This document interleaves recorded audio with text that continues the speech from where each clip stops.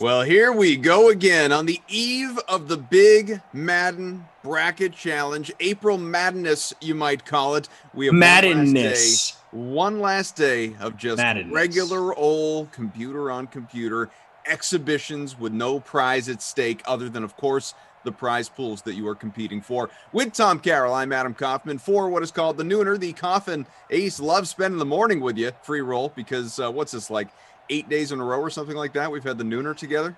Ridiculous. It's incredible. So might be 2, but yeah. Yeah, it's whatever. It feels like a lot in the best possible way. So let's keep it going. Lineups have locked. We'll tell you much more about the Madden tournament coming up, obviously, over the course of this sim. But we have ourselves the Bills and the Dolphins. And I mentioned this to you, Freeze Pops, just prior to coming on. I hate my lineup. I mean, who knows? Maybe that means I finished like top 10. But I hate my lineup. Let me hear yours. I hate my lineup as well because these are two teams where I wanted to have certain guys, and then I'd like my punt play is a legit punt play, like puntiest of all punt plays. So Josh Allen in the captain spot, Matt Breida, the running back 1 for Miami, Steph Diggs, Jakeem the Dream Grant, Lee Smith, and Preston Williams. Oh, that's a mistake. Not Wilson. Williams. Yeah, no. For $1,600. I didn't have enough money to get Wilson in the lineup.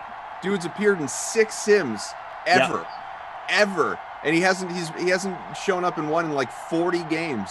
I didn't have enough money to get anyone else, Cuff. Listen, if he shows out today, and by shows out I mean simply makes a catch for like 2 yards, I will Venmo you. That's a win. I will Venmo you something. Wow. Some amount of money. You should Venmo me. Here's what we should do, Cuff. Yeah. This is what we should do. Yeah. You should Venmo me the amount of yards he gets in this game in dollars. He breaks up like a 99-yard score. That's the risk you take. You know what? Deal. I'm in. Yes. I'm in. That sounds great. So here's what I've got.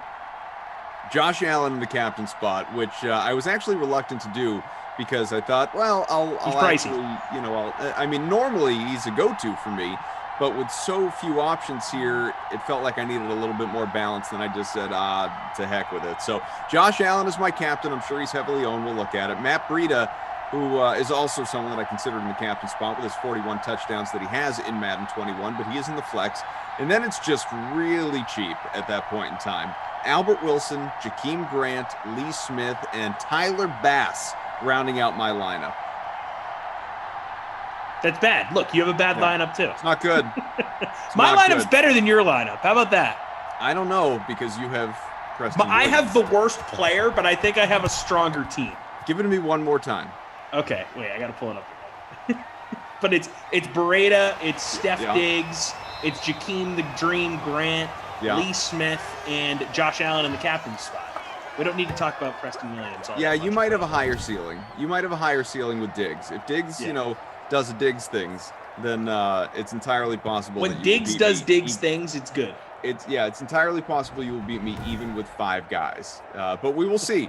Josh Allen in our smaller free roll, 18% owned in the captain, 19 for Breida. Those two heavily owned in general. Allen at about 89% overall. Breida is at just shy of 70%. You might say 69. Nice. Allen at 22 and change in the larger free roll, 79 overall. So we will see. 1st and 10 on the way from the 27. It is the Bills starting off with the ball. Singletary running the wrong way. Yeah, 1 yard loss. You're supposed to run the other way. You're supposed to go the other way, man. Like if you go that way is how you score. Oh, I like this from Darth. Armageddon rules and cough drools. Yeah. Oh, Robbie Noble's back. Close my eyes. Y'all gonna make me lose my mind. Robbie Noble. Robbie, we missed you yesterday. We assumed that you were just out walking the streets screaming Madison's name, trying to figure out where she went. Madison! Madison, we miss you on the Dream Street. I miss her. I miss my girl Mads. That's right. I know. You know her better than the rest of us. I've known Madison for a decade. Yeah, she's my legit friend. Real life legit friend. She's like my LinkedIn acquaintance. She's my real life friend. 3rd and 8 from the 29. Allen lofted it into traffic. Diggs got it at the 6-yard line. I'm winning this thing, baby. Diggs doing Diggs things early. 66-yard score. The Devils Let's in go. town. Rich Sharp. Well, not bad for my first time playing the NBA. Finished 8th in Kaufman's NBA pool. Of course, Kaufman won. LOL. Yeah, hit first in the Century Mark contest last night. You guys may notice there's another one available to you tonight. Created it last night, so spots are filling up. Jump in. Singletary picks up 2. Just taking a look, as a matter of fact, in the Last Minute NBA, the Century Mark contest that, again, is available to you in the DK SimFram Friends League lobby. 39 spots to fill. Top 10 payout. $1 is the entry for anyone that wants to get in. $1. $1. It's another handoff, Singletary. What time do lineups lock? 7 o'clock, I believe, tonight. All right, I'll hop in.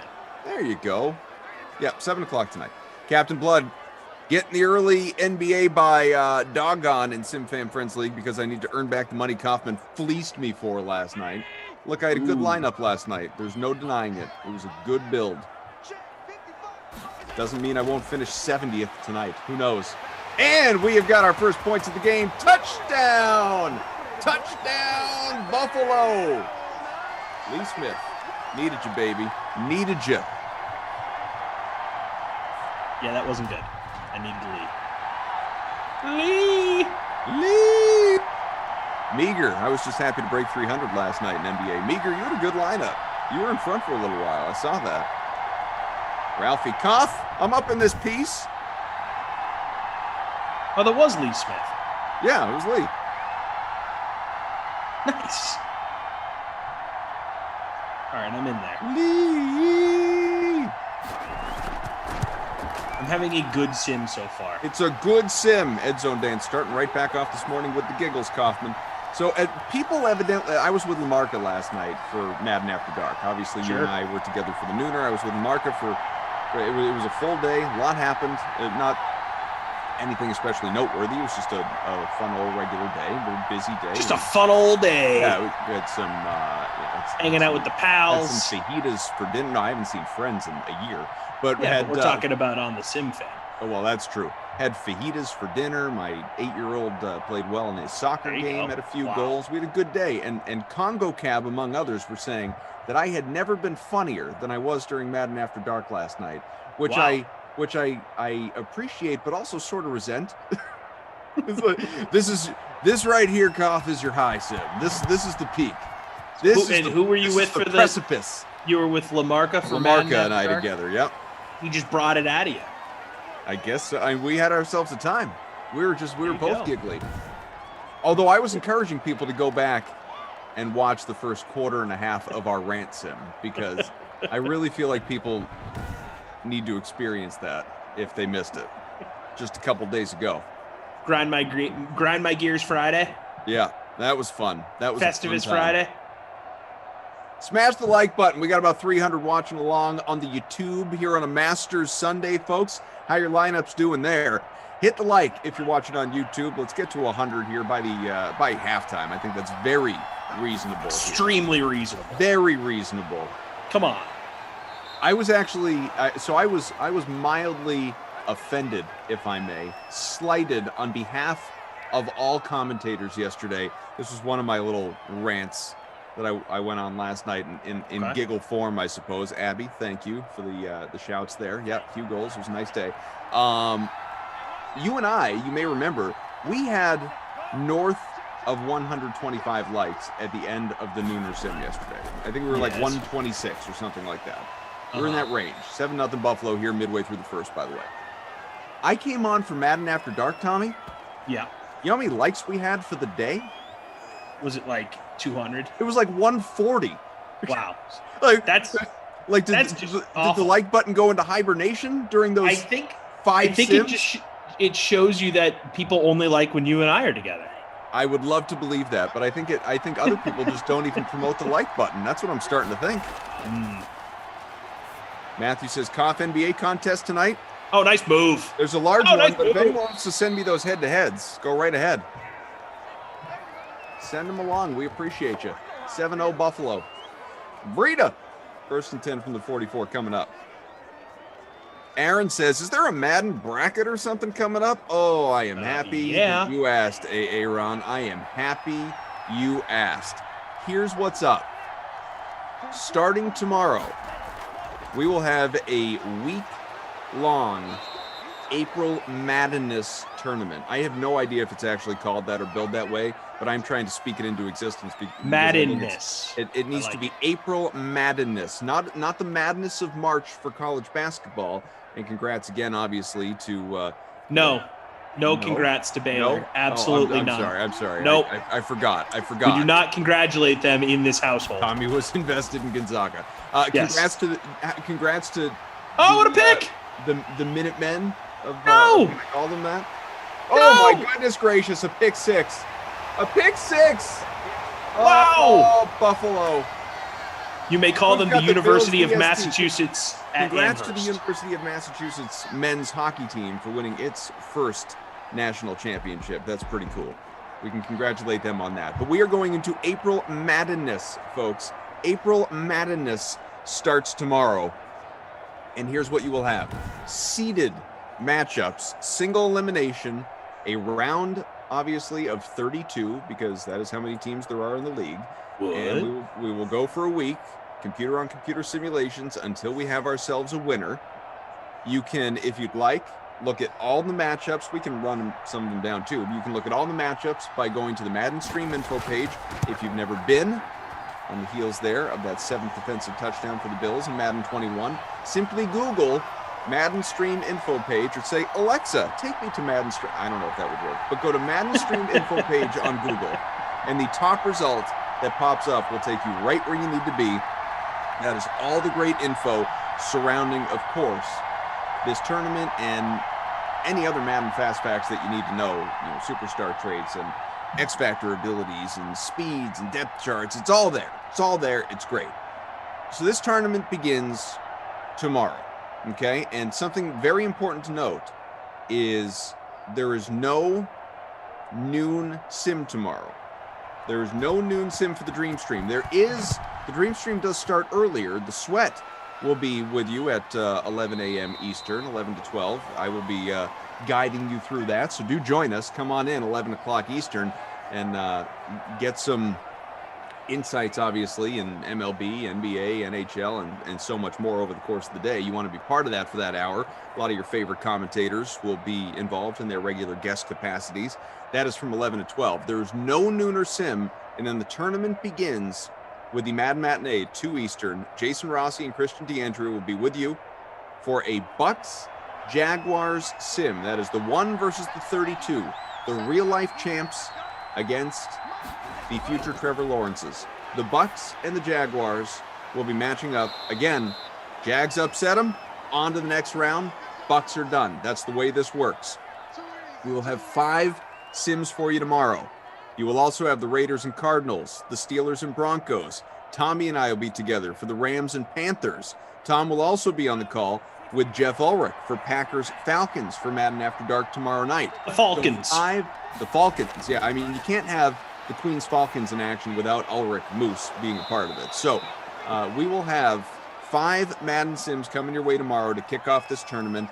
6 on Tuesday. Wednesday's a little bit different. You will have 5 again. You will only have 4 on Thursday. It is, by the way, wild weather on Wednesday. That is not going away for this tournament. There's still wild weather Wednesday. So you want to be wary of that when filling out your brackets and making your lineups and all that good stuff. You will have 4 on Friday. You will have 4 on Saturday. You will only have 2 sims on Sunday. Only 2 because of this tournament. And then everything wraps up Monday night with the bracket final at 8 o'clock Eastern. And I suspect I will be involved in that championship. But we will let you know officially as we get a little bit closer. So should be a good time. But those are some fast facts that you need to be aware of, obviously, surrounding this tournament. But any questions that you have and that may already exist in the chat, I'm going to jump back into the chat now and take a look. Ask them. Ask away. As Ralphie says, Cough, Freeze Pops, what's goody? What up? What up? Cuff, I want to like rapid reacts ask you who you pick in every single first round matchup. Like I'm gonna just throw the matchup at you and you just tell me the team you pick. Happy to do it. All right. You ready? Yep. Bucks, Jags. Bucks. Vegas, Arizona. Cardinals. Pittsburgh, Denver. Steelers. Rams, Carolina. Rams. Packers, Falcons. Packers. Bears, Chargers. Chargers. Colts, Niners. Colts. Saints, Bengals. Saints. Ravens, Eagles. Ravens. Titans, Giants. Titans. Washington, Minnesota. Vikings. Bills, Texans. Bill.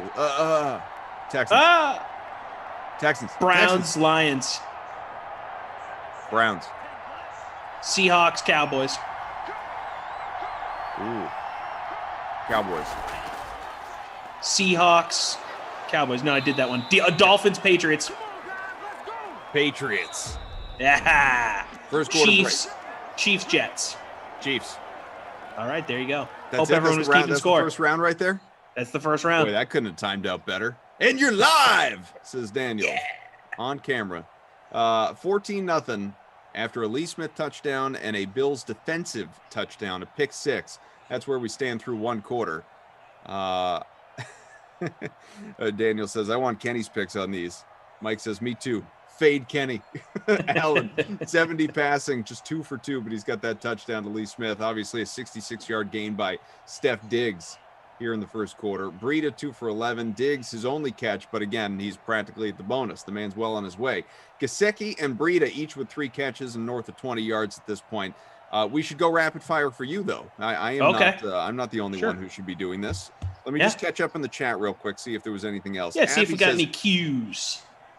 Abby says, Comp, we like it when you host simply because you remind us with the best tonal request. The way you say it makes us smash that like, I think. Well, good. We're up over 50. I love that. Love to hear it, Abby. Appreciate you. Let's get to 100. I would love it if we did. So smash that like button. Hit it. Don't break anything. Massage it. Just make it feel good. You want to turn that thumbs up blue, folks, and appreciate that we're all here together. We're all in it together. We're all hashtag team always here. Maybe not Robbie anymore because he wasn't with us last night. Madison! Madison! Where are you, Madison? But the rest he's with us in spirit. The rest of us. Yeah, I mean, I guess if he's out there doing that, he's still hashtag team always here. He's just not watching 100%. him. I mean, he's committed. Very dedicated to the cause. Brother Phil, will we be able to make regular DFS lineups for these bracket games? The answer is yes. You will still have all of that ability, absolutely. Jared, go UMass. I was on the crew that built the UMass practice rink in the summer of '02. Awesome, very cool. Wow. Well, look, long time coming for that program with its first national championship in hockey, obviously, so congratulations. What else do we have here? Abby, 71st entry into Comp's last minute NBA, LFG. Robbie, Adam, the Niners win, bro. We went over this. Jim, hey, Koff, you like the name that I called our heads up last night? I don't remember it, Jim. I think it was about just continuing to donate to the college fund, if I remember right, or maybe it was the friend clause. That's one thing I love about. So I'm boring in this way.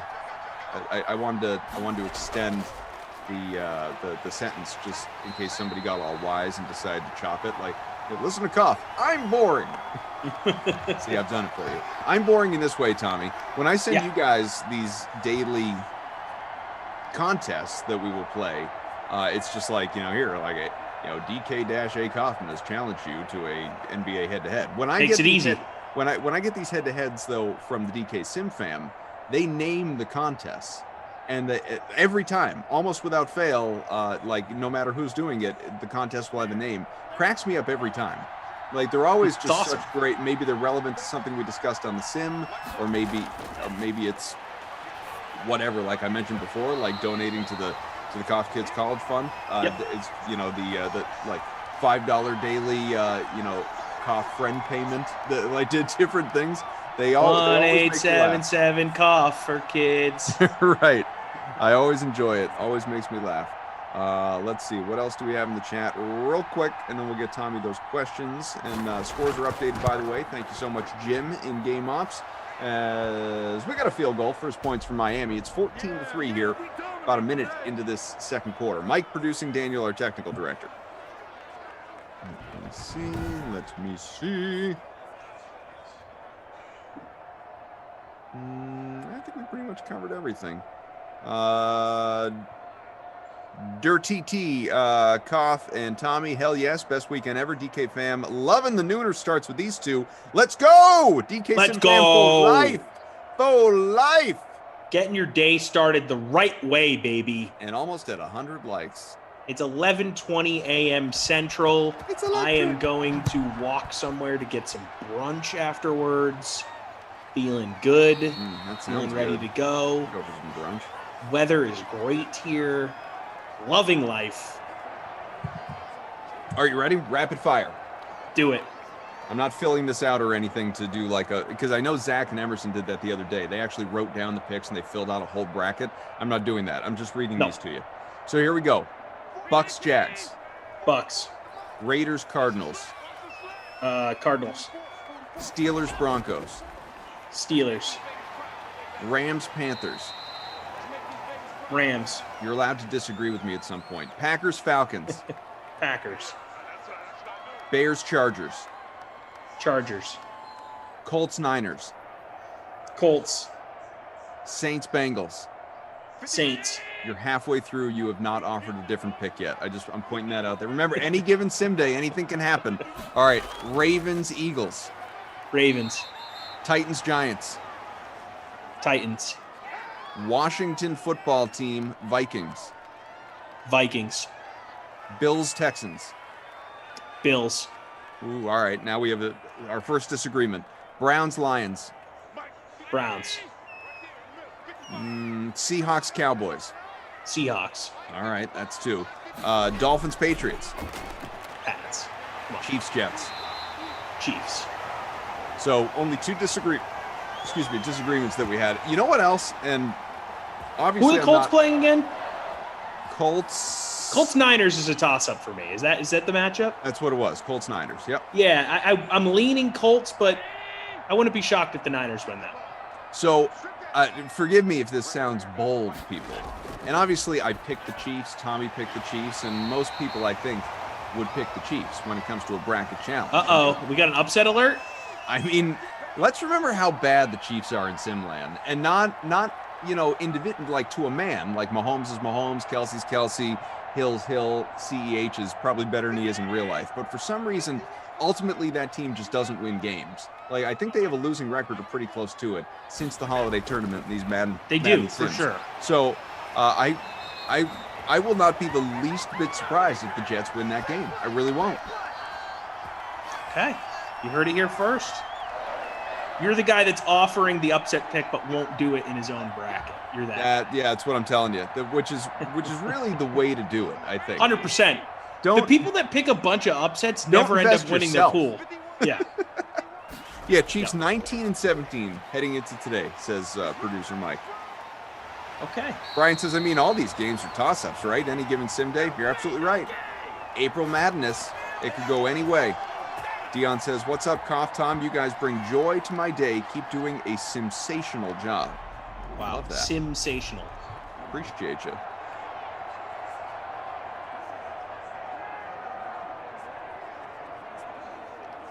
Ed Zone Dance, Koff, nice to hear that you read the titles of the head-to-head contest. I do.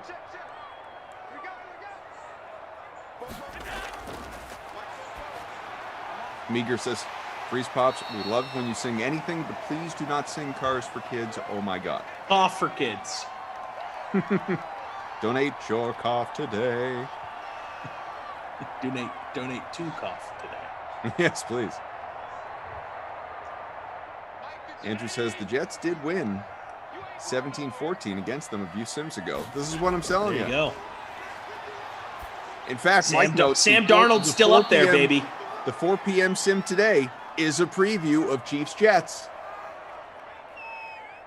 So once again, involving these two teams, if you feel like diving in any deeper on it, So you and I both were a little hesitant in our picks, and we went on opposite sides with the third-seeded Bills against the 30th ranked Texans when they match up in their sim, as we have a touchdown. Yeah, Who so is you it? went with Houston. Oh, That's Steph Diggs right there, baby. Your man. Let's go. I went Houston. Let's You go. went Buffalo. That's right. As we are a little more than halfway through the second quarter. If you want to offer any additional analysis, expanded analysis on that simulation, please feel free.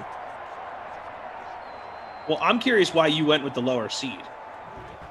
Seeding couldn't have been less relevant to me. You know, I didn't even pay any attention to that. 34th touchdown for Diggs. What I was thinking was, and I know Josh Allen is Josh Allen in these sims. He's still very good. Deshaun Watson's better. He's better.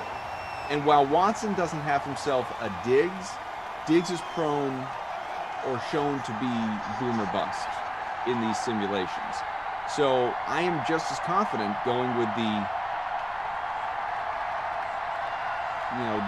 balanced backfield, which, you know, and I don't like the running backs on the Bills side. You know, you got obviously the Johnson stack over there for Houston. You got some guys that can pick up some yardage, and I trust in Deshaun Watson to threaten for the rushing bonus. Okay, very fair. I would just say that Buffalo has a more complete team in Madden. I've seen them have blowouts more. Houston is very boom or bust for me. And it's not like the AI is going to recognize that it's a tournament, so Deshaun Watson's going to like step up or something. Nope, there's no expanded motivation for the AI. Right. So that's why I'm just leaning Buffalo, because Josh Allen's pretty damn good. And he can do things with his leg, and he's got a big arm. He has better weapons. I just feel more comfortable picking Buffalo than I do Houston. Let me see what the previous history is between these two teams. Let me pull up Josh Allen's game log here. Let's see. All right, so they lost in Houston 14-10 just a few sims ago. Allen only had 14 points in that one. They lost 24-8 at home against Houston. 10 sims before that, Allen had 16 points. And let's see if there were any other meetings. Scrolling, hang on. They lost in Houston 19-13. Allen had a dozen points in that one. Wow, so maybe this is just a bad matchup for them. Yeah, if you do believe in any sort of correlation, and that helps you fill out your brackets, then Josh Allen has not fared well against the Houston Texans in Simland. Very, very interesting information. I very clearly had no knowledge of that when I made my pick. You were just riding Deshaun. Just riding Deshaun, exactly. Okay. It's good to know. It's good to know. I'm still going to pick Buffalo, but... Again, any given sim day. Any given sim day, as Houston has proven against Buffalo time and time again. Varder Robinson says, just got done smashing 6 great buffalo wings from Beer Nose Pizza. Got the pizza buffalo wings deal later on. I'll be smashing a large sausage and pepperoni, lightly cooked Beer Nose great pizza wings. Well, thanks. Now I want wings. I don't really understand most of that message, but those are all words that like feel really good to me. Like if I was to create a word cloud that would just like be associated with my name, a lot of those words would be some of the bigger words within that word cloud. Somebody, and it might have been Varder, forgive me if I'm wrong, but someone asked me for an NBA value pick for later. So I have not even thought about my lineup with regard to what it's going to, I haven't put in a dummy build or anything like that. But if you're looking for a couple of guys who are in good spots for later on, here are a couple cheap guys that stand out. Lamar Stevens, close to the minimum.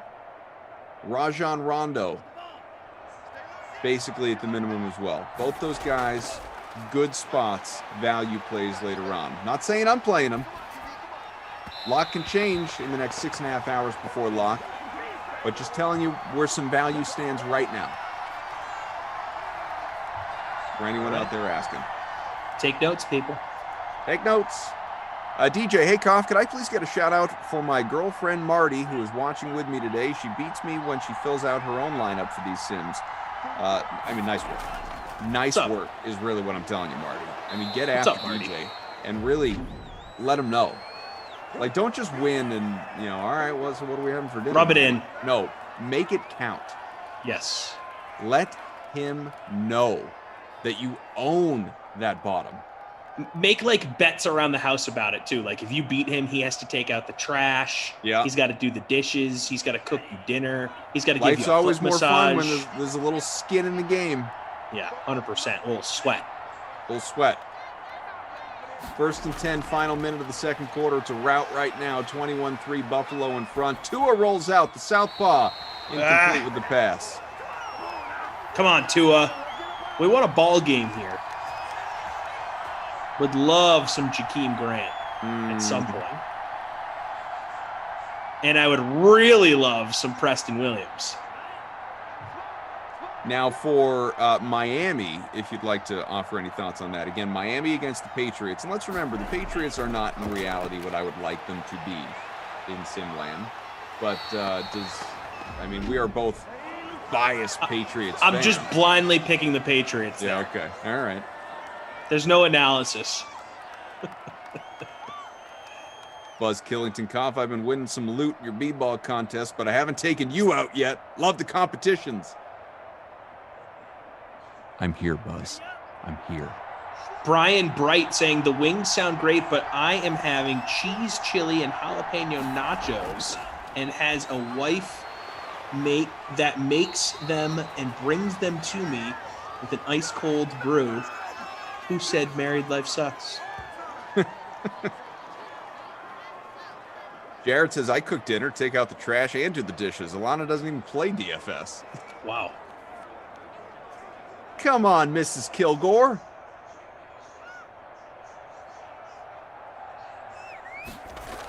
Richard says, you came up big with Korkmaz and Trent Jr. last night, Koff. I'm a Sixers fan, and I was not expecting that. Yeah, he was a late swap for me. Once it was announced that those guys, Harris and Danny Green, were ruled out, boop, right in. Korkmaz. Korkmaz.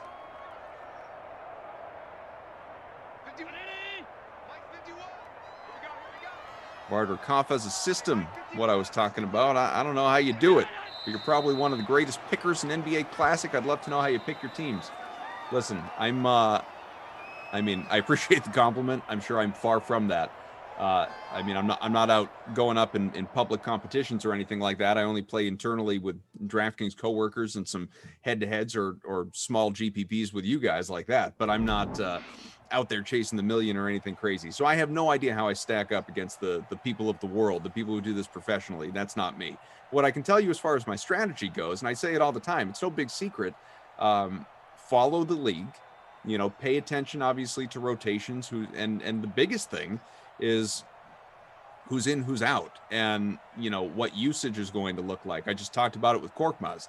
He entered a very, very good spot and has been very, very good in however many starts he's had this year when Green and Harris have been ruled out, or opportunities anyway when he started, regardless of who it was specifically that was ruled out. When he has started, he has been a dynamic fantasy performer. You got to follow closely on those guys, and not just all off of memory or allegiance to research. I mean, go into the DK app and look at the player game logs and look at histories, look at matchups, how they've done it, in these teams. Look at the notes that our great DK Live editors write in. I mean, I was looking at Korkmaz and I was zeroed in on the note. I don't remember exactly what it said now, but it said like, these are his numbers when he has started this year. And they were outrageous, like, compared to his normal numbers. It was like, he's averaging like 13 points and however many minutes and 5 rebounds and X number of assists. It's like, this guy is a lock for 30 points tonight. There's just no way he's not going to get there. So it, barring like foul trouble or injury or something like that, he was in a great lock spot. Him in, baby. So that, and again, he was cheap. So that was how I looked at it. And on top of that, it's, find the writers that you like, the Twitter handles that you like, that, you can look at prior to to lock and see who's saying what. Obviously, there are the people out there that I enjoy reading or Twitter handles that I follow that are right on top of all the news. Like I don't have the time, and most of you don't have the time to sit and follow like every team's main beat reporter or something like that. You got to find a centralized, like fantasy minded Twitter account or two that as soon as news, like those people that follow everybody else,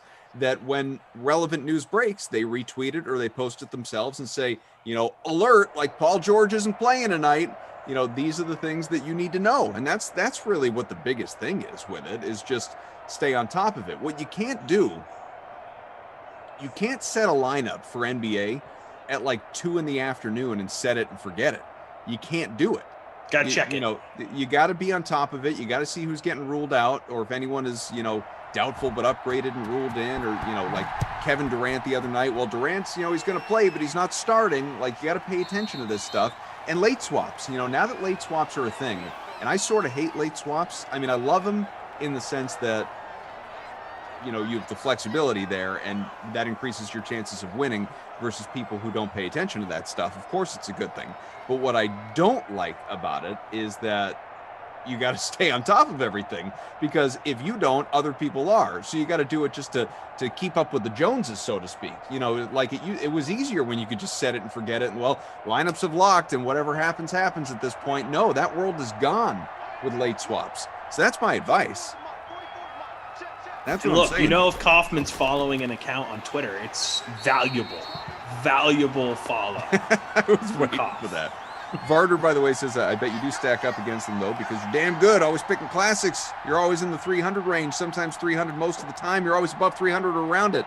Man, I just try. But look, Tommy takes it to me now and again, too. Like, you never know. I'm getting better for sure. But yeah, there's some nights I throw up some stinkers. We all do. Absolutely. I had a terrible one the other night. I don't even remember what it was. I lost to Koff by like 0.25 the last time we played. I'm still scarred from it. That happened, and I lost my pool, and I was like, I need a week off. I'm busy. I need to focus on other things. I clearly have the bad juju right now. Just taking a week. I get it. Jared said, it's almost like Koff covers the NBA. I mean, that's a part of it, too. Like, I do cover the league. I do have a NBA-focused podcast. I do pay attention. Jared Kilgore says, it's part of the gig. Koff, can you explain Enes Kanter, why he's getting 20-20 and barely played last season for the C's? Because unlike the Blazers, the Celtics, and this is not a criticism or praising one way or the other, it's just reality. The Blazers are not a system. Wow, that ball just died at the 1. Safety territory, baby. Great punt. Blazers are not a system that revolves around defense first, as the Brad Stevens system is in Boston. Enes Kanter is a sieve defensively. Great offensive rebounder. Yeah, rebounder, and he can give you points as well in certain playing time, obviously, and that's what Portland cares about. Portland doesn't care about defense. So he gets more run, more opportunity. I don't know what his minutes per game are this year. I could look it up, but I guarantee they are higher than what they were for the Celtics, probably by at least 5. Well, especially towards the end there. I mean, he was just a non-factor down the stretch. Here, Enes Kanter. I'm going to pull it up. Enes Kanter's stats. Oh, yeah. I mean, 27 minutes a game for the Blazers, 17 for the Celtics. Yeah. So, yeah. And that's 17 for the Celtics, and I'd love to see what it was for the last month of the season. I mean, it couldn't have been more than 10. So it just makes sense. But yeah, Kanter was absurd last night, and I was happy to have him in my lineup. For like 70 fantasy points. No safety range, but that is a bonus for your man Steph Diggs, 106. Let's go. I have not even looked at after all the criticism you gave my lineup pregame. I bet I did not. No. I said I liked it. Hey, you. I said that I liked your lineup better than I liked mine. I just questioned your Williams pick. And I bet if I go to your lineup right now, Williams doesn't have a catch. He's definitely got an offer. It's 100%. Sometimes you gotta have a punt play though. You know, It's gotta. true. I'm in 21st right now. Yeah, I mean, I certainly am not. Sometimes it's good to stack up 93rd at the at top, this moment. You know. Yeah, Daniel says he had Cantor. He's got Cantor and Trent on his season long, so he was feeling good yesterday. Daniel Nice. also notes that in our contest right here, he's sitting 5th. So yeah, eat that, Freeze Pops. Daniel with Diggs in his captain spot, who's got about 34 points, has Allen, has Breida, has Gesicki, has a punt play of his own, has Durham Smith or Smythe. Yes. Who even knows? I almost had him in there for me as well. But the Bills DST with 16 points. Look at that. Yeah. I almost had Bills DST in my lineup as well. I kind of wish I did, especially with the touchdown that was scored. Now, where are we at for old last-minute NBA Century Mark contest tonight? Let's see. We have 20 spots to fill, 80 out of 100 right now. So jump on in. I'll tell you what, folks. If we fill this one, like by the end of this sim, by the end of the next sim, whatever, hours before lock, I'll create another one. Not 100, maybe a 50 or a 75. See if that one fills as well, just for giggles. Just for gigs. But obviously the priority is filling this one first. That is the main objective. Got to finish one before you start the other, Cough. That's right. That's what I always say. We had a 100 and a 75 the other night. That was a fun time. It's especially fun for me, Freeze Pops, because I finished second in the 100 and won the 75. There you go. Hello. Strong. Strong performance. Strong to quite strong. Got to monitor the Masters today. I just created a bunch of free rolls for the nighttime stuff that I'm doing. If you guys want to hop on in. Sure.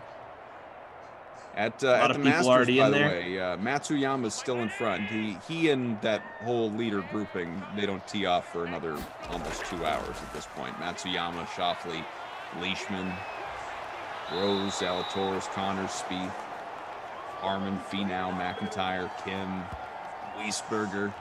I'm hoping for Rose. I said it on the Dream Stream on Wednesday night. That was my sleeper pick. Some of you guys were on that, so you're probably feeling the same way here. Justin Rose. Wish I had, man. I mean, I only had one guy miss the cut. That was Daniel Berger, who missed it by one flipping stroke. That was really annoying. Could have gone 6 for 6, but man, Bryson. I got Bryson. He is even through 7 today. He has not had a good tourney. I mean, he made it to Sunday, and if you watched him on the first day, yeah, you wouldn't have anticipated that. Yeah, so that's sort of a win in that regard. But thank goodness for that. Obviously, not what Bryson was expecting coming into Augusta with all the buzz around him. But hey, he's a DraftKings teammate. We still support and love him. Oh, without question. One of my favorite coworkers. Even though he's a very slow worker. He won't stop calling me though. He's just like, all right, buddy. Like not every little TPS report we got to talk about. Like, just hit me up on Slack. Bryce, chill. Another great punt. Coming in stones to the wall with that warm-up repetition. Did you see that video the other day? Say again? Bryson doing his warm-up the other day, that like Happy Gilmore looking, oh yeah, 100,000 mile an hour swing. Just like only dude on the tour doing stuff like that. Just out there murdering the ball in warm-ups.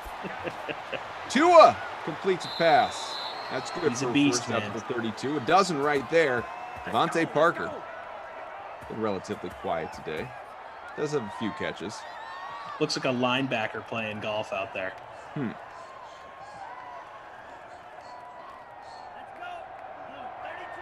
Make sure you guys get into the Mad Matinee free roll. Rossi and I will be together for the next one in about an hour and 15 minutes. Created that contest just a little while ago, so just wanted to alert you that it is there.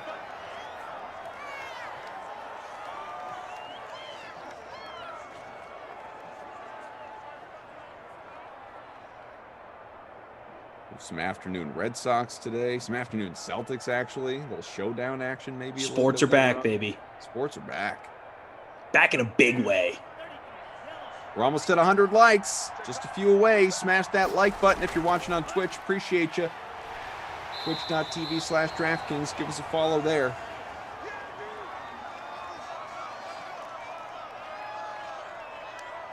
Rich Sharp wants to know where he can find your podcast. It is called Celtics Beat, and you can subscribe wherever you find your favorite podcasts. There you go. iTunes and everywhere else. Celtics Beat. Hit the subscribe button. Give us a 5-star rating and review. Yes. All that good stuff. That's what you got to do. Subscribe, rate, review. SRR, baby. Hyro says, where's Funny Man Cough? I know. I was a riot last night. What can I tell you?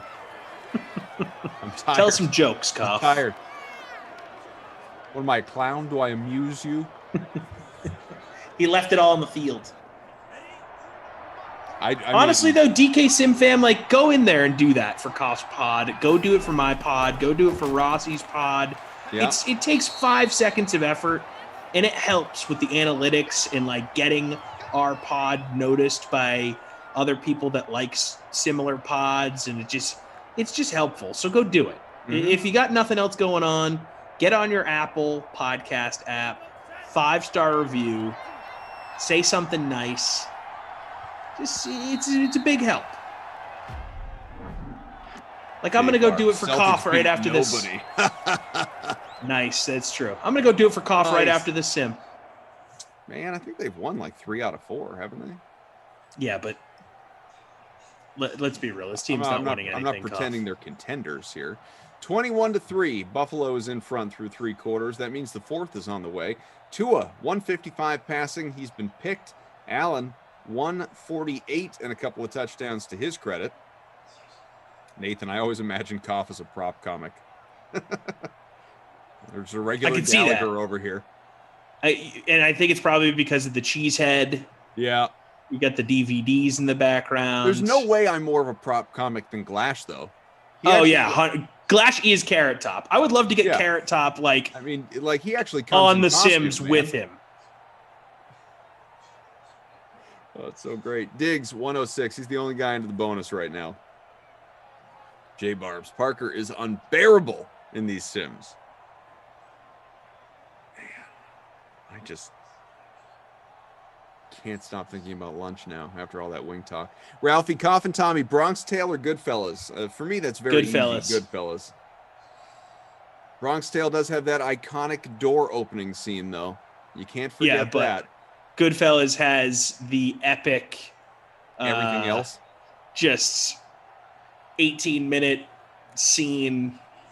You got Layla playing in the background. That's all I need to say. So good. So good. Ray Liotta just going nuts. Man, I love that crew. Give me more Joe Pesci. Oh, I know. He had retired, right? Before obviously doing The Irishman, yes, like reuniting with the group. I believe he was technically retired. But he was technically done. Yeah.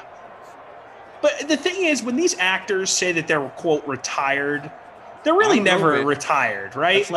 That's not true. That's not true. You know who retired and straight up disappeared? Daniel says actors don't retire. Not true. Okay, who? How about Gene Hackman? True. His last movie was Welcome to Mooseport. Yeah, never saw the guy again. Gene Hackman said, "I'm done," and no one ever heard from him again. Like, not a single interview, nothing. He is just off, like, living on a cowboy range in in Montana. In Gene Hackman's defense, he is 91 years old. Yeah, but he wasn't when he retired. How long ago was Welcome to Mooseport? Like 20 years ago? He could have kept 20 going. At this point? Sean Connery kept working. Others kept, Morgan Freeman will never stop working. But with the Gene Hackman thing, like, the reason why we're not hearing from him now, he's 91. Like, the guy, he retired and then he was old, It's not like he retired at 50. No, but, like, he didn't have to. It's not like he was losing his mind, couldn't remember lines anymore. He could have kept acting. He didn't. He stopped. Touchdown. Who it is? Devontae Parker. Hey, Meager 66, showing the love on the pods. Respect. I appreciate you, Meager. Thank you, Meager. Yeah, Mike says 2004. So, yeah, it was almost 20 years ago.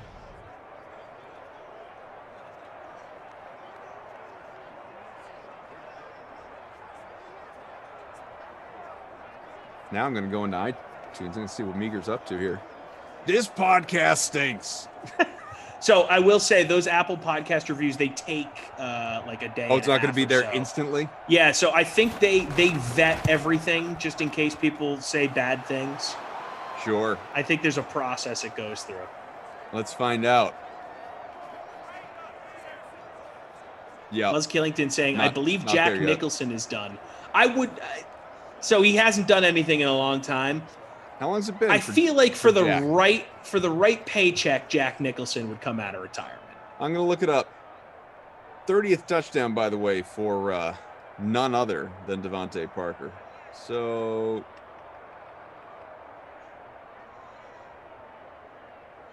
Jack Nicholson, IMDb, 2010.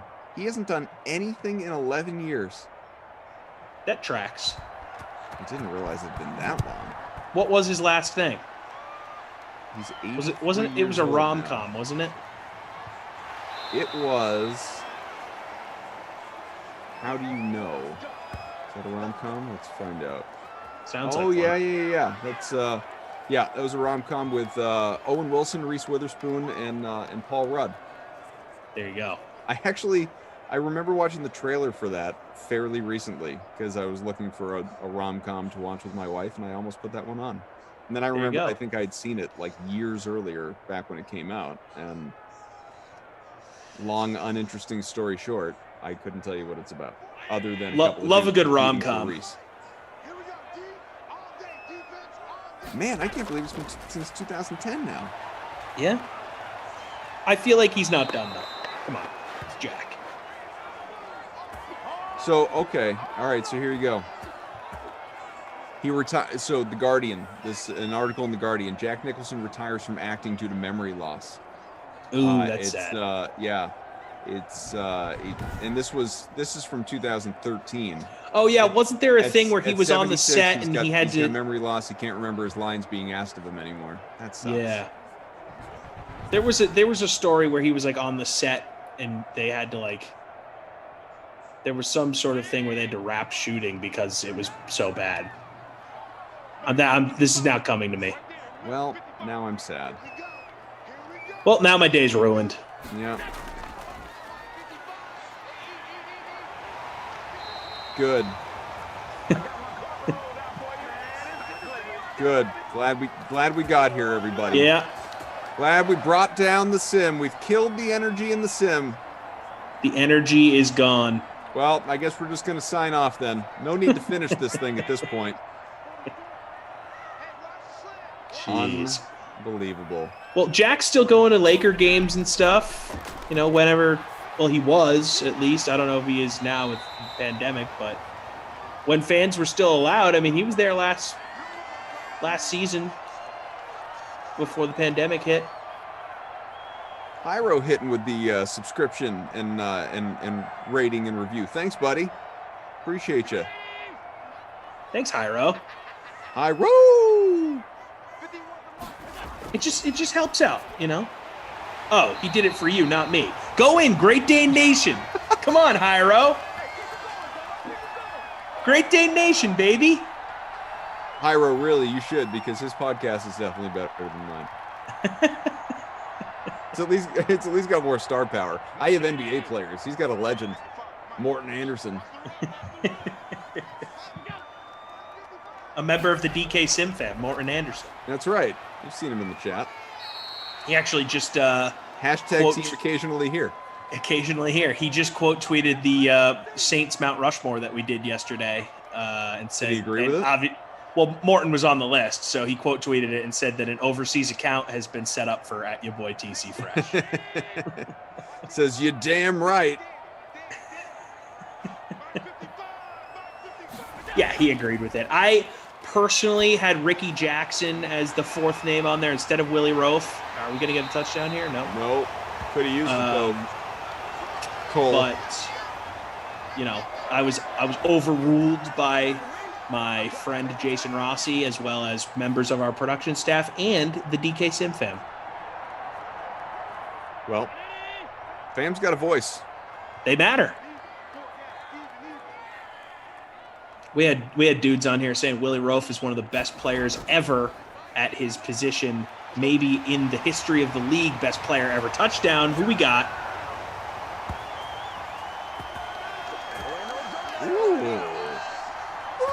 Ooh. Got some vulturing going on here? Who is 20 for this team? Is that It's not Singletary. No, it's not Singletary. Is it Is it come on memory? Kenzie? That's what I was starting to think. I'm flashing my Nicholson memory now. All right. Is that Isaiah? 20 is Zach Moss. Oh, Zach Moss. That's the running back. Thank 4. You. Oh, idiot. Yes, Zach Moss. Thank you.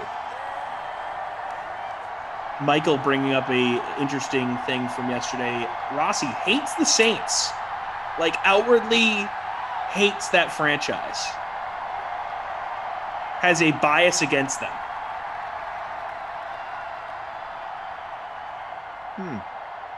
Hates them.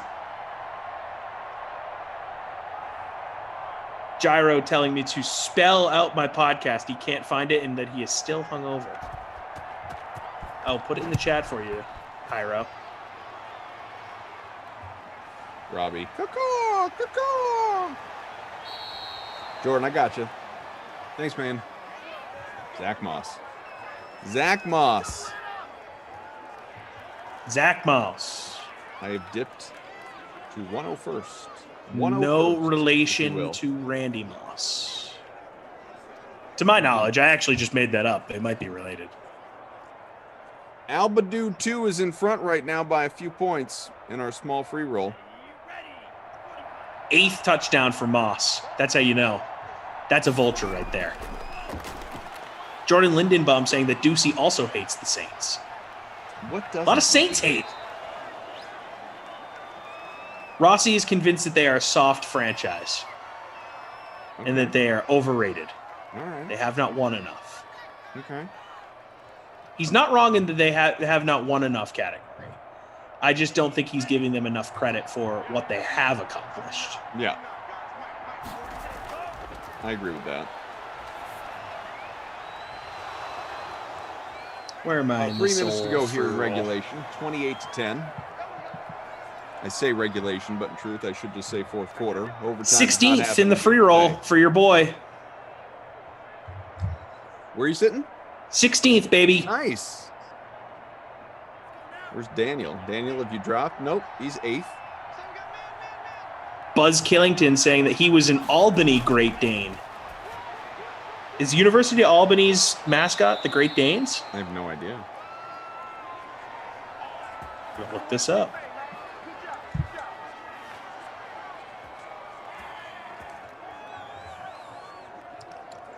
You got a first and 10 on the way. Damien the Great Dane. Huh. What do you know? What sport did you play, Buzz Killington?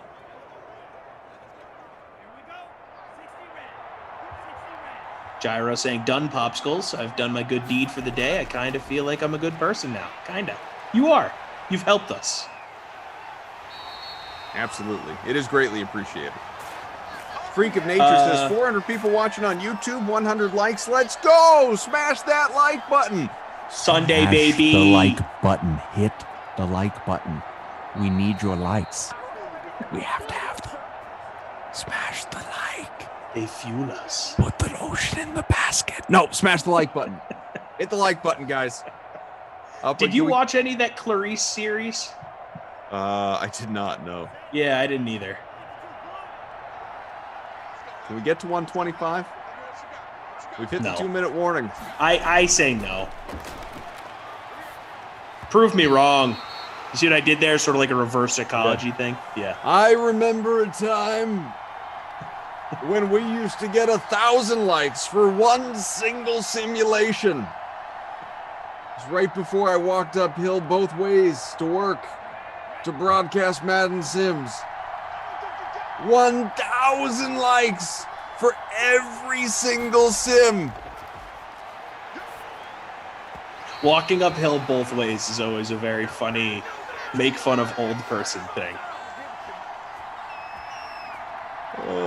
Alana, I gently pressed the like button. Well, thank you, Alana. Abby Alana, Rizzle saying... You know what, Alana? Actually, you know what? Most people I'd say thank you. To you, I say, what the heck took so long? Yeah, wow. I mean, really, Alana, you know better. Abby Rizzle saying, Freeze Pops, how about a friendly eat a pepper bet Whoa, to raise the sim stakes? touchdown! Moons over Miami. 51-yard score, and that's 2, count 'em, deuces for Devontae Parker. Wow. That came out of nowhere. Woo-hoo-hoo-hoo! It's big for Tua. It's big for Devontae. It's big for many of you.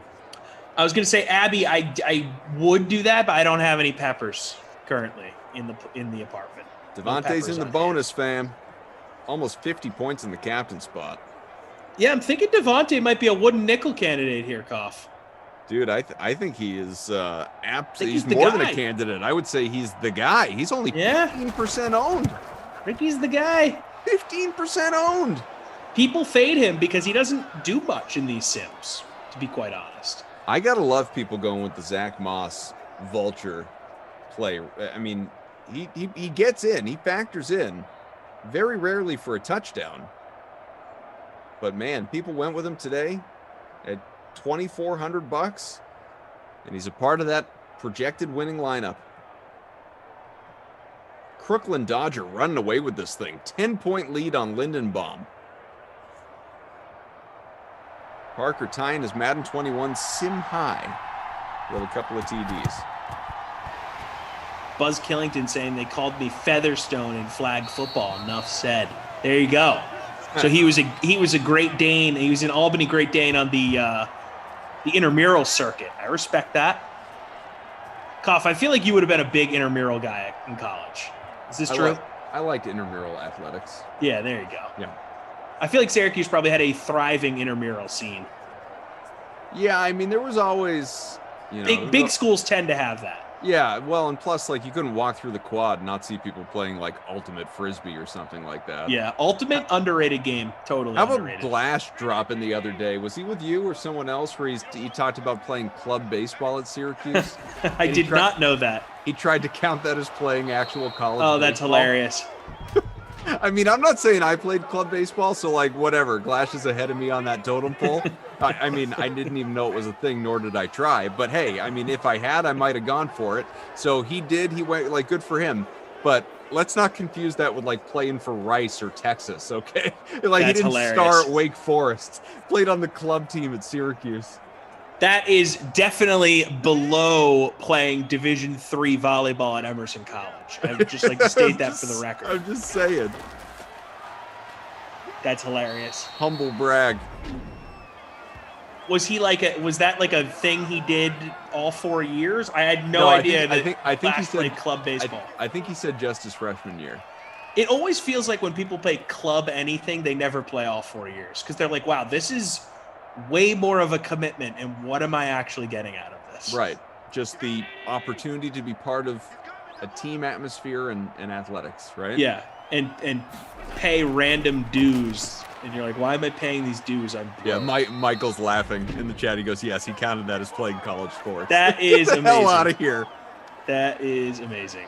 Yeah, you guys should have... Hey, guys, guess what? I'm really good at throwing ping pong cups into solo cups. That means I played college ping pong. Yeah, I played college sports. I was on the college hoops team.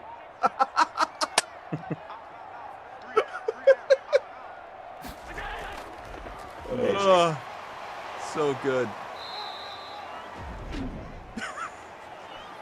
Brian says, if we hit 135, Koff has to back away from the mic and yell, Ma the meatloaf. 150. One big push to 150 among the 400 watching in the 90 seconds we have left. I will happily do that. Brian says, I played D1 baseball at Central Connecticut State, but rode the bench. Yeah, but hey, still counts. You played. That counts. Still counts, baby. Robbie, he played Syracuse slow pitch softball. Yeah, it's like, you know what I used to do? That was one thing. You know what I used to do, Tommy, once a week in college? I'd go to the batting cages. I played college softball. I actually am jealous of schools that had like thriving intramural scenes because Emerson did not have that. Smaller school, not really athlete focused, not a lot of we'll say interest in stuff like that. So I was always jealous of my buddies that had like a sick intramural basketball team. Well, and I don't know this to be true, I'm just asking, I don't know, on-campus enthusiasm for athletics always really altered or heightened based upon what the school's athletic scene is? Like, obviously, if you go to 100%, I would say that's the case. You go to a Division I athletic, a school that has Division I athletics. Yeah, if you're going to Alabama, you probably have a thriving intramural scene. That's what I mean. That's what I'm saying. Emerson, very focused on film and culture and TV production. Theater, music. Music, yes, musical theater. So, the athletes were in the minority.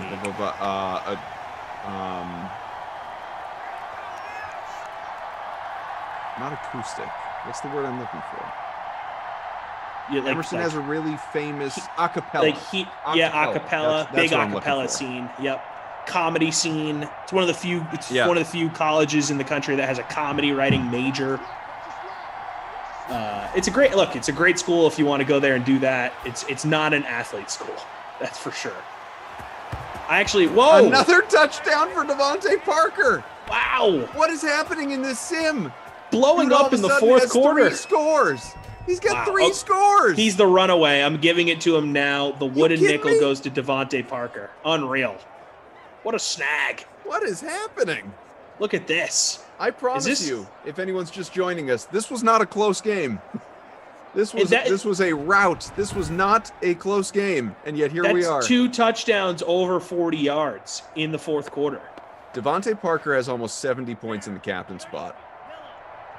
It was 21-3 at one point, Daniel saying. It's about to be a field goal game if they can get in with the 2-point conversion here. Two is keeping it himself, passes left side, got it! 2-pointers good. Gesicki, spike that ball. Wow.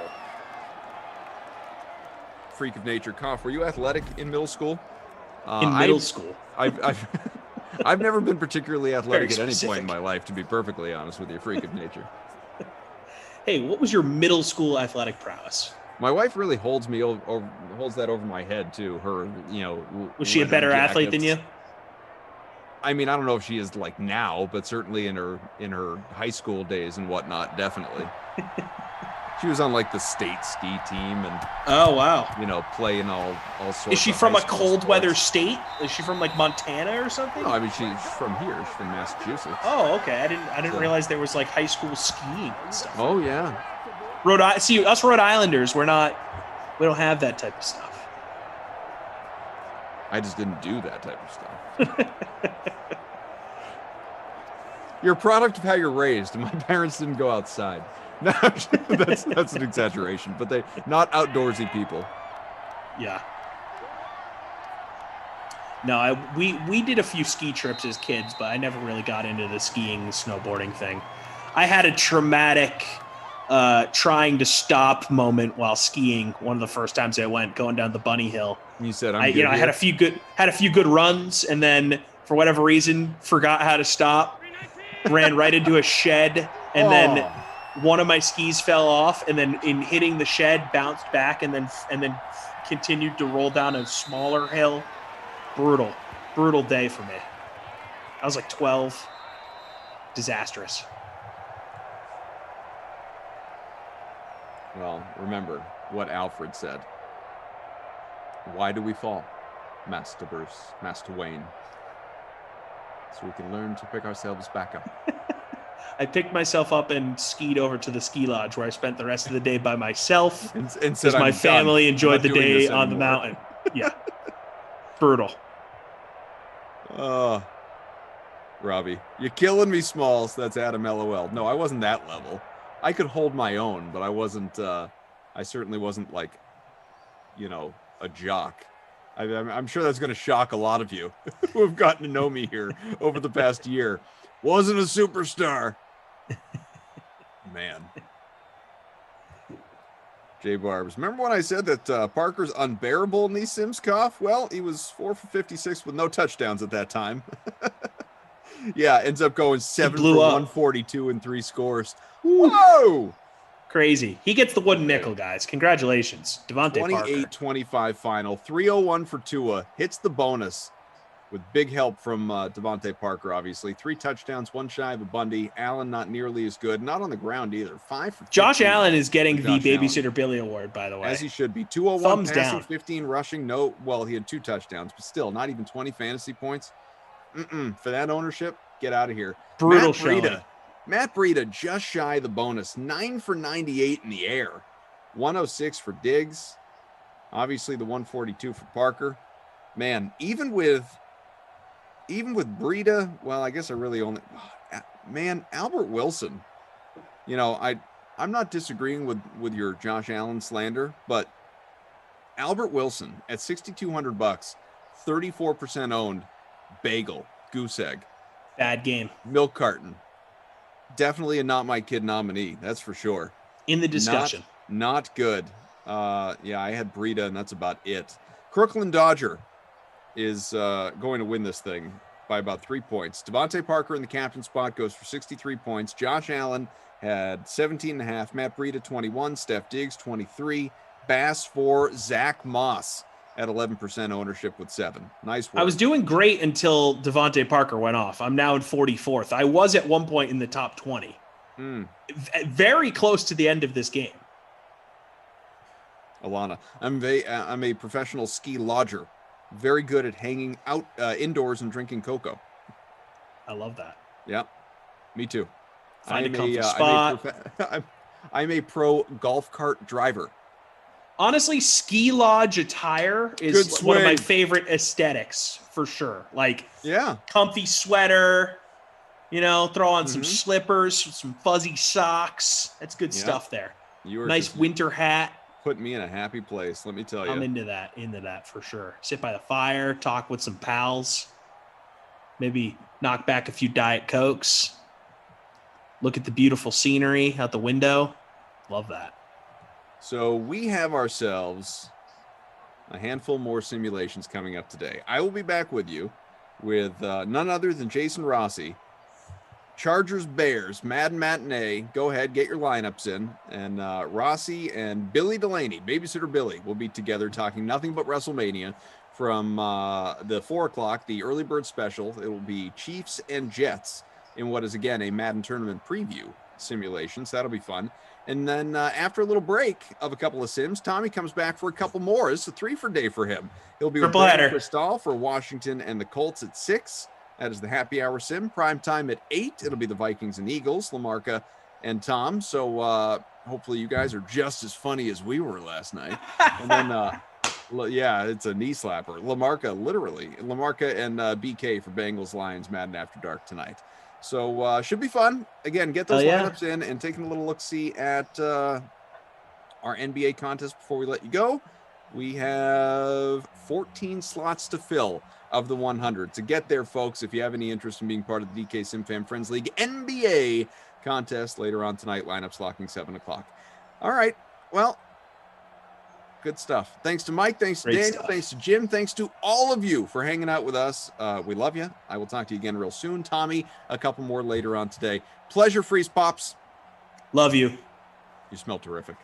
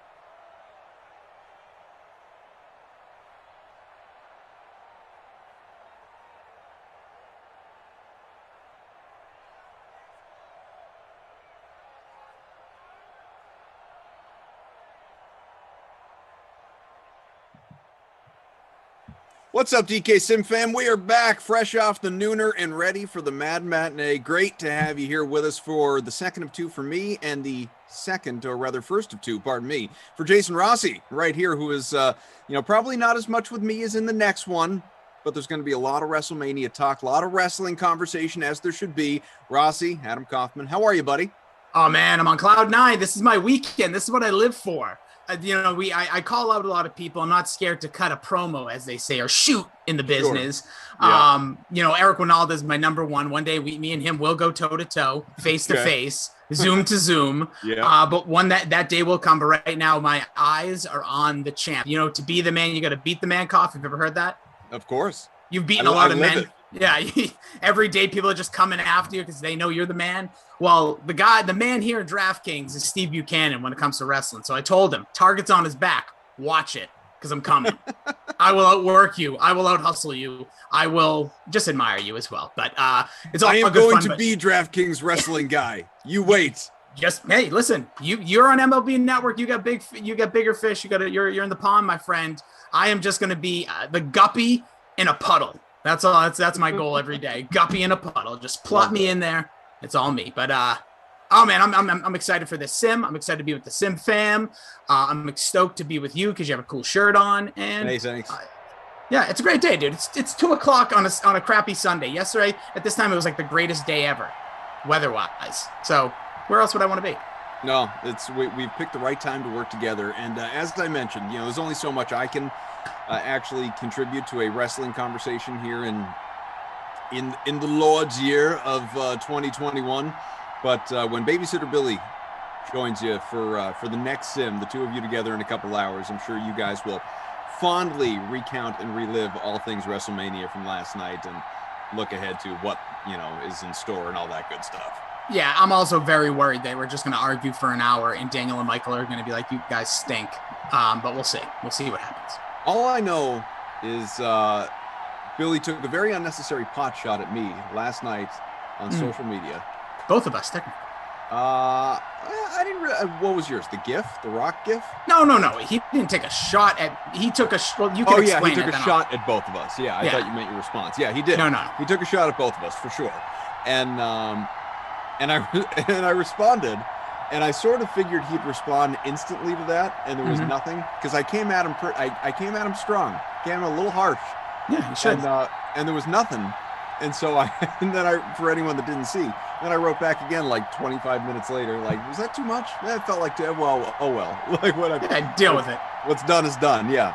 Yeah. I also I love Twitter, and you guys are all guilty. I'm guilty at times. We all are, but I just like when people have to put like a ridiculous comment to things. Yeah. And I think Billy, and listen, me and Billy are great friends, but it's like, I'm always like, that was the most useless tweet from your standpoint. Like don't be a troll account, or take a take on it. Like, you know what I mean? Like, don't be like, oh, that's like I don't know, vanilla thought process. Well, that's great. Well, then you color it up. Right. Put a little swirl in there. Yeah, make it better. Yeah, that's fine. Or don't just be like, well, that's just generic. Well, good for you, dude. And I mean that across the world. Like, listen, I try never to just be like, boring tweet. Well, and so what this was, because we keep just unnecessarily dancing around it. Rossi tweeted something out about WrestleMania, and Billy, I don't have it up in front of me verbatim, but basically what he said was, that's like the most Kaufman on the Celtics tweet I've ever seen, and that's the most insulting thing I could possibly say to you, and you're a friend, so that's why I'm telling you this. So you'll be a better human, basically.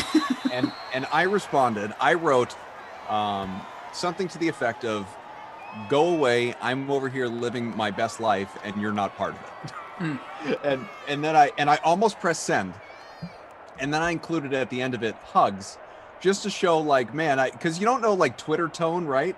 I wouldn't want him, or you for that matter, not that you were even necessarily part of it, but I wouldn't have wanted either of you or anyone else reading that tweet to think man, Koff must be in a mood right now. There must be something this joke did not hit him well, and he is just this is the equivalent of hitting unsubscribe. He is just out on this conversation. And I didn't want to convey that I was taking his comment to heart. But you never know in social media. It's hard. Yeah, before social media, it was email, right? I used to call it email tone. When someone would just send like a very brief email, like, need this done, I'd be like, oh, what a jerk. Like, come on. Right. Oh, you got to be kidding me. But no, it's the same thing in like social media now. Like, I consider everything with like a joke. And sometimes there could be like a burn to it, like, gotcha. But I feel like everything's a joke until somebody tells me otherwise. So I get what you mean, though, because you're like, I don't want this to be a bigger deal than it needs to be because we all know each other. It's not like random Twitter egg style. Right. And if he actually had ticked me off, I'd probably just text him. I wouldn't air that out on social media. Just text and be like, "What's up with this, bro?" Yeah. I mean, I'm really sitting here just trying to watch Blue Bloods, and you're coming at me with I'm not even part of this, man. Yeah, seriously. Minute gone by, scoreless first. The Chargers and Bears are playing, in case you were curious. Figured we should bring that up. What's your lineup look like for this Madden Matinee, the WrestleMania review preview show, free roll? My lineup it was just put in a few moments ago. In 29th, feeling good. I have Ted Ginn in the captain. Eckler. Ooh. Yeah, I got to go taking a shot on that one. Eckler, Trubisky, Cohen, Anthony Miller, and Badgley. So if I can get a connection between Mr. Ginn, the speedster, and Trubisky today, I'll be in good shape. So the man, Allen Robinson with that catch, the man who's 3 for 4 to start his day is my captain. That is Mitchell Trubisky. In Simland, he gets the full first name treatment because he's good. In real life, it's just Mitch.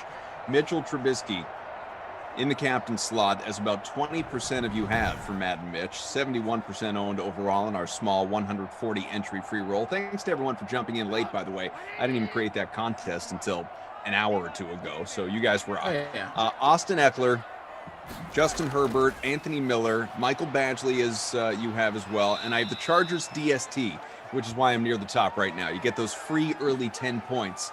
And hopefully that can hang and then some, but we'll find out. 2nd and 9 coming up, couple minutes gone, first quarter. Yeah, you got to take those shots. Like you with the Chargers DST, even me throwing Ginn in the captain. Like these are teams. The Chargers are by far the most infuriating team in Madden, in my opinion, because in real life, Mike Williams, next level talent when healthy.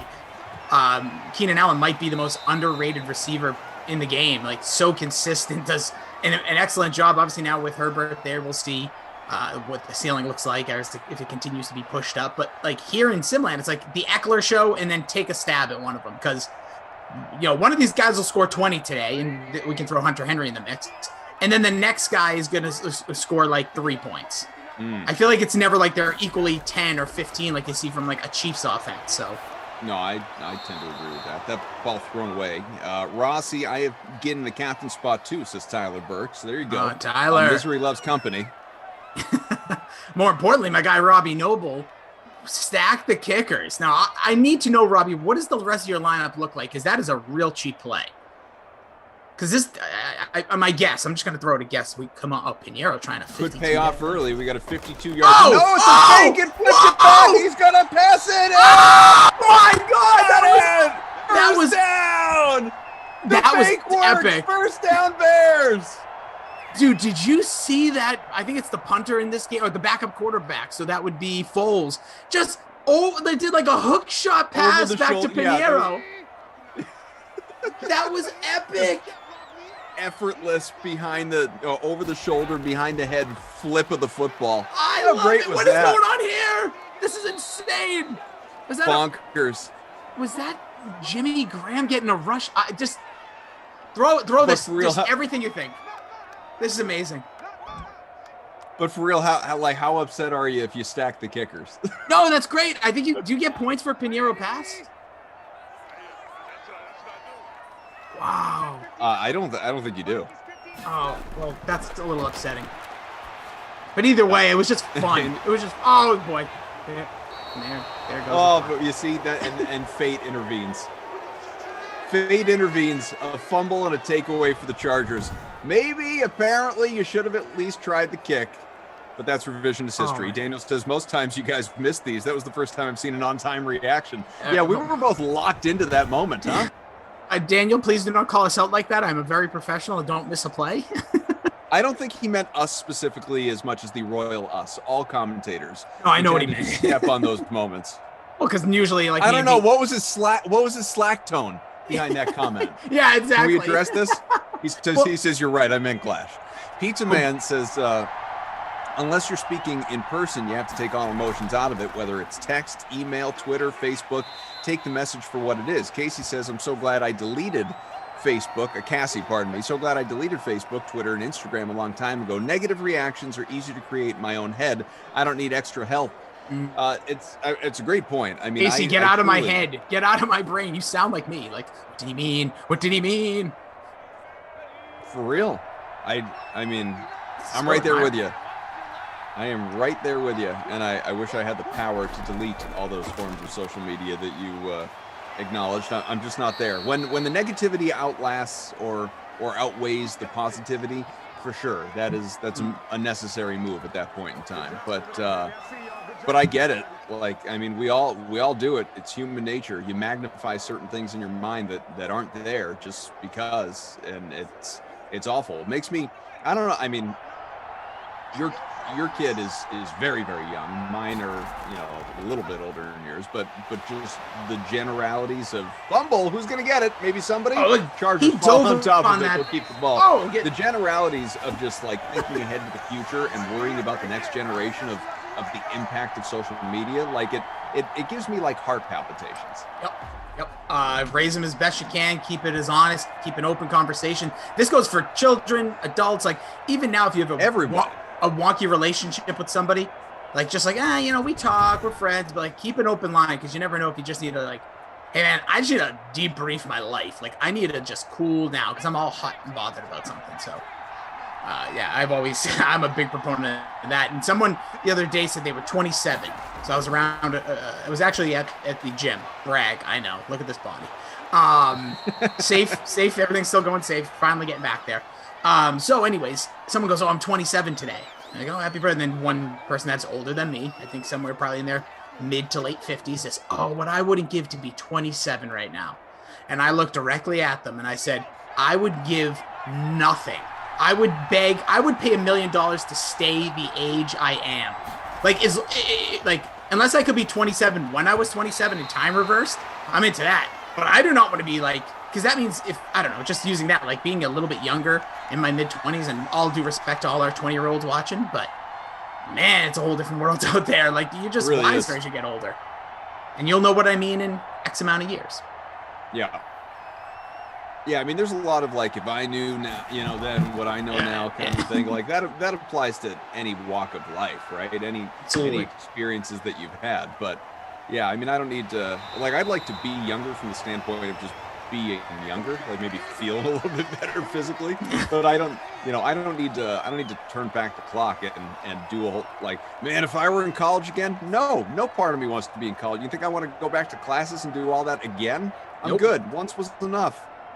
I once said the greatest thing that ever happened to me in my life was getting my first job out of school because there was no homework. When you're done, you are done. Now, obviously, some jobs, especially being in the industry that we shared and you're still rocking, it's kind of like a never-ending situation, but it's still not the same. It's not like, you better have this in by tomorrow. It's not that usually. Like, there's certain things more quick. Nice run there.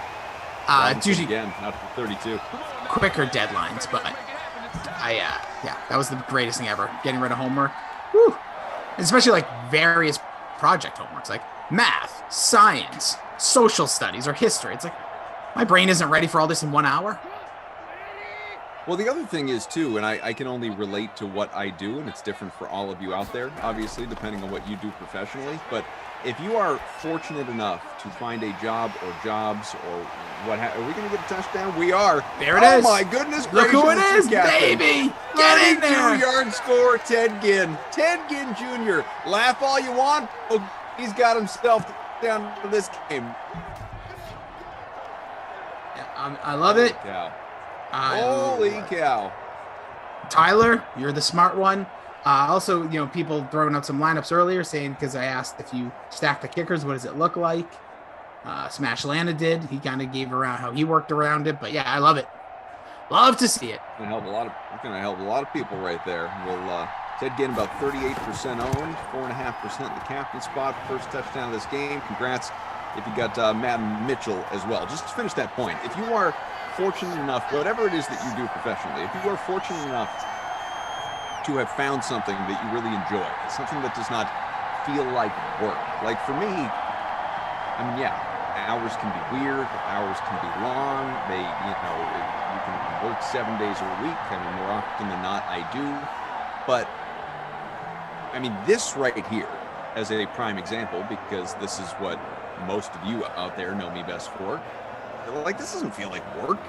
This is, we're just hanging out and we're commentating a simulated football game, kind of, and really kind of using it as a backdrop and just talking about whatever it is we feel like talking about and trying to bring some level of relevancy in, but really just keeping the community together, all of us on YouTube and Twitch and wherever you're finding us, just all of us hanging out. Like this doesn't, I can't imagine for Daniel or for Mike, our TD and producer respectively, Jim and Game Ops. I mean, maybe Jim, because there's manual scoring. He's it's numbers and math, and it's not just yammering on about whatever like I'm doing in this very moment. But this is not Rossi and Billy working together. Like, they work together for free. They host a podcast. I'm pretty sure that they're going to enjoy being together for the next sim when they're paid to be together talking about WrestleMania. This is a good time that we're all having with you guys. Yeah, I'm going to be honest. It's, to hang with Billy on a Sunday, whew, you're going to have to pay me. No, I completely agree. And yes, it doesn't, if anything, and I just want to be honest, I like to be as authentic as I can be. At times, if anything, it's just like, oh, I have to do that. It's not work. Sure. It's just like, oh, I have to arrange my day, especially when I do the 6 o'clocks on like quote unquote work days. I'm always like, oh, done with work. Oh, wait a minute. I have to be like prepared to like have everything else ready to be on for 6 o'clock or a little bit before. Like, that's the only thing about this that I would ever say has any part of like a thought process out other than like, it's just like a thing you need to do. It's like some form of scheduling. So that's all. Sure. And I love it. I do have a question for the Sim fam though. Maybe some of you out there can answer this. Maybe you can't. I can't help but notice, as Justin Herbert in what will likely be the final play of the first quarter completes the pass, 14 total yards for him, 4th and 1 on the way. We'll find out if they are aggressive or opt to punt when we come back. I'm sitting here, I'm looking at, so we got 124 likes. It's fine, it's fine. Except here's the thing. We were at like 135 when we signed off the nooner. So what? Where'd you go? What happened? Who was sitting? And we were at 115 when this thing started. My eyes glanced to it. Where'd those 20 likes go? Why were people pulling their likes during our little disappearing act? I'm just curious. I want to know where you went. I feel like that's become kind of a new trend on the Dream Stream. People are removing likes. I mean, I think they're giving them back a little bit later on in the day, but they're disappearing for a period of time, and I don't get it. Trubisky, 118 to touchdown through 1 quarter, 14 for Herbert, 6 for Pinheiro. What do you think of that? So, yeah, Daniel says we had 142 at the end of the 12 p.m. sim, and we were at 115 when this one started. So, WTH, what the heck? What the HE double hockey sticks? Where'd those go? What happened to all the likes? Tyler says smash that like button, people. Come on. Yeah, what's up with that, guys? Like, I'm all about it. And ladies, you like being here, smash the like. I've always said this. I'm always curious why however many people are here, it's not like right around that number. Just because most videos I watch on YouTube, I give a like because it's like the algorithm's doing its thing anyways, and I appreciate the content. That's all you got to do. A little like never hurt nobody. And you know what? It would go a long way to make me feel good. If that's what you need to put you over the edge, I'm going to put my emotion on the line. I would feel real good if we get to 200 here. Like, it would make my day. It would make me get all fired up. I might even do a Kenny impression. Or if you don't get to 200, I won't do a Kenny impression. Whichever way you want to do it, just hit the like button. Whatever you don't want or want. I just want us to collectively make Rossi feel good. So if we can get ourselves to 200 likes, that would be terrific. It'd be great. I was cyber bullied by babysitter Billy when I woke up at 5 o'clock this morning because somebody in my household does not sleep as much as they used to. And so I'm going on, what is that? 13 hours or so, getting close, of being awake. And it would really make my day to see 200 likes after being cyber bullied and feeling ashamed for tweeting something that felt right at the time. Oh, okay. I'll keep it together. I promise myself that if you keep your conversation football related or sports related, maybe they won't get pulled. Don't you like threaten me? Oh, D. Don't you like threaten me, D? D, I'm going to say this. It's so easy they can like again. D? Lewis says must have been a bad post-game cough. Let me just, can I address D for a moment? D, I just want to ask you a question. Yes. Mm-hmm. Is everything all right? Because from me to you, D, I respect you. I love you. I like that you're putting that opinion out there. If you smash that like, if we get to 150, I'll go all football. We got to start somewhere. Get us up to 150. I will just talk about egg-shaped balls. D says, like yesterday, some dudes were talking about toilet paper. I took my like back. Well, D! Oh, you do that? And we were. Yep. D took the like back. Oh, no. That's so disappointing. Ray says, cough, it's because we don't like these Sims anymore. We love them. Add a love button in the near future. Well, I can't, remake YouTube. It is what it is. Like, love, feel how you want to feel. I mean, Daniel says, I never understand how much people use the like as currency. Like, just like it and move on. If I could like all your comments, just so you guys know, if I could like a comment, I would. I would. 100%.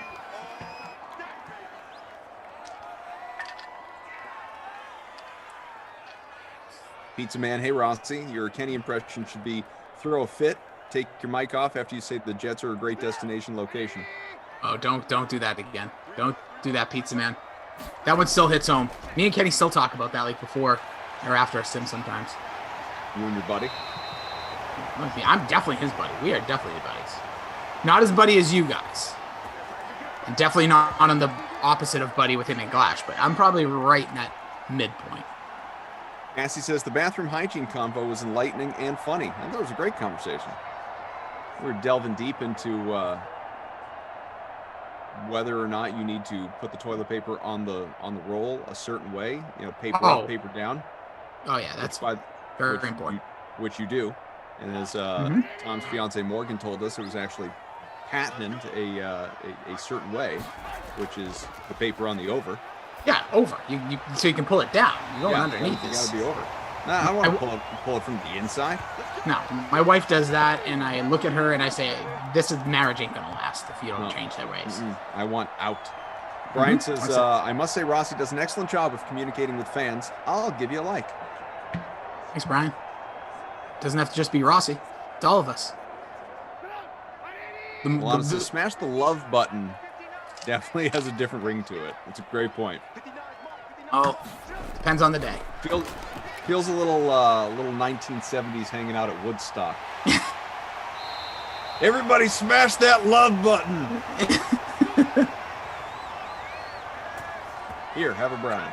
7-0 Chicago. Couple minutes gone by in this second quarter. And also, do a quick plea. Our friends over at Twitch, you know how to get over to YouTube. Pop on over, just quick. You don't have to get lost in there. Smash the like, go back. That's all my ask. Smash Lana, Z, Germ, Yogi. Oh, I don't even know who Mr. E-Man is. I've never seen you before. You seem cool. I'm into you. Get over there. Day, just come on over. Give us your like. Jared just gave the third Kilgore like for Madden Samantha, of course. Appreciate that. Awesome. 7-0 Chicago. Turtle says Trubisky's going to have a fumble. Maybe right here. Ostra Turtle. It's just perfect. It's too perfect. Oh, Mitch. After the long, nice 20-yard run, just coughs the ball up right into the hands of a Charger. Nailed it, Turtles. Nailed it. Spoken into existence in the best possible way.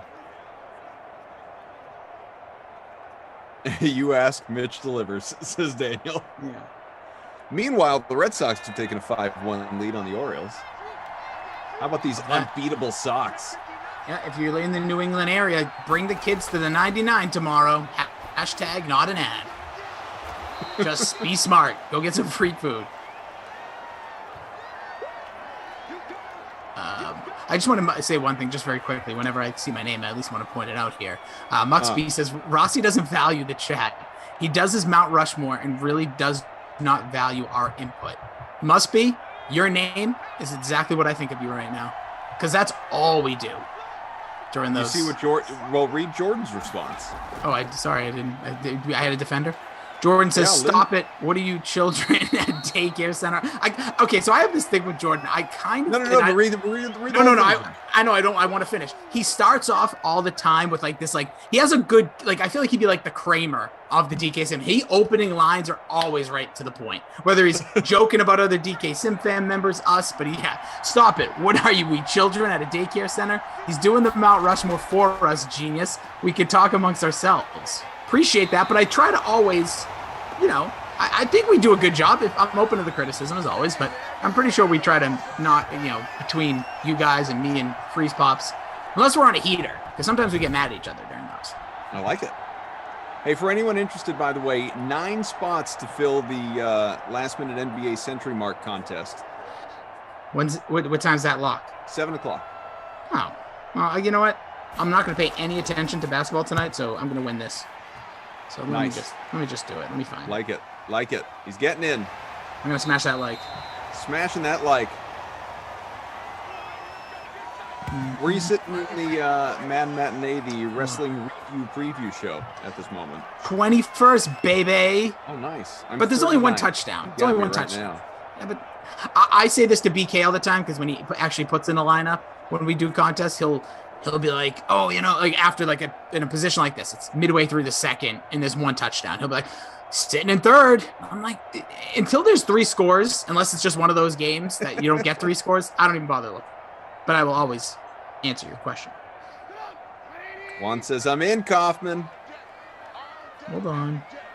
Robbie says, Rossi is great with the chat. Damn fizzlers. I don't even know what that means, but I'm in. I hope it's my fan base. All right, what's up, damn fizzlers? Noah Moon, Koff, how do you always win in the NBA? How do you do it? I took first out of the 100 yesterday. Good on you. Thanks. I went over this during the last sim, but the very abbreviated explanation, I mean, one, it's not like I have any control over it. So, I mean, there's obviously an element of things breaking right for you and guys performing to their expectations or even exceeding them. That's, like for anybody. But just pay attention. Just pay attention. Like do late swaps. See what the situation is before lock, who's getting ruled out, what value plays emerge. You can't set a lineup like, Rossi might be doing it right now. Can't find the contest. What's it called? It's the last minute NBA, the century mark in the DK Sim Fan Friends League. Like you can't set a lineup at 2:30 Eastern time for a 7 o'clock lock and expect to win. I mean, you might, but you're probably not going to. You got to be on top of it a few minutes before lock and even after lock for late swaps and see what kind of movement is happening across the league and who you got to get at. You don't want to take those goose egg spots, and that's where, I mean, it's not a science. It's just you got to pay attention to basketball in many ways more than any other sport.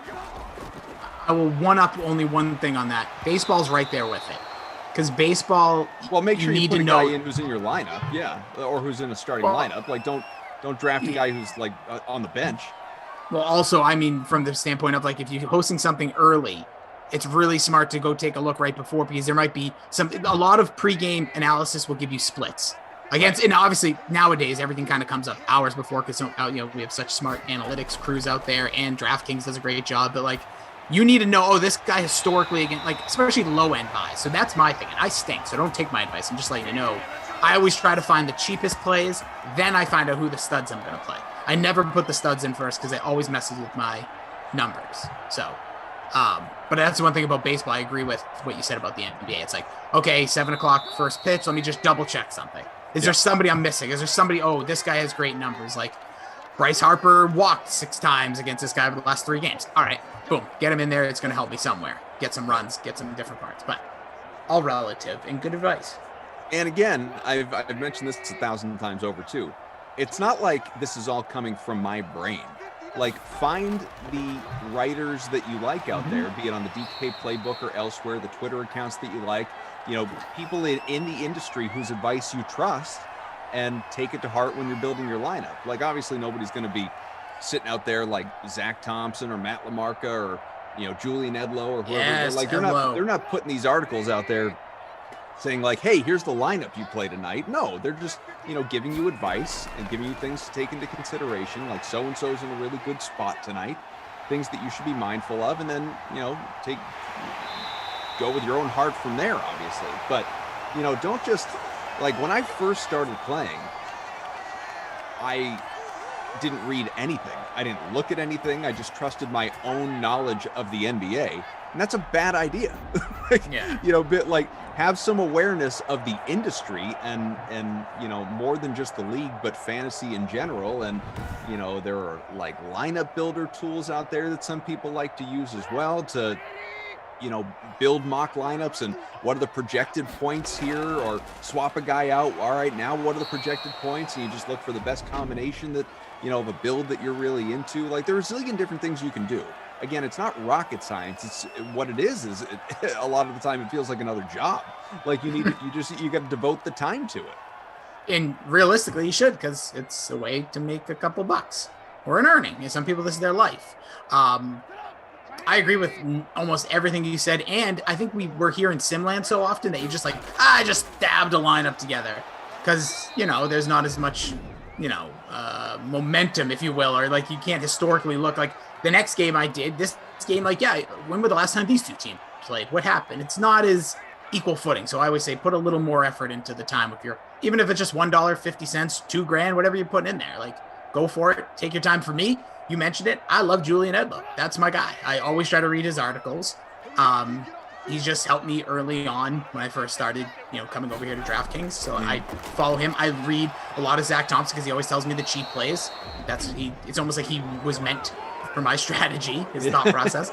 And not to disrespect Kenny or LaMarca, who will sometimes, will DM each other and stuff like that. But that's just kind of the way my thought process goes. But find your guys. And for different sports, I use different people, whether it's DraftKings or not.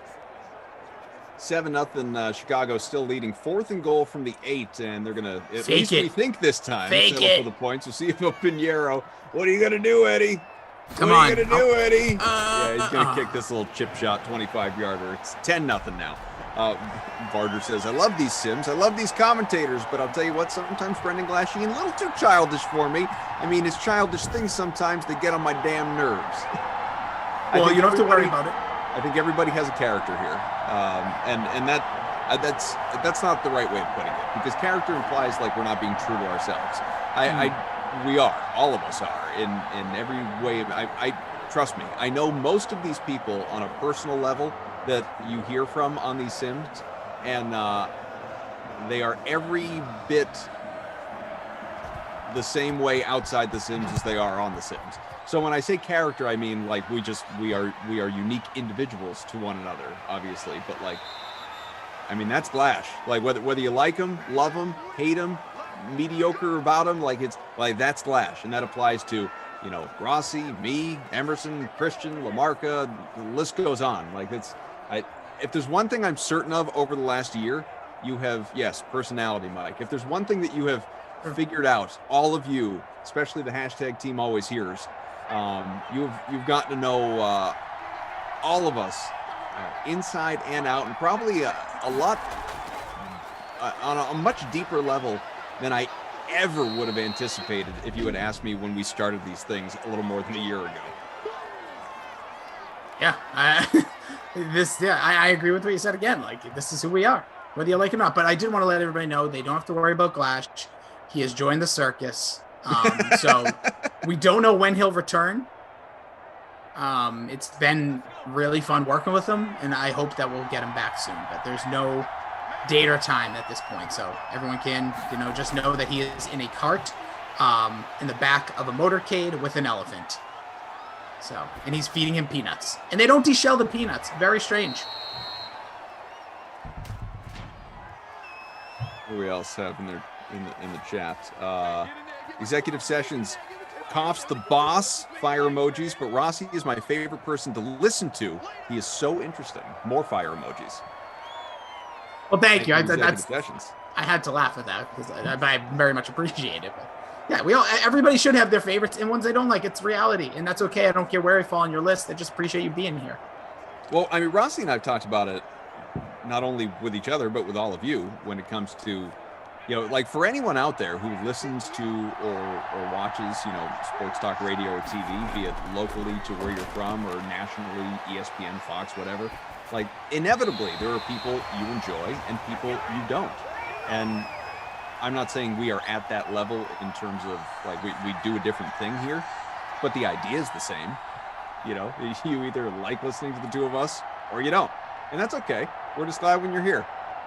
We appreciate when you hit the like. Could not agree more. Because there's people like, as long as you're not like a bad person, like that's my thing. Like I might not like people. We don't have any jerks here. No. At times, but not like, I don't think people are jerks. I think they can have jerk moments. Yep. Just like the movie, The Jerk. The Jerk, Steve Martin. Good pull. Nice movie. Brian says, I get arrogance from BK and Steve Buchanan, LOL. Bukes isn't here enough to be arrogant. Well, I think that's the arrogance right there. He's above it. Yep. He's above it all. Yeah, he's stealing all that wrestling like talk. Emerson doing a sim a week now. I joked to them that if everybody on the sim, now Emerson's cool. Like he's a great dude. Sure. But if people are not absolutely bombarding him when he's hosting those, side shows that we're getting and not just saying you've changed all the time, you're not doing it right. We have to. I don't know when he's on this week, but I will be here for it. And just everyone spam the chat with Emerson, comma, write it down now and copy in your notes. Emerson, comma, man, comma, you've changed, ... And just slam the chat with it. Because if you don't know, that's what this man does behind the scenes. So right now, if he was Kaufman, I've said Emerson's name 3 times, so he would appear in the chat or send me a text right now. Naturally. And he would say, you've changed right now. I might still get it. I don't know. But here's the other thing you need to remember with him is like Rossi's tell him he's changed. If there's one thing that triggers him more than anything, it's telling him he's changed. Yes. He cannot take that. Or he's missing out. That's the other thing. Yeah. You should be like, dude, you're really missing out on some of these sims. Like, I can't believe you didn't see this or you haven't been there for that. Yeah, he'll be doing 6 in a day pretty soon. 10-0 Chicago at the break. Rossi, Koff, Mike, Daniel, Jim, all here with you. Trubisky, 152, so he's pacing to a bonus. He has a touchdown pass to his credit as well. The only one in this game to Rossi's captain, Ted Ginn Jr. Herbert, not great. 3 out of 7 for 20 yards. That's it. Eddie Pinheiro has 6, folks. Put that in perspective. 65 on the ground for Madden Mitch. He did fumble the ball right on cue. 25 for Cohen, 24 for Eckler, who is disappointing many, many, many people right now. Montgomery, 4 for 10. And we'll look at the receiving numbers as well. Again, Ted Ginn Jr. stealing the show with that 32-yard catch for a score. But how about Allen Robinson? 5 for 95 at the break. So this is one, Rossi, that I know we've joked around in the past, but I'm confident Allen Robinson is going to hit the bonus today. This is Mr. Robinson's neighborhood. This game is in the Windy City. Yeah, I am without a doubt think he's going to hit there just because of the amount of targets. If he had like 2 catches for 95, we may have a different conversation. But I agree with you. Tater haters, like this is just, it encapsulates it perfectly. It was really funny when Emerson jumped on a sim earlier this week, and that was the first he'd heard about the Madden tournament next week. Yep. That's why he's changed. He's changed. Sounds about right. Yep. Happens. Mm-hmm. We all do. Afraid so.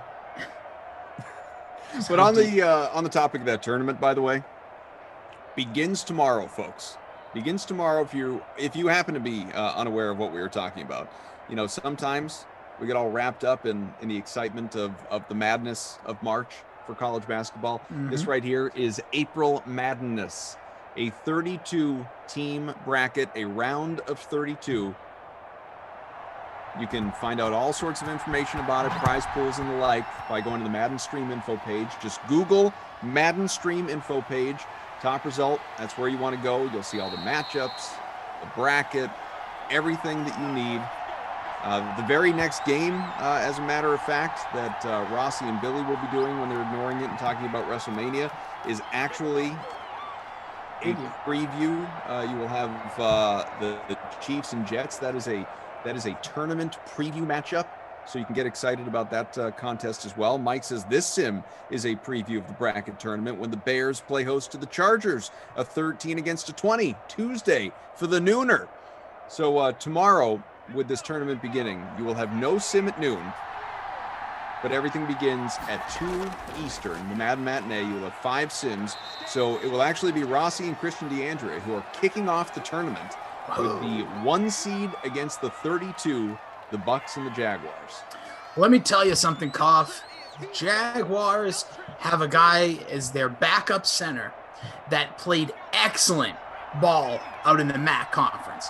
Now, he was a little undersized in the beginning when he played college. He only, his numbers weren't great, but I'm telling you, he could be a star in this league. You'll hear more about it. I'm going to write about it at postroute.substack.com tomorrow. Check it out in your inbox.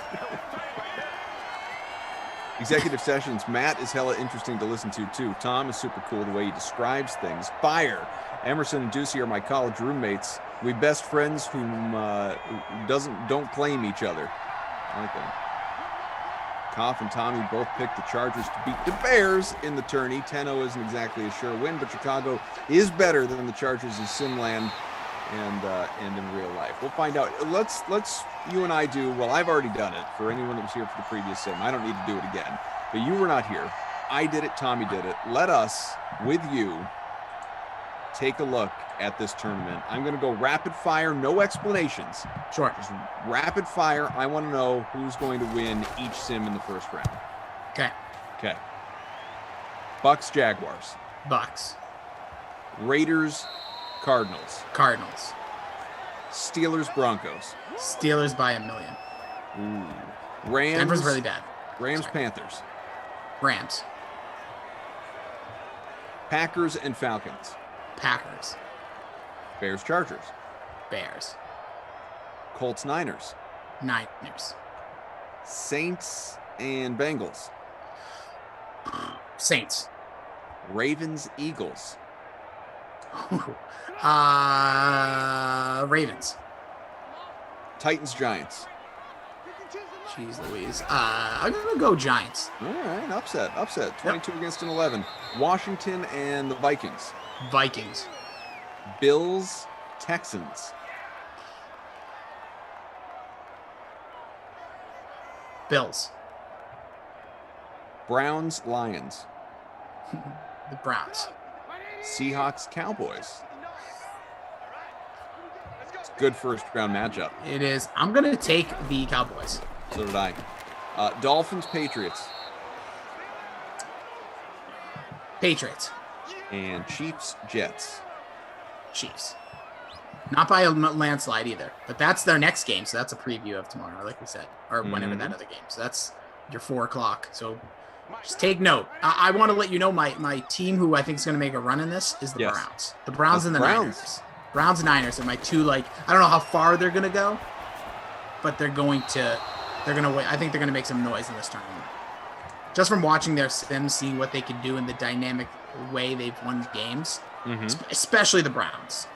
But I was kind of looking, because if you look at the Browns where they are in the tournament, if you still have that up, you can see that they take on the Detroit, and then they get here's the Rossi roadmap. Ready for this? Then they get the winner, Seattle, Dallas, which I believe will be Dallas. I think they can beat Dallas. So then they're taking probably Kansas City, or I don't know who you thought, but either Miami, New England, Kansas City, or the Jets. And Kansas City is a choke artist in this game recently. I know they won the last tournament. Yeah, I'm with you. I said earlier, obviously in that matchup, I'm going to pick the Chiefs. But if you tell me the Jets are going to win, I'm not going to be surprised at all. Yeah, I wouldn't be. And I can't wait to see what happens at 4 o'clock, even though I'm not going to watch the game or pay attention to it because I'll be just on the Wikipedia and reading off wrestling facts the whole hour. But with that being said, I see Cleveland. So right there in my roadmap here, they're a Final Four contender, if things obviously fall into that place. And for the 49ers, just to give people an example of what I think here, the Niners get Indianapolis, who I think is one of the more underwhelming teams in Madden. They're fine, but they don't score dynamically often. So I think the 49ers could do it, could win that game. Then they get New Orleans and Cincinnati. I kind of feel the same way about Indy that I feel about New Orleans, not consistently putting up like those 20s. They're in that teen range, like just looking at some of their numbers. So then if San Francisco is able to win that, they're in what would be known as our like final 8. And then they get Chargers, Chicago, we all kind of believe is going to win. Green Bay, one of those two. That's going to be a little bit tougher, but that's at least 2 wins in my estimation for San Francisco. I feel like with all this talking about the tournament I've been doing, I need to print out a bracket and actually fill out a full bracket so I have, little belief, little skin in the game. As it's just mental skin for pride. We should maybe do like a tweet, like tweet at all the hosts and be like, hey, put your, or at least even just like, who's your final 4? If you don't want to go like, or maybe like, I don't know if you want to go day by day, but even something like that, just because that's easy to fill a tweet out. Like, here's your final 4. People could take a stab at it. Yeah. Or if people wanted to go the distance of printing out and doing that, and scanning is great. But that was the one thing I said. I thought we should have had like as part of some content here. Like, why not be like, hey, here's Adam Kaufman with his thoughts on the Madden tournament. Who do you see coming out of this? Who do you see coming out of that? Why not? I like it. I'm in on it. Next time. Mike, can we talk to the right people by 2:00 tomorrow? We have 23 hours. Mike, you can just say no. Yeah. 3rd and 19, that is incompleted. 4th and 19 from the 28 on the way. It is 10-0. The Bears still leading this one halfway through the third. Rossi, Kaufman, Mike, Daniel, and Jim and Game Ops, all pleased to be hanging out with you. There were some wrestling questions, by the way, in here for you. What do you got? Jack asking about who will have more spears, Edge or Roman. That's an interesting. I don't know if that's part of the pool tonight. We will go into the pool, the free DraftKings pool, during the 4:00. But my gut tells me Edge. That's what I'll say. My gut tells me Edge will have a few more because I think he's going to go on a rampage because I think that will get the crowd into it more than a Roman who plays like a bad guy. Mike does note, by the way, if anyone is curious, I know we're really bouncing around here. If anyone's curious with regard to the Madden tournament, Seahawks have the best record since the holiday tournament at 24-11. And we both picked them to lose into Dallas. Yep. Yes, we did. But hey, any given sim day, every sim is a snowflake. Yeah. So I've been saying that since day 3 because I clearly recognize that like right now the Chargers, like I told you, the most frustrating team. Right up there is one of the most frustrating teams. They have so much offense. It's just a tune-up game. Yeah, they know. They're probably playing their backups. Just a tune-up game. It's like Sam says, hey, Jay Rossi, Adam Rossi, what you gonna do, brother? Doesn't finish it, but just it's a little Hulk Hogan. What you gonna do? When Simland runs wild on you. Hit his music and get him out of here.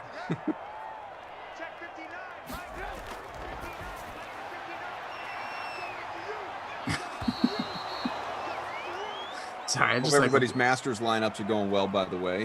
We are, let's see. So Matsuyama, I think he's maybe just teed off. He is the leader by 2 strokes going into the day. Will Zalatoris making it interesting. He is 2 under through 2, so he is within 2 strokes. He would look good in my lineup. He's not there, but he'd look good there. Oh, and last-minute NBA century mark, 1 spot from failing. Ooh, baby. You weren't on for my, would it be a soliloquy, a rant? I don't even know what it was the other day, but you weren't on for it. I was with Freeze Pops. But I want you to know, I gave just extensive, almost frustrating amounts of credit to you, and I think it was Moose most recently, the 2 of you, in your support to fill up those contests prior to lock on those days when it was like 150, 200.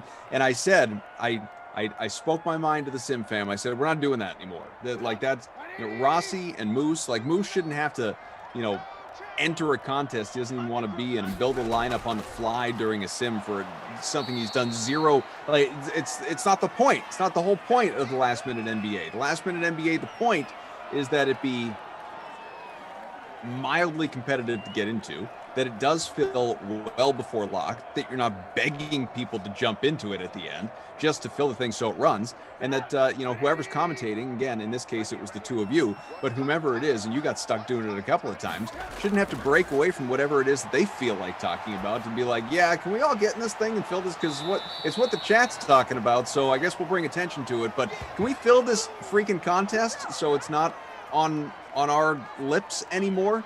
And so I said 150, 200, we're done with that. We're going down to 100, should fill on its own, no problem, without, I'll promote it because it's my thing, but no one else should have to worry about it.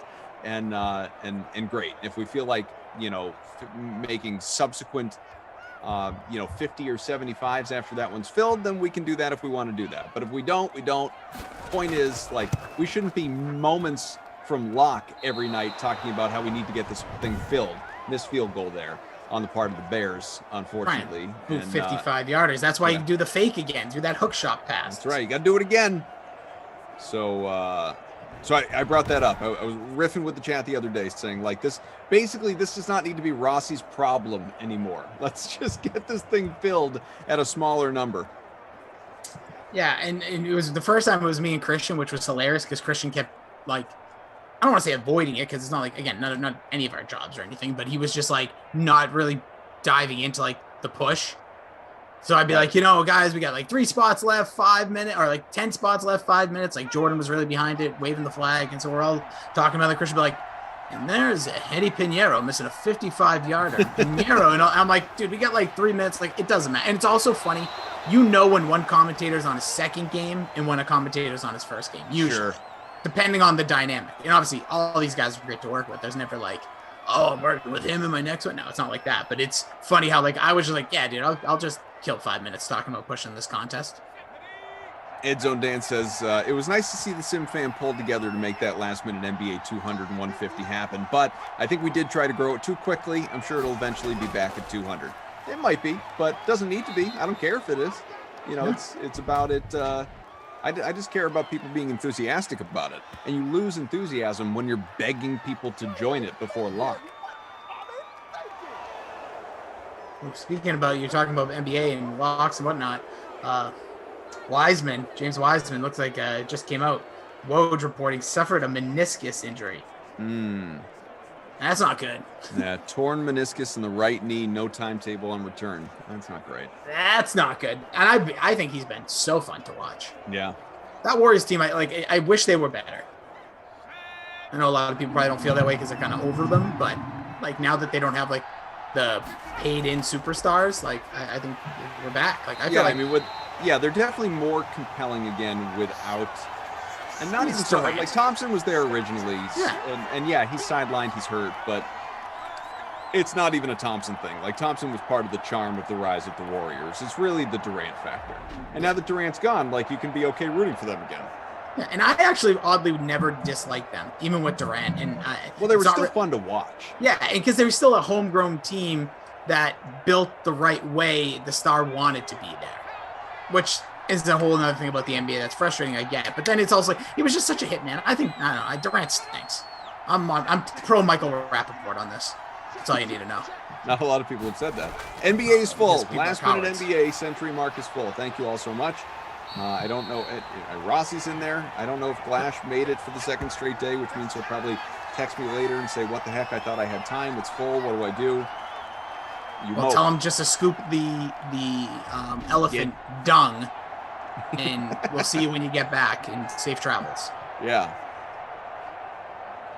That joke all started from our guy Kyle, which I don't see him in the chat today. Because, when Kyle comes in, he's always like, hey, is Glash on Madden After Dark? Yeah, Kyle the Glash super fan. Yeah, is Glash on Madden After Dark? So then I forget somebody first said it. It might have been Jordan or one of the other jokesters said, yeah, he joined the circus. So I like that one the most out of all the things people said. So it is interesting to me that, Kyle, big Glash guy, which is great. But it does interest me how he's always in particular wondering about Madden After Dark. Maybe buzzword. Is it just a buzzword thing, or maybe that fits in line best with his schedule? That could be it. After the family's in bed, I'm going to sit down for a little Madden After Dark. That could be it. I don't really know. Eckler continues to be an embarrassment on the ground, 9 for 32. Trubisky, 6 for 65. He's got, of course, the fumble, which is not great. Montgomery, Cohen, 20-plus yards. Allen Robinson, man, 5 for 95 with a quarter to go. See. Find out if we jinx him. No one else is even close to the bonus right now. Just one catch, dude. Just one catch. Well, it should be one catch. Czar says, this sim does not deserve to have the like button smashed. But let me ask you, Czar, does the entire Dream Stream, do all of the commentators and producers and technical directors and game ops people, do they deserve to have the like button smashed? Or is it all about just the one sim? Do all of the colors that make up a rainbow? This is getting way too deep. Such as mango. We're getting ready to go all Chris Kattan. Listen, more importantly, let's get back to the damn sim. Just move this pup along. With all due respect. The hour mark. Yeah, it's the fourth quarter. I'll tell you right now, my contract is signed through. I joked one time with I don't know if it was you, Daniel. I was joking with. It might have been Andrew. I was like, I'm on the clock for an hour. I'm sorry. After that, good luck. And he's like, I think it's an hour 15. I said, fine, hour 15. You'll see me. You better hope we don't go to overtime. Oh, you know that's gonna happen in this game. You know we're going right to 4. We're gonna bleed right into Babysitter Billy. 10-0. Man, I've been there. Billy and I had that sim once that literally went until right up against it. 3 or 5 minutes before the next sim, except he got to leave and I stuck around. I think I was with Moose. Yeah, I came real close once with Reed. It was 51, so it wasn't like we're getting confused. I remember it was Daniel. You might have been here actually. I think it was Madison and Daniel in my head at least.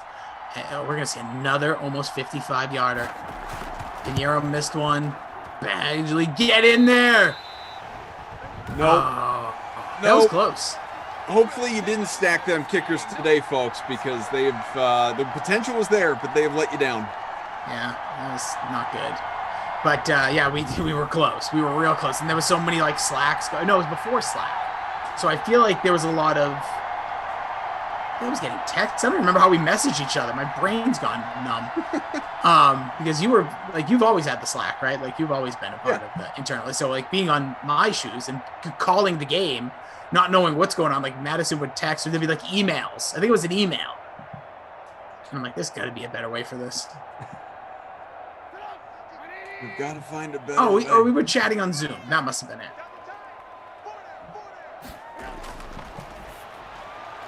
Just, you know what I want? Just run the ball, everybody. Just run the damn ball.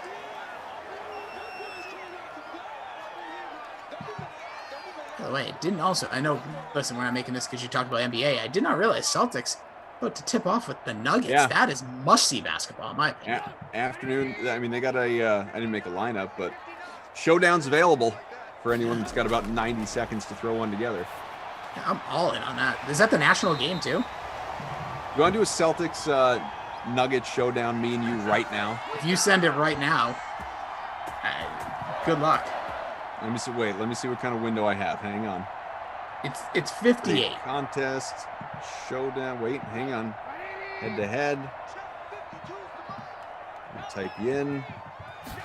I mean, we're at the same competitive disadvantage of time before. Less than 60 seconds. I'm already gonna have my notification ready. Well, it's less than it's 59. Doesn't it tip at 3? All right, just sent it. We have 48 seconds. It didn't come through yet. Come on, interwebs. There it is. Oh, no. We got it. I mean, hold on. Okay. So 40 seconds. Okay, just keep saying that. I'm going to throw. Oh, yeah, we're going to put you in there. Yep. Yeah. Can I do this? Am I over budget? No, not yet. 20 seconds. Oh, is this good? Wait, remaining salary. Hold on. 20 seconds. I got to get way better. Now get in here. 15 seconds. Oh, Christmas. Oh, boy. This isn't good. I don't like mine. Enjoy the money. I do not like this. 7 seconds. I don't like my lineup at all. I'm already in.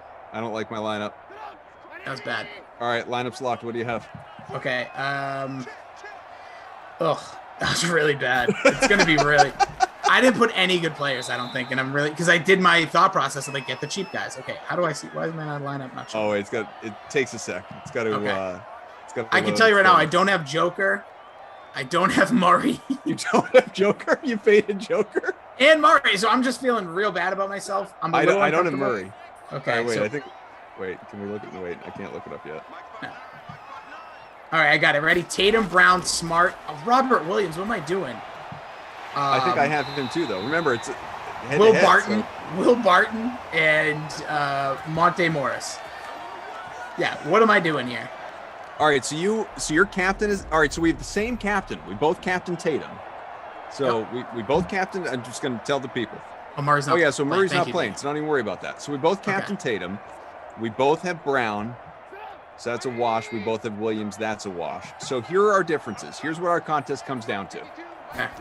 I have Joker. He's going to go off. Campazzo. Yeah, that was a good call. I had him originally. And JaVale McGee that I threw in he was the one I threw in at the very last second.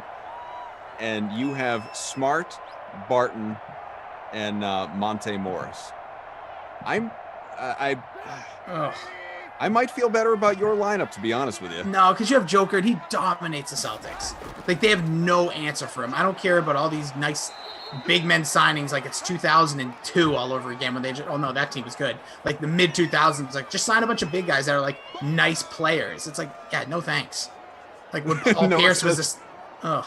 Noah says Koff literally gets mad at us for begging people last minute to join last minute NBA. Just force Rossi to head him last minute. I didn't make you. I said, do you want to? I'll be honest, it's fun for me because I've been, my head, I'll just be honest, like I'm a big wrestling guy. I do some stuff podcast wise for different website wise doing. So my head has been so out of all other sports or entertainment forms. There's a touchdown. Touchdown. To Jimmy Graham.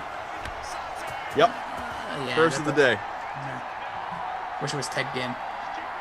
D says he went with Tatum at captain, Joker, Williams, Walker, Millsap, Morris. I think I like that better than that's the lineup I wanted. But when you said 20 seconds, I wanted to get Kemba in because I think he'll play well today. But I went Marcus Smart, and I don't know how I feel about it. I don't know how I feel about Marcus Smart anymore in general. And I don't like any part of not having Joker against the Celtics because he literally eats them alive. There is nobody that can be on there. Like Marcus Smart's the best guy to defend him, and he's 3 feet smaller. Especially because I had a grand left over. I wonder if I could have put him in the captain instead of Tatum, if I could have switched them out. I don't think you could have because I was looking at the price differential right at the bet. It's close. At the grand, I don't think could have, but I don't know if you can see that. Let me see. Here's what is, we're working on 3.5 to go. It's 17-0. So let me see. If I had put any actual research into that whatsoever, get a shot out, Michael. What I might. It's on you. And you know what? I'm not far off from what I might have done. So I didn't play. So I played Williams, not Kemba. Same. So Jokic and the captain probably would have been the way to go. Tatum, Brown, obviously. McGee and Campazzo weren't bad. I'm looking at their player projections. Walker over Williams probably would have been the way to go. We'll see. Yeah, hey, listen, but it's kind of fun to do it last second where it's just 2 teams because you don't have to like click around. It lets you do it. Like I didn't have to go. I thought I had to go in and out of the positions. Yeah, like I wouldn't want to. What we just did, building a lineup in 40 seconds or whatever it was. I wouldn't want to do that in Classic, but in Showdown, sure. Throw that together last second, see what happens. Let it ride. Yeah. But again, this is also it's only like $1,000 head to head. Here we go, BK. Yeah, we just literally. I think I said it at $3. Yeah, and he that just Koff send me $1,000, so it goes back and forth throughout the week, and it's not a big deal. I'm like, what? I remember when he first said it because he's pretty deadpan. So I'm like, yeah, it's very dry. So I'm like, I think he's telling me the truth, and I'm not gonna call him out. Like that's like a huge like flex. So I'm like, I'm definitely not gonna let this like slide, but I'm not gonna call him out. So I'm just like, wow, that's a lot of money just passed back and forth. Like He's like, yeah, and I'm way down. So all this, and I'm like, I can't tell if he's joking or not. And I'm fine if he's not. Does he have a problem? Yeah, I was like, I'm fine if he's not. You guys got money to throw around like that? Cool. Good on you guys. He's like, yeah, because at the end of the day, like 7 days later, like one of us will be up 1,000, the other one won't be. I'm like, okay, that makes sense, but yeah, sure we are. But I'm like, okay, and I'm like, this is great. But then he said it again. So I asked him, like, dude, you always do 1,000? He's like, not always. And I was like, all right, I'm not bringing this up again. Oh, that's too great. You know what else? I got to ask a quick question with the Sim fam, because they know a lot more than I do. With free pools, like when you're in the free pool, do you have to be in a state that can allow the app to put actual money in the, like, let's go sports book side? Because I do these pools for WWE, but it never saves. So I'm wondering if it's because I reside in a state that doesn't allow usage, even though it's a free pool. Right. Do people know anything about that, or anybody here? I don't know if Michael or Daniel or Mr. Kaufman or Jim. Jim could be the CEO of the company for all I know. Daniel says he was having trouble with it yesterday. Yeah, I've never, obviously I'm a DK employee, so I don't think I even am eligible to join these free play pools. But I don't know the answer to your question. Yeah, maybe somebody else out there. Yeah, because I've done like all the wrestling ones over the past few months, but then every time I look back, it's not in my history, and I'm like. Daniel said he tried it today and it worked fine for him, but Daniel's not in Massachusetts. But Daniel, I also want to ask, when you say it worked fine for you, is it showing your lineup? Because that's the, yeah, okay, it is. Yes. Okay, so I'll try it again after. Because I did this like all week. I've done it like, some people will like DM me, be like, what do you like for picks? And I'm like, I'm down to help you with that. I watch this thing all the time. Doesn't mean I'm going to be any more right than anybody else, but Justin Herbert, just embarrassing yourself, bro. But yeah, I've been seeing that. So I didn't know if anybody else is in one of the very few states left now that cannot use the sports book on the fly. Yes. Speaking of BK though, I'm pretty surprised BK and I didn't do a Celtics Nugget showdown. Normally he'd be all about that. It just didn't even occur to me until obviously when we started doing it, you and I. It's the early start too. That's always going to throw you. It's like if you guys have more time and you're, doing whatever it is you're going to do after for the rest of the day, like, polish off the dust from your movie collection and pick out like some random movie from 1984 to watch, and the kids just yell at you, call you a loser. I don't think they would use that word. Maybe a nerd. Hope they don't use that other word. Yeah. Set them right up to be a babysitter Billy on Twitter soon. You won't be babysitting. I'll tell you that right now. Yeah. Loser. No, I didn't call them loser. They're calling you a loser.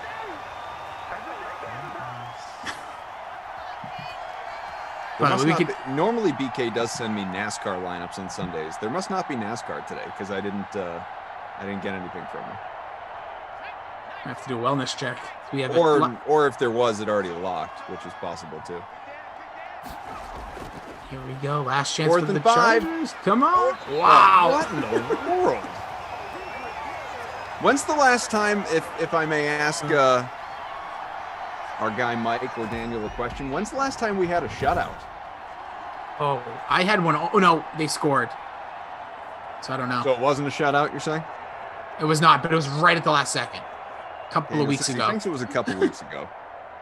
I'm in Georgia. Oh, hold on. So reckless while we get the answer to that. I'm in Georgia where there is no SB, we'll call it, and I do not see the contest in my lineup. It actually blocks me from seeing them in my lineup. So I think that must be it, Reckless. Thank you.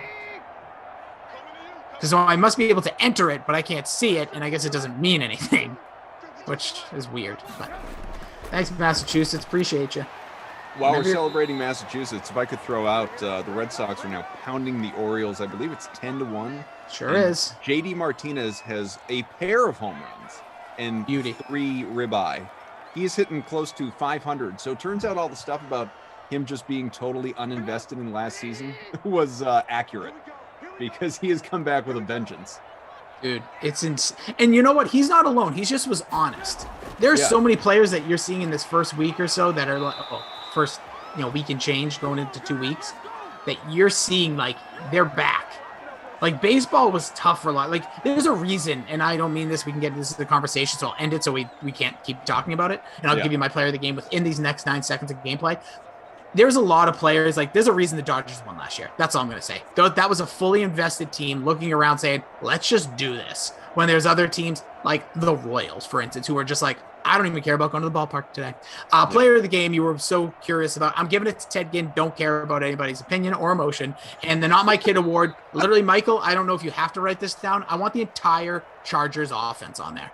If you do have to write it down, just put Austin Eckler. But I, for the record, it's the entire Chargers organization, ownership, defense, every individual player, including that backup center that Christian will tell you all about and where he went to college and his stats and his 40 shuttle time. They all stunk. You should be embarrassed. You should go back to San Diego for many reasons, but today you are true embarrassing. Michael, if you'd like to give the player of the game to anyone that actually deserves it, probably the Bears DST. Nope. It's Ted Ginn because he was my captain and I get to make the call. What do you have, one catch? Fine by me. Yeah, he went 2 for 40 with a touchdown. 12 points. Probably should be the Bears. Yeah, Bears. Okay, yeah. We got it. That was a smart call. I was just trying to get it over with. Yeah, Bears DST at 14 points, 6% owned. More importantly, did Robinson get the 4 catch? sacks, they were elite. Austin Eckler, hot garbage today. 78% owned, 12 points, 17% in the captain spot. Not good. Mitchell, Madden Mitch was very good. Jimmy Graham went for north of 20 in the captain spot anyway. Or you know what? Robinson didn't do it. We were wrong, Koff. This is a damn shame. We both deserve a thumbs down. Not on YouTube. No, just do it. Just do it. Don't you ever do that. Don't you pull an Emerson. Me and Emerson, who was like the guy, right? He was all like, Emerson's like Mr. DraftKings, was like one time pleading with them to not like to dislike the broadcast, and we got in a fight. I was like, you are a bad employee. I wanted him to get suspended. How about Keenan Allen? 11% in the captain spot, 44% owned overall. Milk carton, goose egg, bagel, donut. I'm getting hungry. Zeros. What should I eat? Nothing. Nothing today. I finished 42nd. Winning lineup for me. Winning lineup. Look at this lineup. Jimmy Graham. Did you already say this? The winning lineup, I've not. Go ahead. Okay, sorry. I wanted to make sure. I thought you were saying some of these players. Jimmy Graham with just 21.9.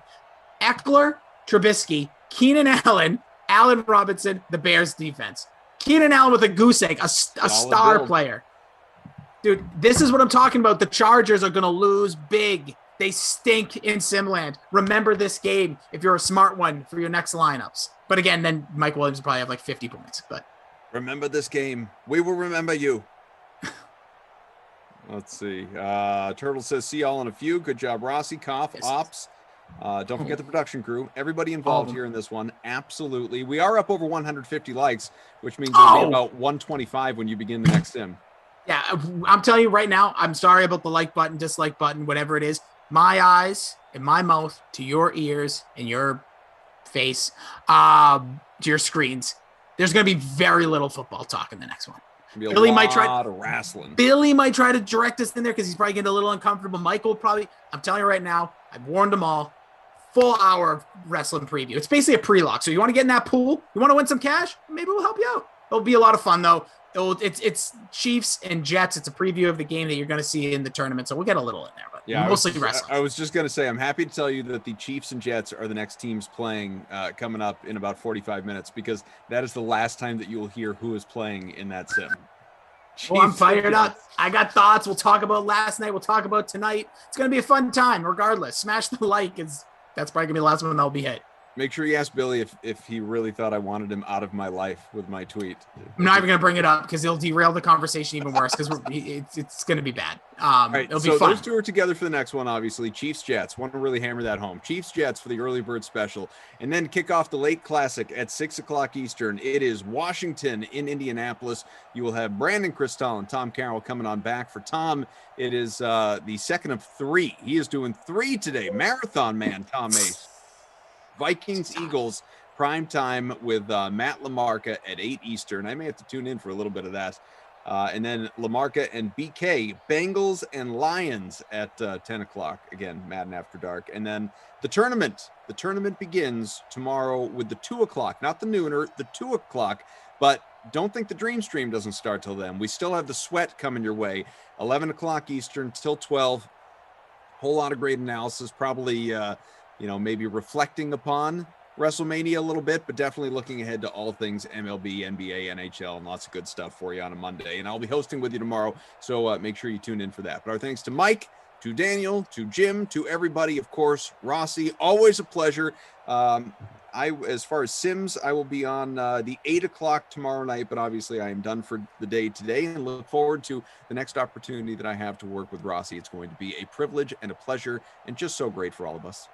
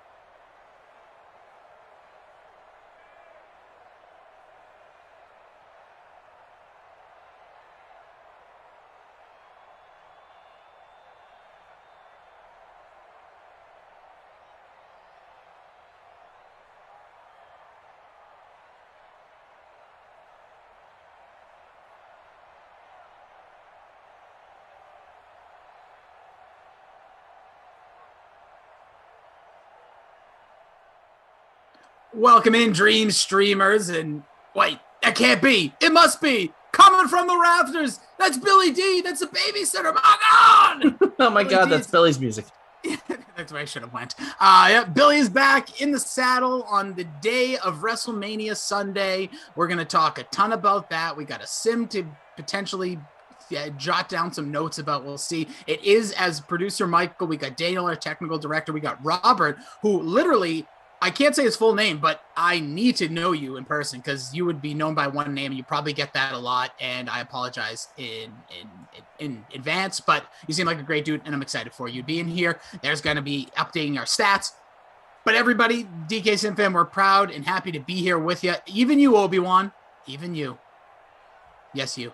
I'm going to just talk to Obi-Wan the whole game. But we got a lot to cook in today, Bill. We got the sim. We got a preview of Wednesday's first round matchup in the bracket challenge. You're going to have the Jets and the Chiefs. We have a private lineup. Our contest. I want to hear your lineup in a moment, but I do want to let people know tomorrow. It's a little bit different. I know Koff has been talking about it earlier, but no 12 o'clock sim. The bracket challenge kicks off at 2. So it'll be a 2, a 4, a 6, and 8, a 10. The latter portion of the day, your late classic, has a 12K bracket challenge kickoff. A $10 entry and 3,000 buckaroonies go to first place. Again, that starts tomorrow at 6 p.m. and it's going to be with the Broncos and the Steelers. I think the Steelers are going to win, but who knows? I will also let you know that Michael brought to my attention, check out the lobby every day throughout this contest because there is different contests than you're used to seeing. A lot more potential, case you can win here from Madden. So be sure to be checking that out and that Madden Sims info page. Don't set the wrong lineup. Be the winning lineup. Billy D, how the heck are you? Hello, I'm great. Had a good day of WrestleMania yesterday, even though the app that you watch it on now kind of hurt me a little bit. I haven't seen the Seth Rollins Cesaro match, but we got a good get to it.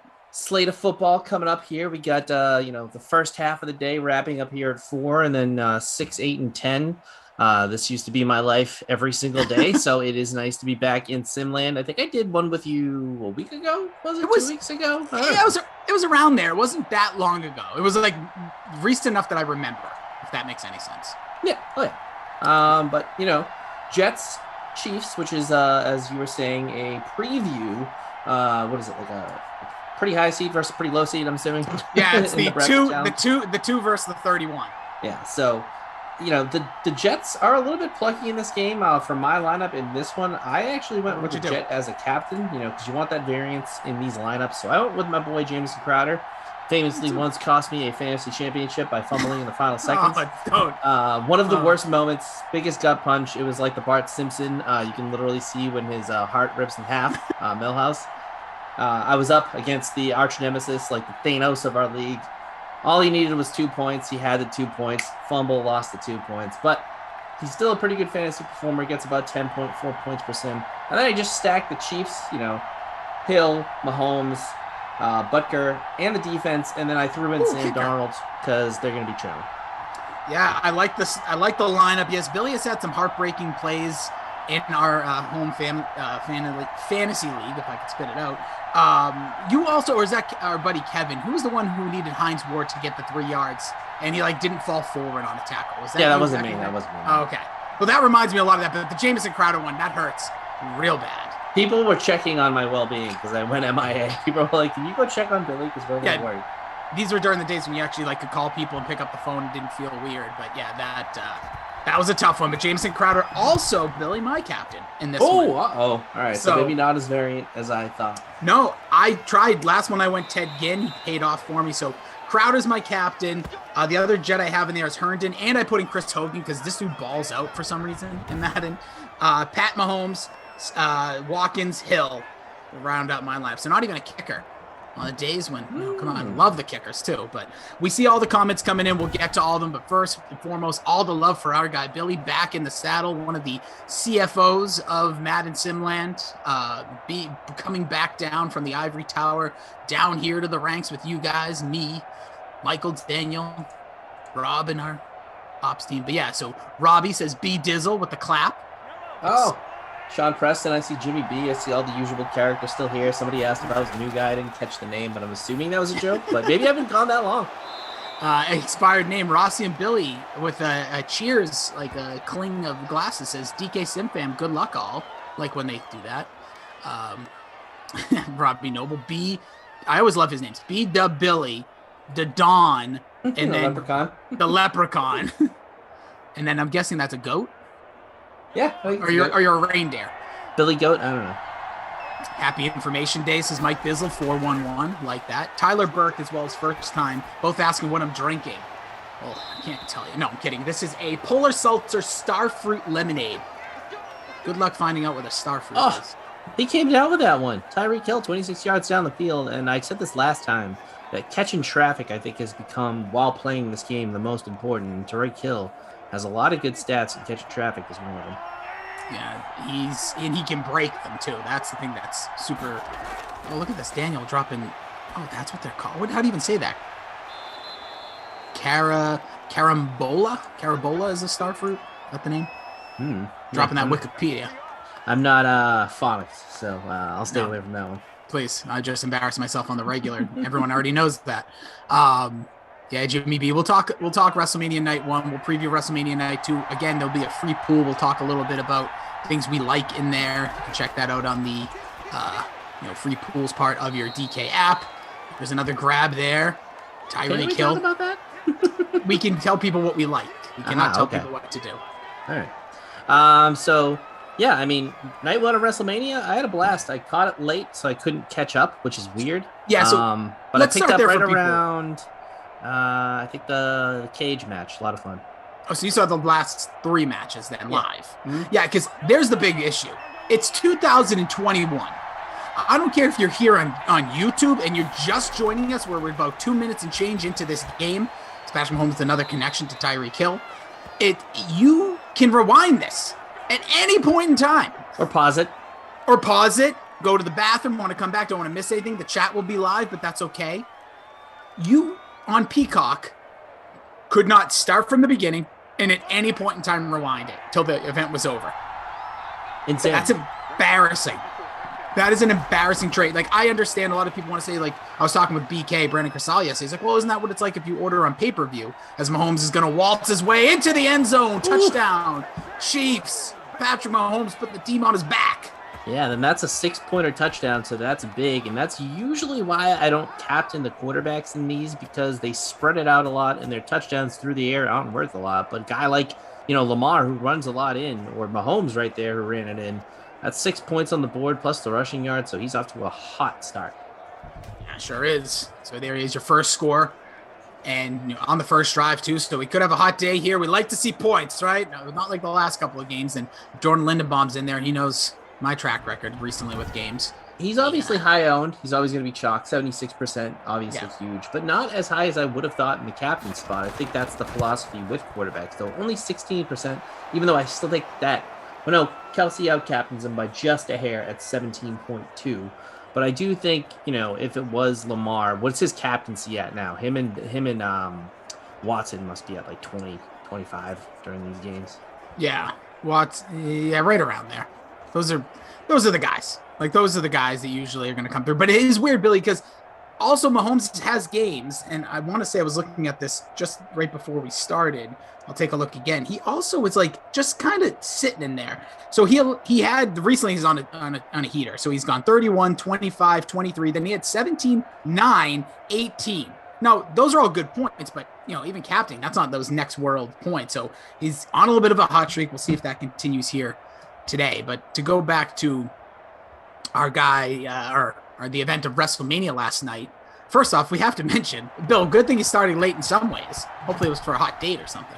But there was a rain delay for 45 minutes.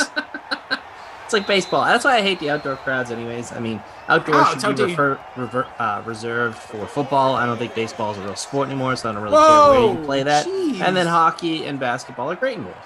Yeah, first of all, everything should be outdoors when it comes to football. Agreed. Baseball, outdoors. What are we doing? You want to be in domes? Yeah, but baseball? They don't play in anything. They don't play if it's a light drizzle. Like, they are the worst. I don't want to sit there either. All right. I like that. I like when I have tickets and they say we're going to call it.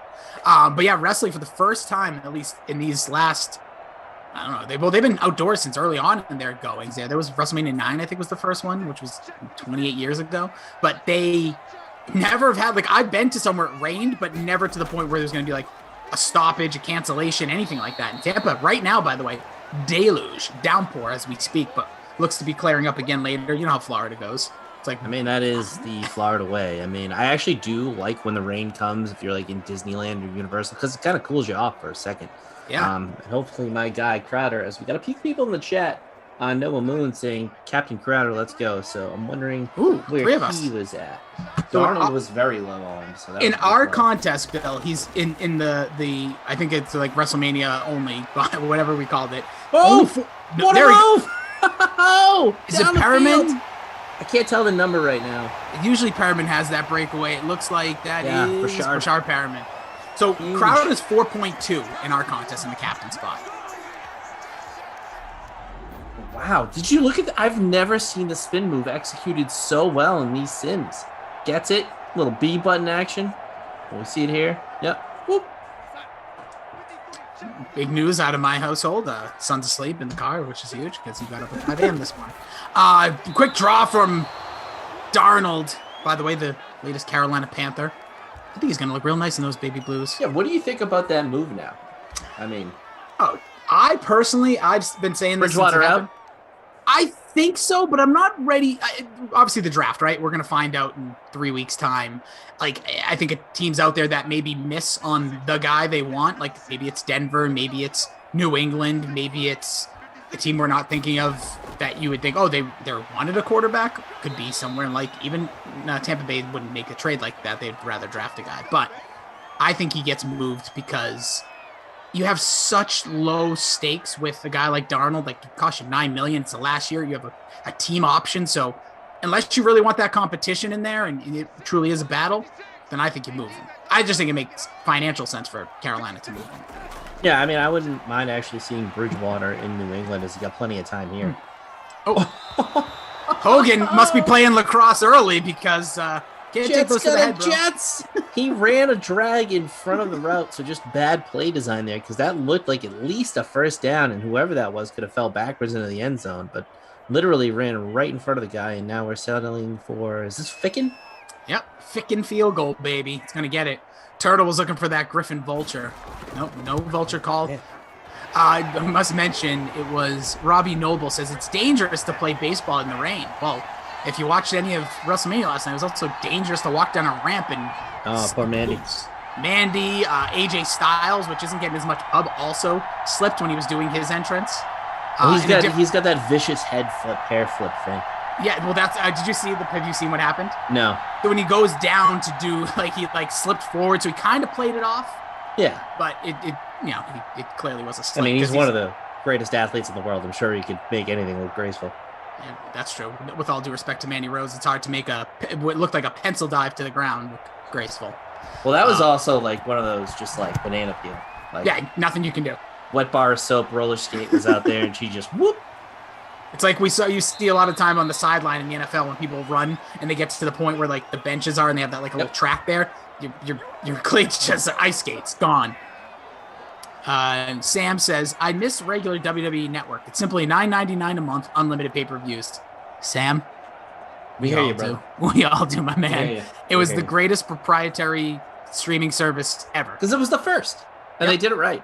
They were ahead of the curve. And, WWE, I always say it does usually everything the best in media besides the storylines. And, Bad Bunny storyline looked pretty good to me last night. I watched the 30-minute intro package. It was good. So, in no joke, I timed it today. So, I went back through WrestleMania because it was... It had to be 15 minutes. It was around 8 minutes between the two intros. Now, that doesn't sound... But that's a long, currency time. And the Cesaro Seth Rollins bell to bell, not the actual intros, was 11 or 12 minutes, which was perfection in my opinion. I just loved it. It was so fluid. I'm already waiting for Billy, who's not the biggest Seth Rollins guy, to watch it. Tell me he's... As long as he's going hard into the corners. I mean, Sasha Banks and Bianca Belair emptied the tank like Clyde Edwards-Helaire, I think, is going to try and do here. Yeah. Mistaken. But that was one of the best pound for pound. Michael makes it, that's an insider term. So we do these Mount Rushmores of each team when I'm on with Tommy Freeze Pops, who's Jordan fam. And so I do these intros that usually are about like 2 minutes long. It's ridiculous, but it helps time go by. And really quick, Daniel says WWE always over engineers everything, and WWE Network was perfect for that. And he knows. Yeah, I mean, they're the best with that stuff. So Bianca though and Sasha, that was just flat out gas. They were just going all out. The whip from her hair, leaving the star on the side of her body. That was amazing. Jimmy and B's just the energy they had was amazing. Jimmy B's been saying it. It's the hair whip heard around the world, literally. Jimmy B says, "What's up with all the bunny airs falling during the bunny entrances?" Cheap bunny costume. Because I noticed that too. I was like, is this a bad bunny thing? To like half of his logos don't have an ear? And I just saw half of them laying in the ring. I actually thought for a second it was going to actually be something. Like I thought it was going to tie in. I'll just blame the rain, but it was ridiculous. Yeah, it was... you don't see stuff like that. That's low class for a major company. Well, they were all the old Adam Rose suits, probably. Seriously, the bunny was back, the biggest return of the night. But yeah, just to mention, it was the second time and really in the first ever. It was actually interesting they mentioned it, but I didn't even think of it. It was the first all-black female main event, and in WrestleMania history, and just having two female one-on-one for the first time as well. It was awesome. It really was. Like I had to watch again. I never felt the drama of the match, but I just thought it was really well done. Like I didn't see a situation where Bianca ever looked like she was about to lose. Which is fine. There was a pretty good one where they had her in the bank statement where she had some panic in her eyes that I liked. That was a good moment. It just was really, really good. Yeah, and Daniel says worth the wait, which that's another big thing. There's a lot of recency bias.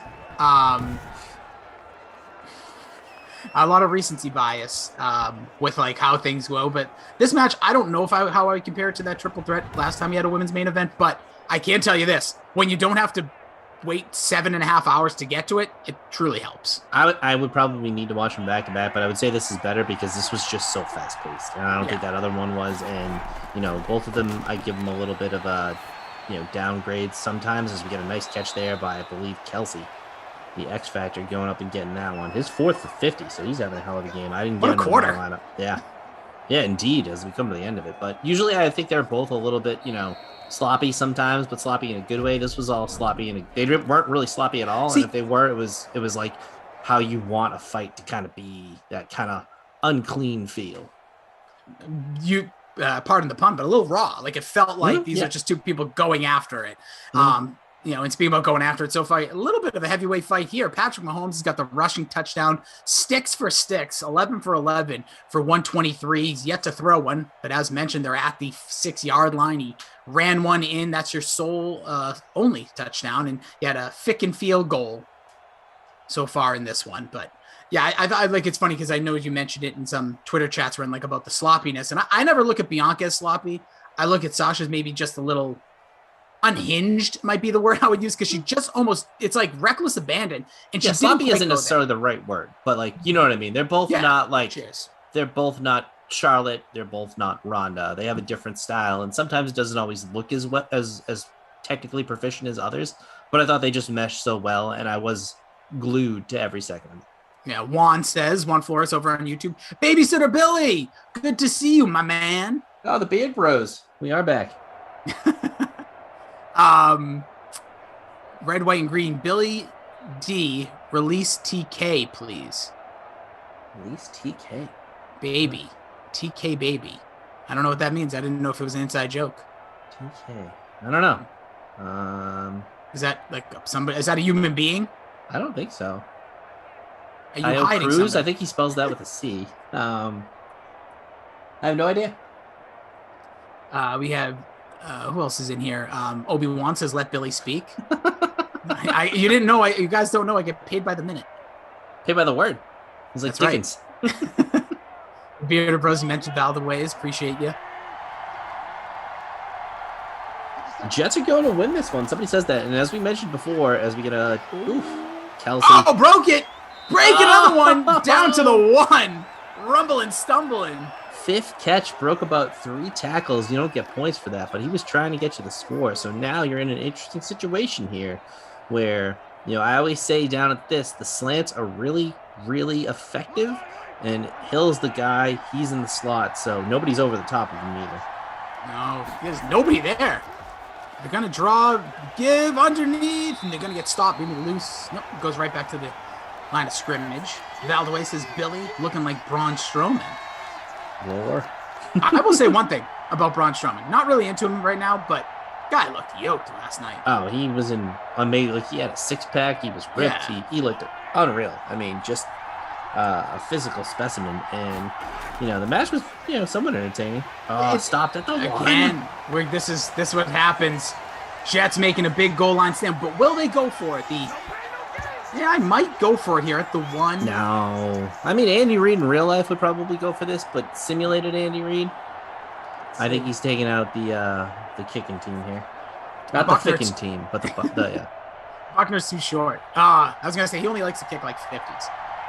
Yeah. But yeah, so he'll get this field goal. But yeah, I thought that match, like a cage match, again, the first one since WrestleMania 2, which is a pretty fascinating stat for wrestling. It's just the lowest form of match now. I'd rather have a regular match, like a cage match, especially since they can walk out the door. Like, what are we doing? Like, why haven't we changed that? Why don't we realize that that's stupid? Yeah, I don't mind the escape out the top, but yeah, I don't really get the door aspect. Doesn't. Yeah, if you eliminate somebody to one day just win it by going right into the ring and then diving right out. 2-second match. It's good. It's going to happen probably one day for like some gimmick match. But yeah, I thought the dive by Shane McMahon, who literally one day, I don't know if he's going to get up for one of these. He does this every year. I don't think he's worth having on the card anymore, with all due respect to Shane. No, he's not. I think this could have been a place for even the guys you saw before, like an Elias or somebody else make a name for themselves. I mean, if Triple H finally realized he doesn't need to be on the card, then Shane finally needs to realize he doesn't need to be on the card. I think they do it with a lot of these things to see if they can draw in, the older people who don't really watch anymore, like Shane's wrestling. And he took a flat back bump from the top of the cage. Like that's worse than half of the ones that he takes into those air pads. No, dude, that looked like I was genuinely uncomfortable thinking of what he felt like 3 hours later, because that is just, he did a full front flip. What's that got to be, about 17 feet up? Yeah, maybe, give or take, with his body, like with his actual height too. That's just that's brutal. Yeah, not smart. But let's see if we can get our boys going here. Donald and I believe that was Crowder. Crowder does have the star. That it would be him, unless yes. Yes, he got added late. They were they're X Factor list still, but they have the star. See, by the way, TK meant the Kraken. We were clarified. So he said unleash the Kraken, though. Oh, okay. He'll let it out. Congo Cab says Hogan TD coming. Love to see it. Hogan is now officially playing lacrosse, by the way, right? Yes. Yeah, he did like a whole thing about, some with Bill Belichick recently saying that like he prepared him for life now. Like he could do anything because he worked with Bill Belichick, like his mindset and the things he's done. So I thought that was like fascinating how he tied it into lacrosse and like the way you have to think of the game. I mean, didn't he play in college though? Yeah. Listen, he knows what he's doing. You think on every lacrosse broadcast they're going to say this guy played football? It's funny. I hope they do, because it would just be such a nice, get back in. Who knows who's watching those broadcasts? But with all due respect to lacrosse. Like, you think if, what's his name? Ryan Fitzpatrick ever teaches at Harvard, they're going to say that, this guy played football? He's a quarterback for every single NFL team. He's getting there. He's getting to be the Mark Whitten of football. I was wondering, is Mark Whitten the one who's played for the most teams? I don't know if he's played for the most anymore, but when I was a kid, he was the guy who had played for the most. Yeah. I think somebody's probably surpassed him. Like, there's a couple of guys the Red Sox had that were just on every team. Yeah, because that's when they were the elephant graveyard there in the late 90s. Just actually, that's a good one. I wonder if anybody in the chat can find that quicker today. Well, for football at least. I think Fitzpatrick now, once he gets a start for the football team, will be the most, he'll have started the most games for different teams. Edwin Jackson has played for 14 teams. Really? Yeah. How long did he play? 03 to 19. So 16 years, 14 teams, or 17 years technically? Yeah, That's insane. Matt Sayers played for 12. Mike Morgan played for 12. Octavio Dotel played for 13. Dotel. It's good with the A's there for a stretch. I think Mark Whitten also had like 6 separate stints with the Yankees. Yeah, you like play 1 year, go back, play a year, go somewhere else, come back. It's a nice run. Lev Bell doing his thing. I wonder who's played for the most football teams. Expired names, because I'm sure they'll find a way to bring up Brady and Belichick during commentary for those lacrosse matches. Oh, 100%. It'll get out of hand. Personal opinion, though. Dude, don't even have to say personal opinion, of course. Don't worry about expired name. You say your piece. Look at Obi-Wan. He just wants to destroy me on the get. So we get finally the Jets getting their momentum going here on this drive. Down in the 33. That's a 33. Another run there from Bell is going to get them a little bit closer. Down to the 30. TJ O'Sullivan played for 11 NFL teams, plus the Saskatchewan Roughriders and the Frankfurt Galaxy. And I actually think I had a Frankfurt Galaxy NFL Europe jersey in like 2nd grade. Love that. And the Rain Fire, I believe I had as well. They had great names. I actually watched and logos. Yeah, and they were always great. Like when you're playing Madden, obviously no longer part of it, but like when years back when you could play as them, I just like redrafting teams there because the logos were great. Yeah, and that would have been one of the cool things. Madden, I don't know when the last time Madden had done it because I got back into the game last year with Madden 20. But they used to have the all-time teams. You could play as the 86 Bears, and everybody, when we started doing this, were like, hey, let's do that. And I'm like, you can't do it. They're like, what do you mean? I'm like, they have this thing called the Ultimate Team now.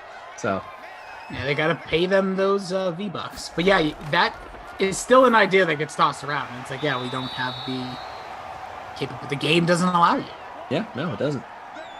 But let's see if the game allows for a Jets drive here. It's been a slow plodding one, but we're at, what, the 14? Yeah, we're there. We're at the 14, right about to be at the 2-minute warning. And just quickly, and I don't know, Michael or Daniel, if you had this, enough people have asked, is there no 6 p.m., free roll? Is that what you guys are wondering, or a showdown? Again, I know there's a lot of stuff going on, like with tomorrow, and I'm telling you, if there isn't anything tonight for whatever reason, we'll get the info. We're efforting. Michael's checking on it, the GOAT, but more than will be made up for what's going to be coming at you tomorrow. So make sure you're checking that lobby throughout this whole entire tournament. Because there's a pass across the middle. Herndon getting down to the 4-yard line. So now we get to the 4. I mean, this is where, in real Madden too, like not real Madden, but the Madden that I play, once you get to about the 6-yard line, it becomes impossible to score. This is where like a lot of the teams in my 16-team league struggle, and this is what you would do. You would spread it out and try to spread out the defenders. Ooh, there it is, right open, touchdown, Jets. Herndon. I believe that's Herndon getting in there. The 4th, keep going, old fella. Just go to the bathroom. The Michael Vick when he scored the walk-off TD in OT. Just keep going. In Minnesota, they're still looking for him. Oh, man. Minnesota's had some bad luck. And basically, almost. Forever. Since they've won those Super Bowls in the 70s, it's been real bad. I said this on 1994 NFC Championship game? No, 98. Was it not? No, it was 90. Was it 98? I believe so, because by the year, but it was the 97 season, because that's when Atlanta moved on. Yeah, that's a tough one. I'm talking about the Randall Cunningham. Oh, yeah, that was the same year. That was the year with Moss, rookie year, 97 to the 98 year, but 97. We can just call it 97. Either way, dude, horrible. And then look at the playoff luck over the past few years. Even though they've won some great games, they don't go anywhere. They lost that heartbreaker to Seattle and the outdoor when they missed field goal. They had the Minnesota Miracle. Like, here we go. Lose the next round. That was against the Saints, right? Yeah. Yeah, and then, it's also, then they beat the Saints again in the overtime with Kyle Rudolph. They lose the next round. They don't even make it to the NFC title games. And when they did, Brett Favre throws the dumbest interception in football history. It's honestly maybe the most ridiculous throw. That was so if they ran the ball. But if they ran the ball, he would have at least put them in a better position. Yeah, they pulled the Falcons. They really did. So weird. And then, of course, that led to our own personal being more upset because... Oh, no, that was when the Saints won. Never mind. That was fine. Yeah. Had nothing to do with the Patriots that time. But 10-10, with number 10 coming on the field. So we haven't seen him do much, I think, outside of that long 26-yard grab. So yeah, he had the first drive had 3 catches, I believe, and then we haven't gotten back to him. Yeah, this is where you put it on him. And this is the situation we see with Kansas City. And this is why they don't have a great overall record in Madden. Michael dropped some great numbers earlier. The Seahawks heading into the bracket tournament, the best record. But, right a little above 500 are the Kansas City Chiefs. So just keep that in as we go into it. Maybe we can do a little bracketology here. So we can do it. We'll do bracketology, and we can preview tonight's WrestleMania. We can go open up that pool and give people some thoughts, opinions. Yeah, because we got Tampa Bay as the one, which makes sense. I mean, yeah, so Super Bowl champs, Tom Brady, stacked lineup versus Jacksonville, but I feel like Jacksonville's still plucky. They can be, and the thing is, but overpower offense. Like the Bucs are usually on. Like we'll see here. I know it's just 10 points, but still plenty of game left. There's a nice completion from Kansas City. Kansas City can sometimes be faded out, but yeah. Well, I mean, the thing with Tampa Bay, and not that you don't have it here with Kansas City, is Tampa Bay has a lot of superstars and X factors all over the field. And, a guy like Mike Evans has great catch and traffic, plus the traits, plus Chris Godwin has that stuff as well. And, the running backs can still move around. And Tom Brady has so many attributes on him that are all good. You get a big pass over the middle. So Chelsea. They're just tough to stop. I like the pluckiness of Minshew. Then the closest matchup you have is Vegas versus Arizona. Oh, yeah. Fill out your brackets, is Daniel. Oh, he dropped it in there. And it's the editable one. Yeah, that's right. Editable. Love that, Daniel. Thank you. So you can fill that out. As you go through this, by the way, I want to hear who you're picking. We did this in previous tips, but let us know your thoughts. And then who's like your sleeper teams? Who are the teams you think can make a run? Because I have two on each. I have one on each side that I think I did like a roadmap of how they could get to like the Final Four or whatever. San Fran. San Fran's one of them. Yeah. San Fran runs the ball, baby. Well, San Fran runs the ball, plays pretty good defense. I'm sorry, as I'm scrolling through things, I just love seeing all these articles about Starfruit. I like San Fran a lot. The first matchup against Indianapolis is kind of lackluster. Another catch from Kelsey right there. He's having a monster first half. Can he use the timeout, though? Yep. There it is. So could we get Hoyer here? We shall see. Yeah, I like San Francisco over Indy. They get the winner of New Orleans, Cincinnati. Who do you got there? Who do you like? New Orleans, Cincinnati? Yeah. To me, that's New Orleans. I mean, New Orleans has had some choke jobs in the games that I've watched. But Cincinnati, even with Burrow, I don't think they're that good in this game. Plus, the 99 or 98 or wherever he is, Michael Thomas always comes up pretty big. And Jared Cook is still good. Yeah, enough weapons there. I think they'll win. So then you'll have them face. There's a throw to the corner. Wide open. Gets the feet down. Is that Sammy? No, I think that is Robinson. Cuckoo Kachoo, Mr. Robinson, touchdown. So you're going to be up 7 here with 11 seconds remaining. As we're talking a little bit about the Madden tournament, talking about San Francisco's kind of road. So say San Francisco beats Indianapolis, they get New Orleans. I think they can beat them. New Orleans also one of those teams that, Michael Thomas can be fadeable. Kamara can be average. So they get there, and then they're taking on one of these four teams. Green Bay, Atlanta, Chicago, Chargers. All beatable. I think they're all beatable. So I think San Francisco does have a pretty good road to at least a Final Four berth. I would put them as the biggest sleeper here. That lower left quadrant, we'll put it. Yes. I do think Green Bay could beat them. So I say they're at least an 8 berth, like getting to the final 8. For me, the big sleeper, and I said this earlier, but for those who didn't hear, for me, it's Cleveland. Cleveland's on the lower right, Bill. They're going up against Detroit to start. They'll crush them. Then they're getting Seattle or Dallas. And I know what Michael said. I took Dallas in this game. And I think Cleveland, they just have such a dynamic. They win games both ways, running and throwing. So they're one of the few teams that I see that, with that completed game. So then they get either Miami, New England, Kansas City, and the Jets. And we're seeing Kansas City here. You got to keep up the score. Yeah, I actually don't think Dallas has that tough a road either to get to at least an Elite 8 or a Final Four here, because any team that has that strong running back, because if they do decide to run the ball, it can be pretty effective. I mean, we've seen in this game, the running game has been an afterthought. I don't think anybody has even tried to run the ball. I think Edwards-Helaire might have 2. Mahomes has the rushing touchdown, and then Le'Veon Bell's done nothing. But that's not always the case here. Yeah, no, I like it. I again, make sure you guys are ready. It's going to be happening all this week, this Monday through next Monday. The championship will be 8 p.m. Monday the 19th. Yep, that's right, because today's the 11th. Math. So it starts tomorrow, 2 o'clock. There is no noon sim. Do not freak out. Hashtag team always here. It'll be all good. And there's, again, that 12K late slate. So get in on that. It's a $10 buy-in. $3K to the number one spot in the contest. Gotta love that. More opportunities for you. Yeah, and I mean, just always go check out the DraftKings lobbies, especially for Madden. There's always a lot of contests as we get, kind of a kill clock moment here.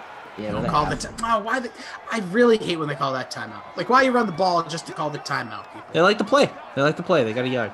They got 3 yards. No, you know what they're doing? They're just delaying dinner time, Bill. That's what they're doing. They know. Well, 17-10. So the Jets do hang around. And like we said, this is a preview of the first round matchup. So keep that in mind that KC doesn't always come out to play in these Madden sims. Oh, here we go. Darnold's going to let it loose. I love it. It's jumbled around. Falls incomplete. So we'll go to the half. 17-10. He is at Billy D2411 over on Twitter. Smash that follow button just like you're smashing the like right now, and subscribe. Would appreciate. We have a little podcast, a little ditty we do together. By the way, Bill, Wednesday morning. All right, Wednesday morning. Let's do it to it. So we have the pop culture pile driver this week. We did 2. We wrestling. We mix in pop culture, wrestling, a lot of music, some movies, some TV. We'll be adding some video game topics soon. But if you like want to know what are the top 11 opening WrestleMania matches or our favorite WrestleManias, you can subscribe for that now. We have recently done, my mind just went blank. Bill, what have we did Outcast, yes. Look back at their career. What else did we do? We did the top 11 female TV characters of all time. Yeah, that was a good one. That one caused a lot of controversy here in the Dream Stream. Why? Because people, everyone has a take on that stuff. They didn't necessarily love some of the stuff. What was the controversy? Well, I didn't reveal everything. I still want to tease them to listen. So I'll just say, take a listen. Let us know your thoughts. I think I remember at one time, some of our Game of Thrones characters were getting a lot more love than we may have given them. But again, check out where you think they lie. Yeah, happy songs. We did WandaVision, the television show from Marvel. That was, I thought, really a nice, strong, fun one. And yeah, so plenty of stuff like that. Appreciate you guys, checking it out. Wherever you get your podcasts, go check it out. Again, he's at Billy D2411 over on Twitter. If you want to follow him as he makes fun of Adam Kaufman and me. Oh, yeah. I mean, more Kaufman. Kaufman's on the regular. So Kaufman, I mean, he did help me secure a PlayStation for my nephew for Christmas, who wasn't that overwhelmed by getting the PlayStation. It's one of the best stories. One of the best. I was more overwhelmed. It's his 15th birthday today. So we'll be having a Zoom party for him later. And I think we can do a socially distanced one because my mom will be fully shot it up in a couple of days. So that'll be good. Big ups to mom. Big ups to Mama D. Love that. But really, I mean, the tweets that you were putting out about WrestleMania last night, I was like, is this just Kaufman tweeting about the Celtics is this just Kaufman tweeting from Rossi's account? Because they were very similarly structured to how Kaufman tweets about the Celtics. I was tweeting everything and anything that came through my mind. That's what Twitter should be. You don't have to come and criticize. You could have just added color, you jerk. I did. I gave you the worst insult I could give anybody. I said, you reminded me of Adam Kaufman. Listen, it was a great tweet. The people loved it. The world was enamored with it. And then Billy comes and just slams it. So that any future momentum just died on the vine. Here's the Jets starting here in the third quarter. Down 7. Darnold takes a snap, looking, searching, waiting, wishing, tries to run, gonna get sacked, drops the ball on the ground. It is picked back up. Looks like Darnold got it back. Yeah, ball in. Frank Clark was a little too happy with himself. He didn't go after the ball after getting sacked because that was easy money for probably a scoop and score. Yeah, ball's on the ground for a while. So Michael did follow up. He says there's only seems to be a 250 free showdown for 6 p.m. tonight. Washington and the Colts. Said he's not heard back on anything else about any late classics. So by chance, if you're used to those, I see you guys all tweeting out. Keep an eye on it. Things may change. They update very fast here, as you know. And if it's not there, just enter the other one. Frank Clark dropped what would have been the easiest score in Madden history. It looked like he was ready to pick off either a little loop pass or a screen. Darnold threw it right to him, and Clark, a D lineman, I guess probably a low catch rating. Man, I mean, he could have been wearing a bucket, and that thing might have just stuck in there. I'm not going to look, but Luis Daniel says, Rossi, who's leading the contest? I'm just going to go ahead and say it to you, Luis. Usually that's the only time people ask. I was doing okay. I was looking 28th. Wait a second. Valdeway says Game of Thrones is rebooted with a thought process, like a wondering emoji. I don't think it's... Oh, there's like a fan petition. I'm sick of these fan petitions. We got to stop this. Like the Schneider cut, we didn't need it. I hate all of these toxic fandoms trying to get things rebooted. Well, did you hear the latest? If it stunk, it stunk. Yeah. Do you hear the latest a complete one? remake is fine. Like if you want to remake the movie, but like I don't like the directors getting a 4-hour cut of it. Well, the Snyder cut, I've heard all good things. Again, yeah, it's better. It's no doubt better, but like they had what? Well, this 4 one's a little years, different. $75 million, and it went from a C- to like a B plus. Yeah. B. Hey, it should be an A plus. Yeah, and as Dan says, it wasn't traditional because Snyder, there was personal reasons. He was taken away, and then they just redirected the whole thing with which is fine. Josh Whedon. Yeah. But so that one, I think, taking that one aside. But yeah, Godzilla vs Kong is the latest one I've heard that they want like somebody else. I don't know all the names. I don't remember, but the movie was fine, very enjoyable. If you want to just watch it, I heard a lot of people liked it. Yeah, under 2 hours, which was I was most impressed by. But yeah, the original plan was much longer, much more Titan versus Titan going forward, teases and other monsters involved. But Daniel Bryan gets in there at one point for a triple threat match. Yeah, he's in there. By the way, Reddit, and I know it's the internet in general, undefeated. I still see on the daily, I get push notifications from Reddit about Daniel Bryan entering like blank versus blanks. Yeah. And it's incredible. Or like Molly and Me, like the movies like that. It's like Daniel Bryan does it again. It's like Molly and Me and Daniel Bryan. 2 guys, a girl, Pete's Place, Daniel Bryan. It's seriously. Bryan is Daniel says Bryan is simply in the match tonight for Edge to win without pinning Reigns at Mania. Which he's eating the pin. Yeah. I'm the biggest Daniel Bryan fan, I believe, at least up there. I don't even think this. Like, I love what's happening. I'm gonna get so bought in. I'm gonna want him to win tonight. I'm gonna be. I should probably film myself. It'll be embarrassing, but he really shouldn't be involved with this. This story was so simple. Today's 10 years ago when Edge retired on SmackDown. The promo was cut on a Tuesday, for future filming, and he retired 10 years ago on April 11th, 2011. There was no need to do anything else. That right there and him winning the Rumble, they should have never, like, him just not being on TV killed his, babyface character. Ridiculous. And again, this goes to Billy, who's a great mind for storytelling, knows he's been on the TV side, everything he does for DraftKings. You see Jesse flexing that beautiful smile, those eyes, that sparkling personality. There's a Billy camera behind the scenes. There's a Billy direction behind the scenes. So he knows a lot about this, and that's just what they've done with Edge was. It's almost like I feel bad. And not that I should care, but it was as bad as that premature slide right there by Pat Mahomes, which was unreal. Yeah, you just like to get down, be safe, 10 yards before the first down. Had a nice break/spin move on the tackle there, just dodge the guy, and then defenders 10 feet from him, just like, I'm going to give it up here. Yeah. Oh, that's right. Thank you, Daniel. It was announced on Raw. Good call. But anyways, yeah, I'm the biggest Daniel Bryan fan, but don't think he should be involved tonight.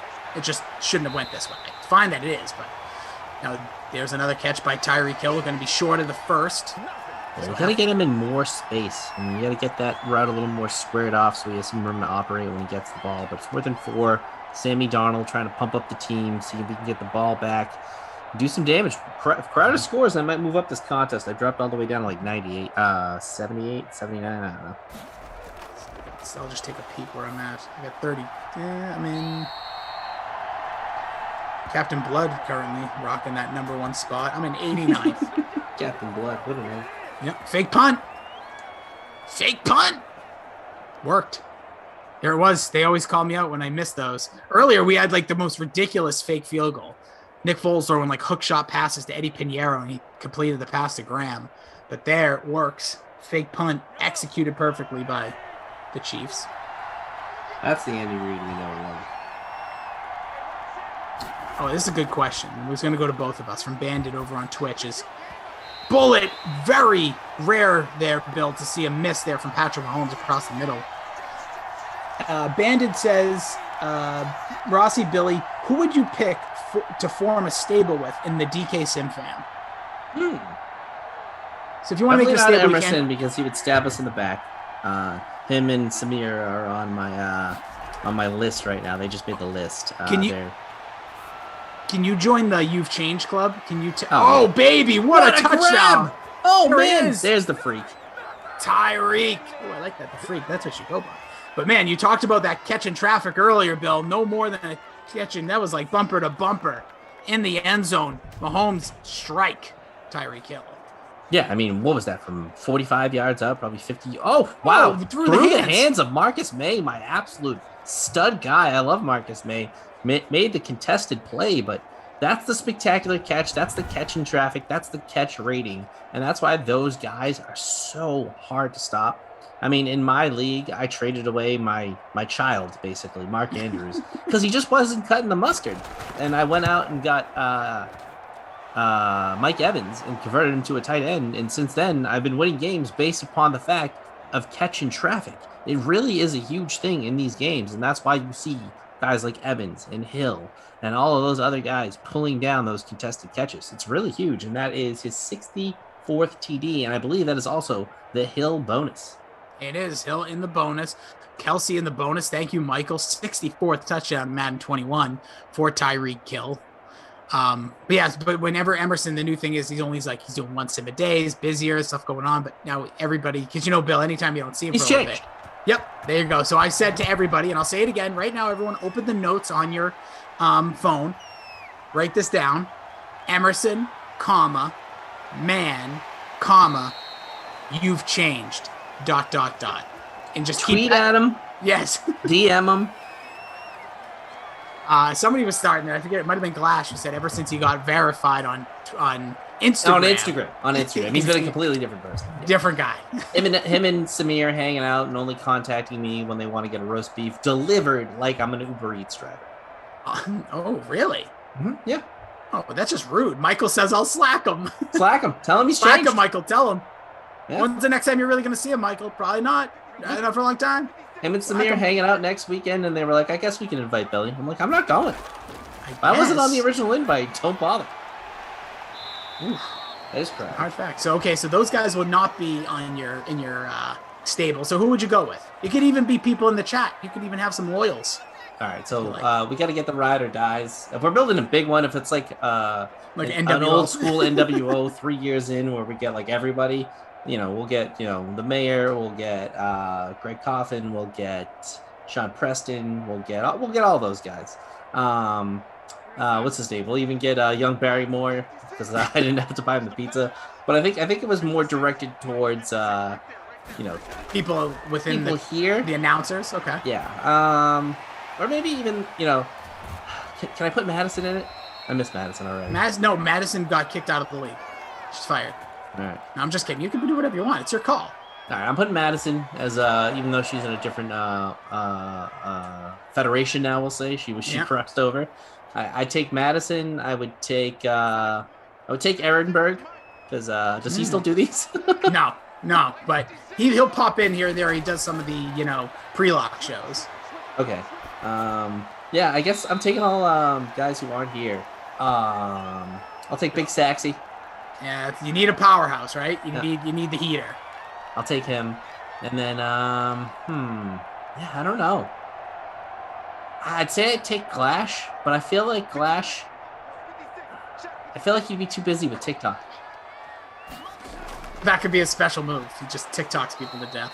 I would, if I have to go in fam, I'm taking Ducey because I want the heat. I want somebody that everybody's going to boo. Oh, you're building a heel stable. Oh, yeah. I'll take, then I would have to take Coffin going heel stable, so I'm going to hold off on that because I need someone that could do something. Yeah, Kenny will just cut like the vicious promos, but always be like the guy who gets his butt whooped. Yeah, Koff would cut a promo that would go absolutely nowhere and take 35 minutes. He'd be like the Seth Rollins promos at the beginning of the Seth Rollins era. Or like Triple H in like the early 2000s. As Michael would say, he'll end it with a question that is like not really can be answered. Yeah. It's the worst. If I had it was like another big pop. If I'm really building a stable and I want to do this thing like right and like we're gonna kick butt, Reed's gonna be in there. Oh, Reed T, definitely. He's got to be in there. So But let's just say babyface. He's babyface. No, I know. I'm gonna build. So if the heel stable would be me, Kaufman, Kenny, and Emerson. No, because I think people still hold him in high regard. He's on the face stable. Who's another one that people give a lot of heat to? Oh, this is tough. No, people love Christian. Moose is Teflon. Like, you can't even say a bad word about him. Oh, you know what? Forget I got it. I know who it is.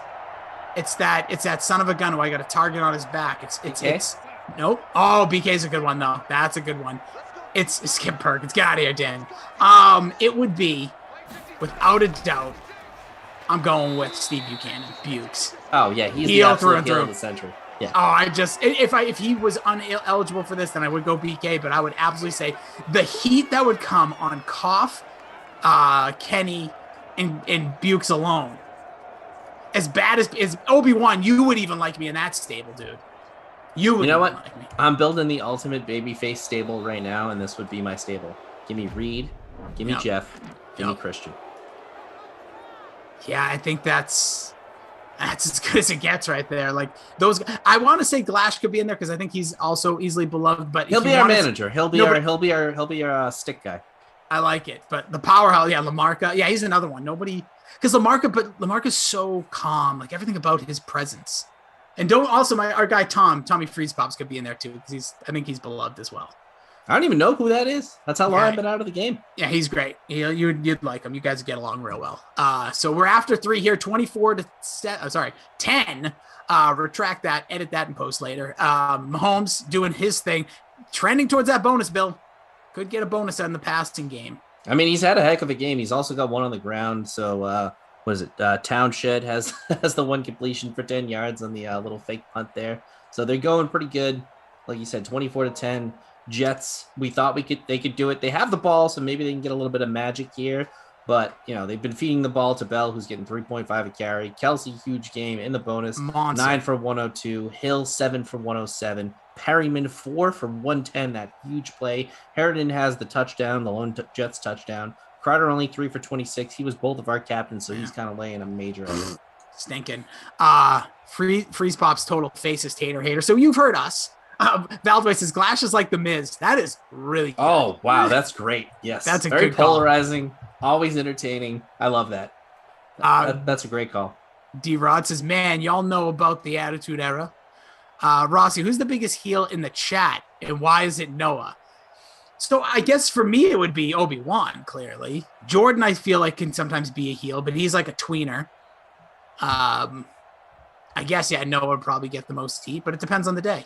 But you guys build for us. Who would you say in the DK announcers, any of and all are eligible, who would be a good 4-person babyface group and who would be a 4-person heel stable?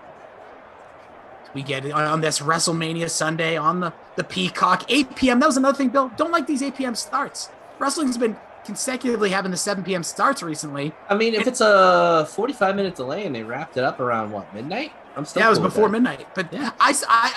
I don't know. There was something like, I just like that 7 o'clock. I think it just gets you started. And I like a little bit of the daytime vibe to the beginning of a Mania. It is kind of cool to see, the sun going down on, Tampa. But, I'm kind of cool with the night vibe as well. I mean, I had to miss a little bit of it. Apparently, I would have missed even more if it wasn't for the delay. But we get the red zone carry here for Bell, and he's going to get the first down. Nice run there. So getting his way back into your good grace if you put him in your lineup. Yeah, tonight, again, it's 8 p.m. So there is a free pool out there. I'll just give you a little bit as just got the final. Red Sox smoked Baltimore 14-9. They got some runs late, but it was a big lead early. Oh, I don't know why you still even follow it. Love baseball, Bill. Because it's America's game. America's pastime. Maybe not its actual time, but still love it. All right, so we'll see if the Jets can get another one in here, make this a 1-score game, 7 and change to play. Trips up the top of your screen. Darnold takes a snap. He hands off to Bell. Makes a nice run getting down to the 2-yard line. Yeah, all the way to the 2, but this is kind of that tricky situation where it's tough to score. They spread them out last time and went to Herndon. down here. So I would suggest they do that once again, but we've seen 2 straight carries from Bell. So still plenty of time, especially if they score here. They're going to spread it out. Crowder, our guy, tight to the left side there. All right, after this play, we'll read some of these stables here. And there's a touchdown pass over the middle. Perriman, the monster game continues in the bonus. Now it's got a tud. Yeah, he would have been the guy to put in your captain spot. I think if we did that instead of Crowder. 1, we would have saved some money, and 2, we would probably be leading that whole contest. Yeah, absolutely. Energy says, really thought this game was going to be a dud. Yeah, Jordan, I haven't heard you calling me any names today, Jordan. Having a good one. 20-second touchdown. Thank you, Michael, by Perriman here. So, Robbie Noble says, Rossi has the championship belt from the short division. You know it, baby. Expired name says, Babyface. Emerson, Christian, Reed, Glash. That's a pretty good one. Tater, Babyface, Glash, Emerson, Freeze, Puff, Jeff. Manager. We're going Jeff with the manager. Koff is basically Vince McMahon, Eric Bischoff, so he leads the heels. No. I think he just means it from the heel perspective. He's, who would he be? Tony Schiavone? Tater comes back, says he puts it all together. He says the heels are Koff, Christian, Ducey, and Rossi, but Christian and Ducey are always fighting with each other. So the old guys used to, like the old guys used to in the corporation. So they're the Patterson and Briscoe. Wait, Christian? Christian's a heel now? He's just Tater's just building his own. I don't think people think of. I was gonna say Christian's the nicest guy I think we know. I would say if I think who the nicest guy in the Sim fam, I'd probably still go with Moose. Moose and Lamar. Yeah. I feel like they're just salt of the earth people. Yeah. Not that Christian isn't, but man, those guys, like, I don't think there's any flies in them. I mean, I do like Jeff because he makes fun of Kaufman as much as we do. So that is his little bit of heel in him, I guess. He can flex the heel muscle. I've always said, and Emerson thinks it's just a short drive from Buffalo. I want to meet Jeff one time, even though he lives halfway across the country in another country. Oh, we've already said, Moose, when everything clears up, like, there's definitely going to be a meeting, like, whether we have to go to him or we meet in the middle, fly him in. Listen, I might pay to fly him in. Yeah, man, if we all chip in, start a GoFundMe and bring Jeff to Boston. Yeah. Oh, Taterhead who says, no, I think Christian has turned heel by the chat. Oh. So it's kind of like he didn't do anything different, but the chat turned him, kind of like what happened with Seth Rollins. Ooh, that can happen. That can definitely happen, especially with this chat. This chat can get on you. Yep. Oh, here's Daniel. It says heel stable. Rossi is the Jay Lethal. Ducey is Jericho. Koff is the Miz. And Bukes is Bully Ray. Well, that's such a good call. Just that's unapologetically. Face stable. Glash is Cena. Emerson is Matt Riddle. Freeze Pops early 2000s Big Show. Moose Jamie Noble. That's pretty good. Good stuff. Daniel knows his stuff. Clearly, that's great. He's big. He's big time. Lee over on Twitch says Perriman going crazy. Sure is. He's going nuts. X Factor lit for Mahomes. So that means he's going to get the extra 15 yards on his throws and a little more bullet power when he makes the pass. So it's going to take a Herculean effort here for the Jets to make the stop to try to make this a tie game. And Hill just adding to his total right now. Love it. Lamarca is Daniel Bryan of the DK Sims, says Valway. Here we go. Pass. Caught there. Nice play. 5 and change left to play. Up a score. Kansas City's driving. So, Bill, as we're getting this drive, I'll ask you a couple things for tonight. Triple threat, we talked about it. Daniel Bryan, Edge, Roman Reigns. Who you got winning? I mean, it's probably going to be Edge. That would make the most sense. They bring him back. He won, the Rumble before.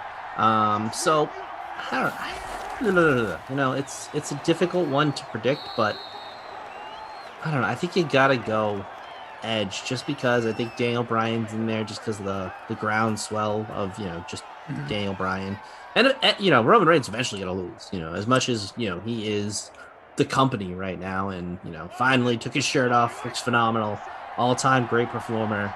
I just think why are you bringing Edge back if he's not gonna win? Yeah, I still think I feel like Roman Reigns. I just don't know if you're gonna end on a heel win, but I feel like Reigns should just keep it. I kind of want to see one of those like real old school like break all the record style, like till next year. But I see it. Then you agree? You think Daniel Bryan's taking that pin? I mean, it would make sense for him to eat it, but it would be nice if, Edge pinned the champion. I kind of hate how that wrestling philosophy is that you want to make the champion look strong, and that gives you the storyline built in that you never pinned me. As we get a nice little screen pass there. Some giddy up there. Was that McCoy? Does he still get touches in these games? He does. He actually gets a lot more play than we've seen. Oh, that's Edwards, though. Yeah, that is him. Yeah. Glide getting in there. So 3.5 to play here. Just trying to see some of these other things. So the 2 for the pool tonight, it's all around the Asuka versus Rhea Ripley match, and then that triple threat for the title. We can both only ways. Almost going the wrong way. Daniel says only way Reigns is getting pinned is with Jey Uso interference, which is also a question. Will he interfere? He won the Andre the Giant Memorial Battle Royal on SmackDown, Bill. Well, you know my feelings on the Uso brothers. They are the greatest performers of all time in the tag team division, and good push, I guess, coming from one of them. Well, he had a great push. He's kind of slowed down. I think this will kind of keep the momentum up for that faction. There's a nice catch by Kelsey. He's having, again, an incredible day. Kelsey's having an incredible day. Perryman's having an incredible day. Hill having an incredible day. So a lot of points to be had in this one.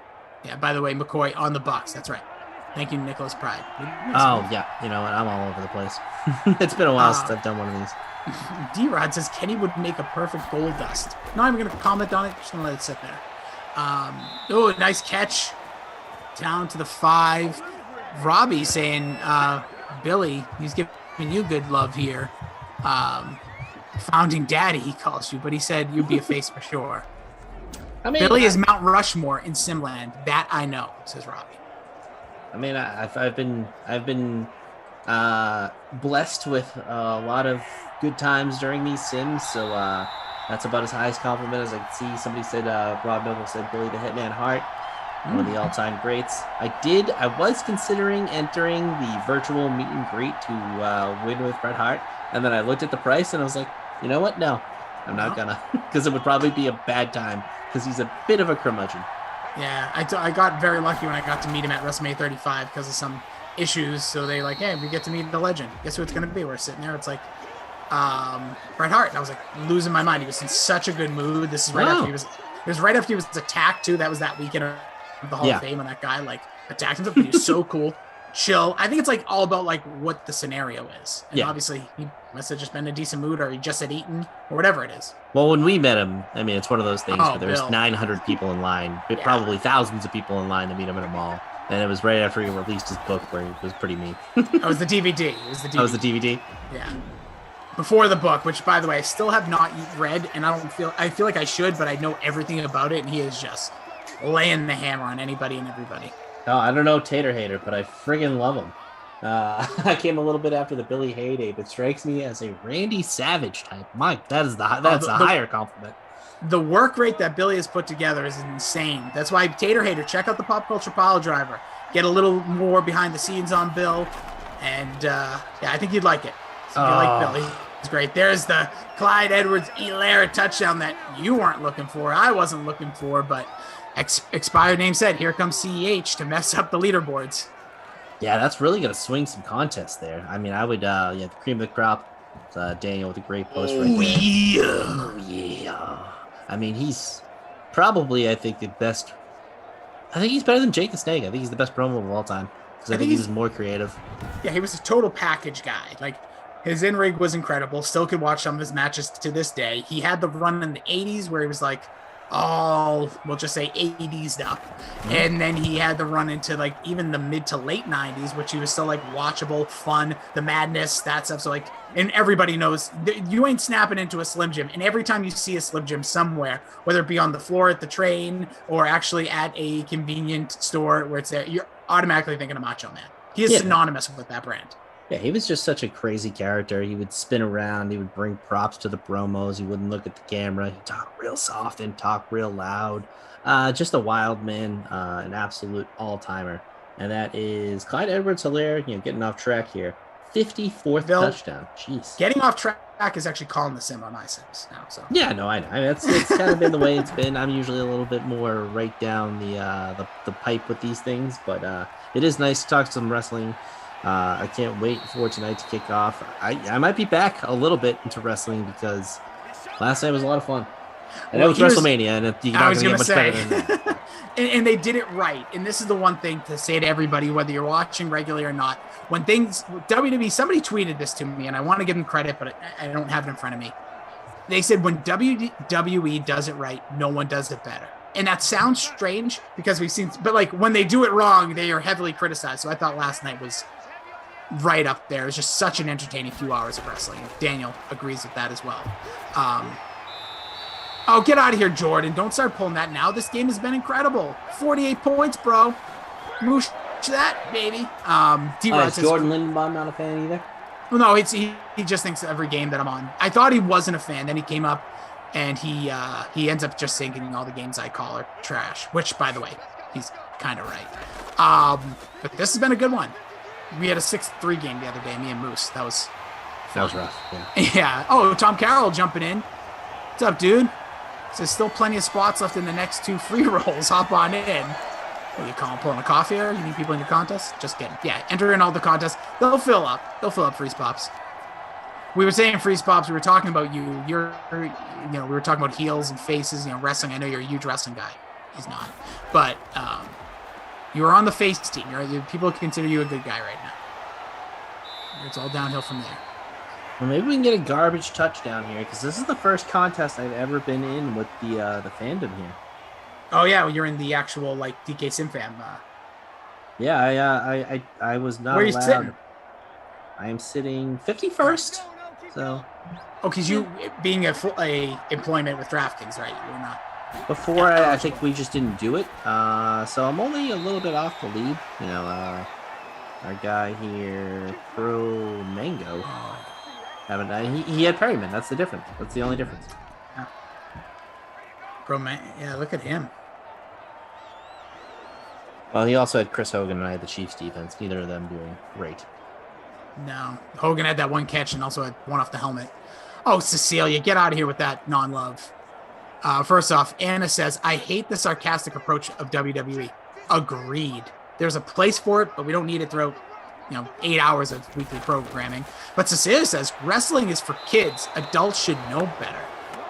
Oh, Cecilia, how dare you come onto a Madden sim? I was just going to say, what are Madden sims for? Clearly adults. But it's about the community. It is. That's what it's all about.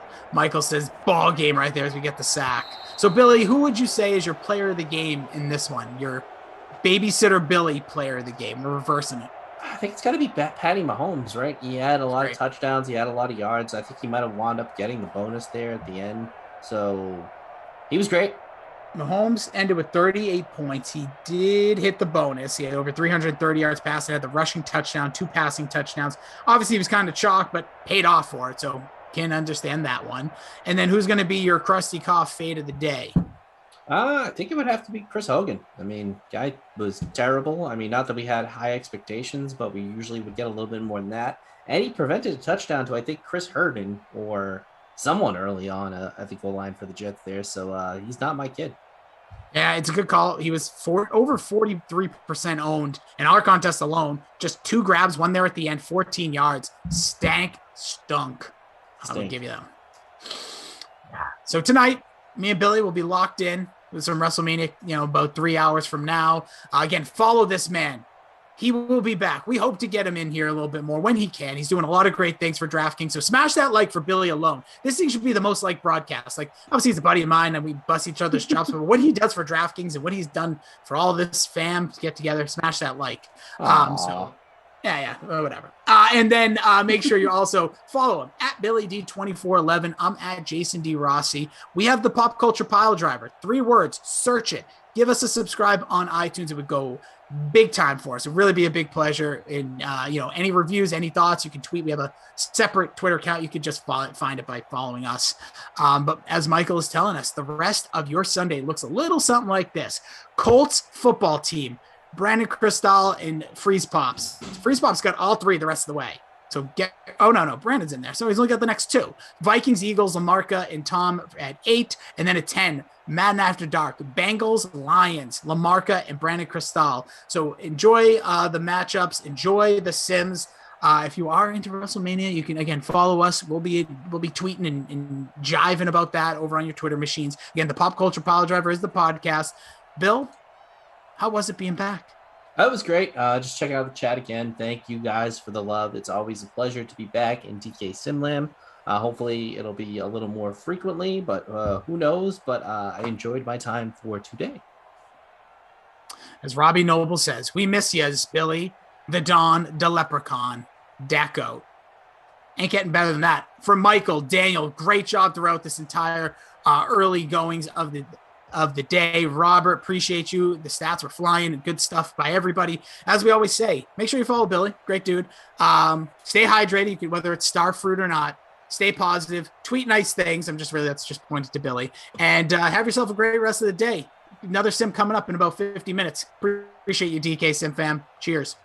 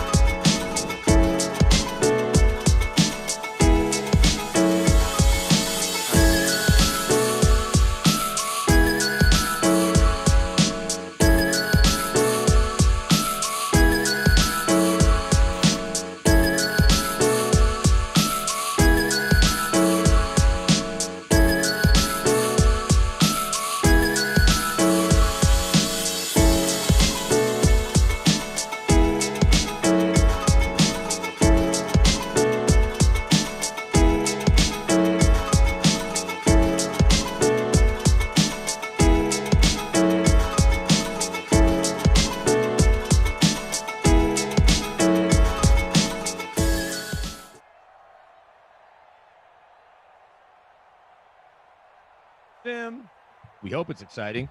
BK, Tommy Freeze Pops with you. I imagine you're keeping one eye on the Masters, but this is such a easy stroll down, I guess, Magnolia Lane, for lack of a better comparison, for Hideki Matsuyama, that you're going to be more focused on how your lineup's going to be in this sim, Washington and the Colts, as we open up our night slate. I know people, I'm sure, have a few players that are part of their classic lineup. And Tommy, you put together the contest. I appreciate that. And looking ahead, I actually put together a contest for my sim with Lamarca for Madden After Dark, which means I'm way ahead of the curve. Normally, I wait about 10, 15 minutes before and forget that we do it. But let's look at this one right now with Washington traveling to Lucas Oil Stadium, site of the most recent Final Four. How does your lineup stack up? Who do you got in the captain spot, Tommy? I went with McKissick in the captain spot, purely because these are two teams where I never really know what's going to happen. Sure. Especially Washington. They're just Rivers all over the place. Perform. Yes, exactly, which is why I don't have him in my lineup. Philip Rivers not going to be said as a part of my lineup here. So McKissick, running back one, threw him in the captain spot. We'll see what happens. Then I got Trey Burton, Campbell, Hines, Pascal, and the Sprinkler as my punt play. So I only got about $900 left in the bank here. So I don't know. I was kind of same as you, Tommy. I went Nyheim Hines, and it can be a boom or bust play there. Big time. He hasn't gotten in the end zone in like the last 5 sims in the air or on the ground, so I was hoping that he's due. Then I also rostered McKissick, McLaurin, Hilton, Campbell, and the Sprinkler as well. No quarterbacks for either of us. You can't trust them. I thought about maybe throwing a defense in there or a kicker, but instead you got 3 skill players from each team. We'll see, exactly how it shakes out, and we'll see how everybody else's lineups look as well. I need to get the YouTube and the Twitch chat fired up. You got yourself a triple header today. Is this number 2 of 3? That's right. Yep, we're number 2 of 3 here. So we're out here grinding, fam. We're out here grinding. All right, is it really a grind? No, I don't know. Been watching the Masters all day. Yeah. Xander Schauffele, by the way, coming on strong here. Look, no one's catching Matsuyama, but that 2 through 5 race, and I guess Rahm's in the clubhouse, so he's stuck on 6. But Schauffele, Speed, Zalatoris. For the record, I have tickets on all 3 of those guys, but to win, so it's not going to help at all. That's big cash. That's real. Like that's real life money right there for those guys. Every one of them is in good shape financially, but and I saw Stuart Sink a little earlier. He's -2. He's won a few tournaments in his day. Oh, absolutely. And considering, if you would have put him in your DraftKings lineup, odds are that he may be part of the winning lineup. I need to go check the Millie Maker, which I did not win $1 million. Thanks in part to listening to Moose's advice. Come on, and then listening to some other people on the radio and TV, Brandel Chambly, everybody like Justin Thomas. I made a lineup with him. But, Sink, you remember, was it the U.S. Open at Southern Hills in Tulsa where he misses like a 2-foot putt and it cost him like $250,000? Yeah, a while ago. Yeah, I mean, we're talking early, mid-2000s. Yeah. But, I just remember that, it was just a little gimme, and he kind of took his eye off the ball, literally, and it cost $250,000. It kind of, he's sort of almost like known for that, right? Like when you think Stuart Sink, that's one of the first 3 thoughts I have about the guy. Maybe the first. So it's funny too, and that kind of stinks for him. Yeah, well, look, what's John Vandeveld known for, right? Right, exactly. Just exactly. So, or Greg Norman for that matter, but. I was going to get to your podcast this week, your Great Dane Nation podcast with the Hall of Famer Morton Anderson. You guys had Billy Andrade on. Yeah. And my first job out of school was at a golf magazine called Maximum Golf that was owned by News Corp. Well, McLaurin was wide open there. Owned by News Corp. And they wanted to get into magazines, and Murdoch decided he didn't want to. And I literally filed for unemployment September 10th, 2011 because the magazine shut down. But I got to go to one golf tournament.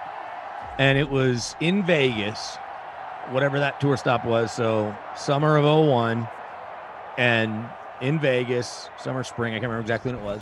But I remember I talked to Billy Andrade. He could not have been cooler. Cool. And I talked to Stuart Sink, was great, and did like a what's in your bag with Stuart Sink, where they did a separate photo shoot of his bag, but he like talked me through what all the different stuff was he had in the different pockets. It was really cool. Yeah, he was great. Andre was great. A couple other guys I remember talking to were great. And because Andre told us he had great recipe for meatballs or something, some Italian. Yeah, Italian dude from Rhode Island. I think my question was, yeah, what would your Masters meal be? And if he ever won the Masters, he's like, it'd be this, my homemade meatball. He's like, or something. He goes, and I'd make the sauce too. I remember him saying it. He's like, and I'd make the sauce too. So I was glad that you talked to him. I need to go back and listen to that. But I imagine he was as fun with you and Morton as he was with me 20 years ago. Yeah, he was awesome because him and Morton, they've done a bunch of celebrity golf tournaments together. I guess there's this one that they do every year together in Atlanta or in the greater Atlanta area. So he's known Morton for a few years here. So it was funny just hearing them go back and forth. And sure. Billy had clearly just rolled out of bed. If you watch it on YouTube, his hair looks ridiculous. So Morton makes sure to rip him for that towards the end. But yeah, he was such a cool dude. He had amazing insight on Tiger Woods because I think it was 2002, 01 or 02. Billy said he was paired with Tiger almost every tournament for whatever reason. It was just one of those first round deals, total random. They threw him with Tiger, and he had a front row seat for Apex Tiger. So yeah, but he also Apex a-hole Tiger. So I wonder because Billy's got a personality where I bet Tiger, I'm sure, didn't mind him. But right. Oh, and there's a touchdown pass. Is that a touchdown? Come on. Haskins I thought he got in. That would have helped a lot of people.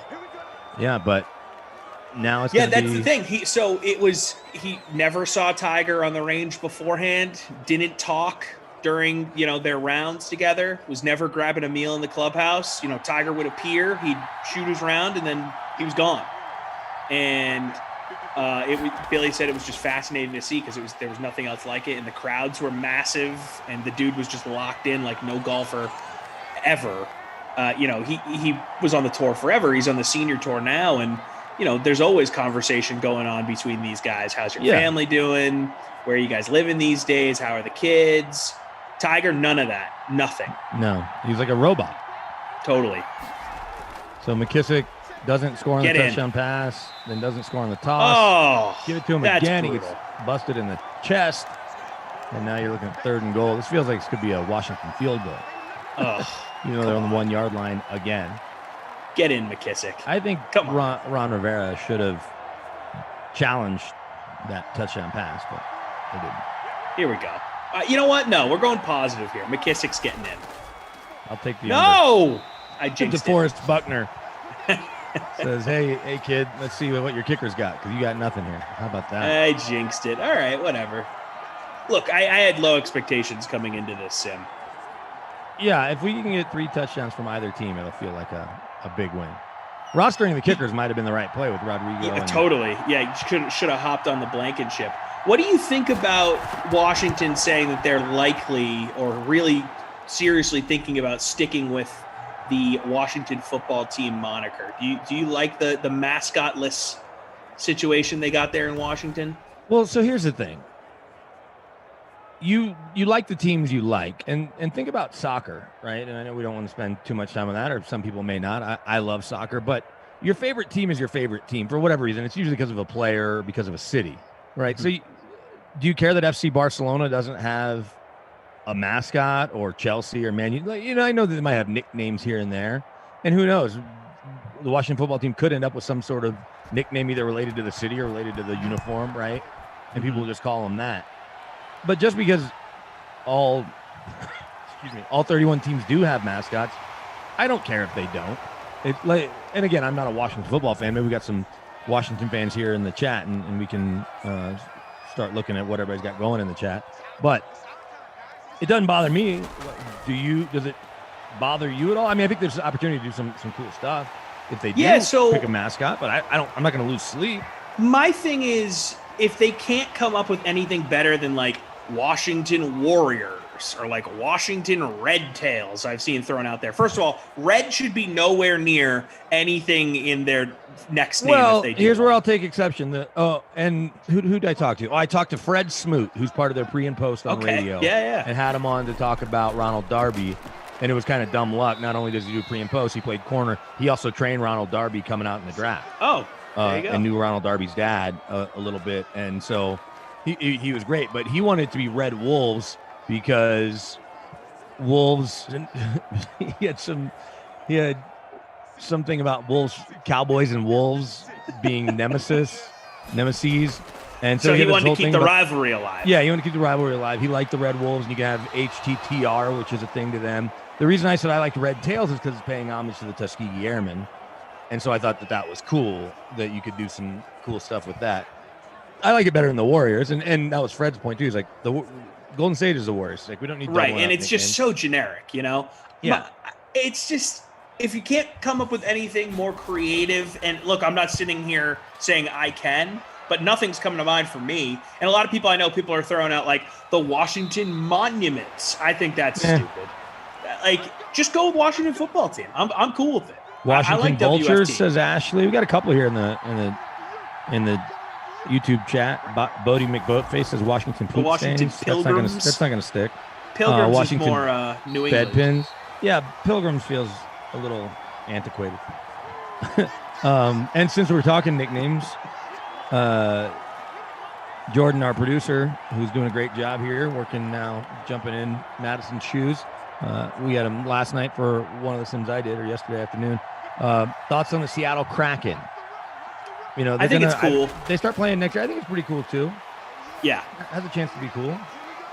I like it. I like it because the fans picked it and they went with sort of like the cool name, right? Yeah. Like, unlike OKC Thunder, they could have done so much better. A lot better. Like, and that was the fan vote. I know that's how they decided to do that. I'm glad that they didn't move the Sonics there. Sonics belong in Seattle. I think that should be it should be a rule in sports. And you're in St. Louis there. Right. Like the Cardinals should have changed names when they moved to Arizona, so that now they probably need two Cardinals there. But you know, that's one of the cooler things about the Browns when they got their franchise back. They got to keep being the Browns. I used to think that when I was a kid and the Stars came to Dallas when I was in 9th grade, and I was like, they don't have to be the Stars. Right. It could literally be anything. Who cares? Stars works for Dallas, though. That's the thing. I think that one is okay, right? I like the Lone Stars better than the Stars. Thing. But, yeah. Either way, now they have a team in Minnesota, and there's Minnesota Wild. I know they wanted nothing to do with the Stars. Yeah. No, I think there should agree be with you. Rule. There's no czar of sports, but if there was, or a commissioner of sports, there should be. America. Yeah. Every 8 years, we voted a new one or whatever.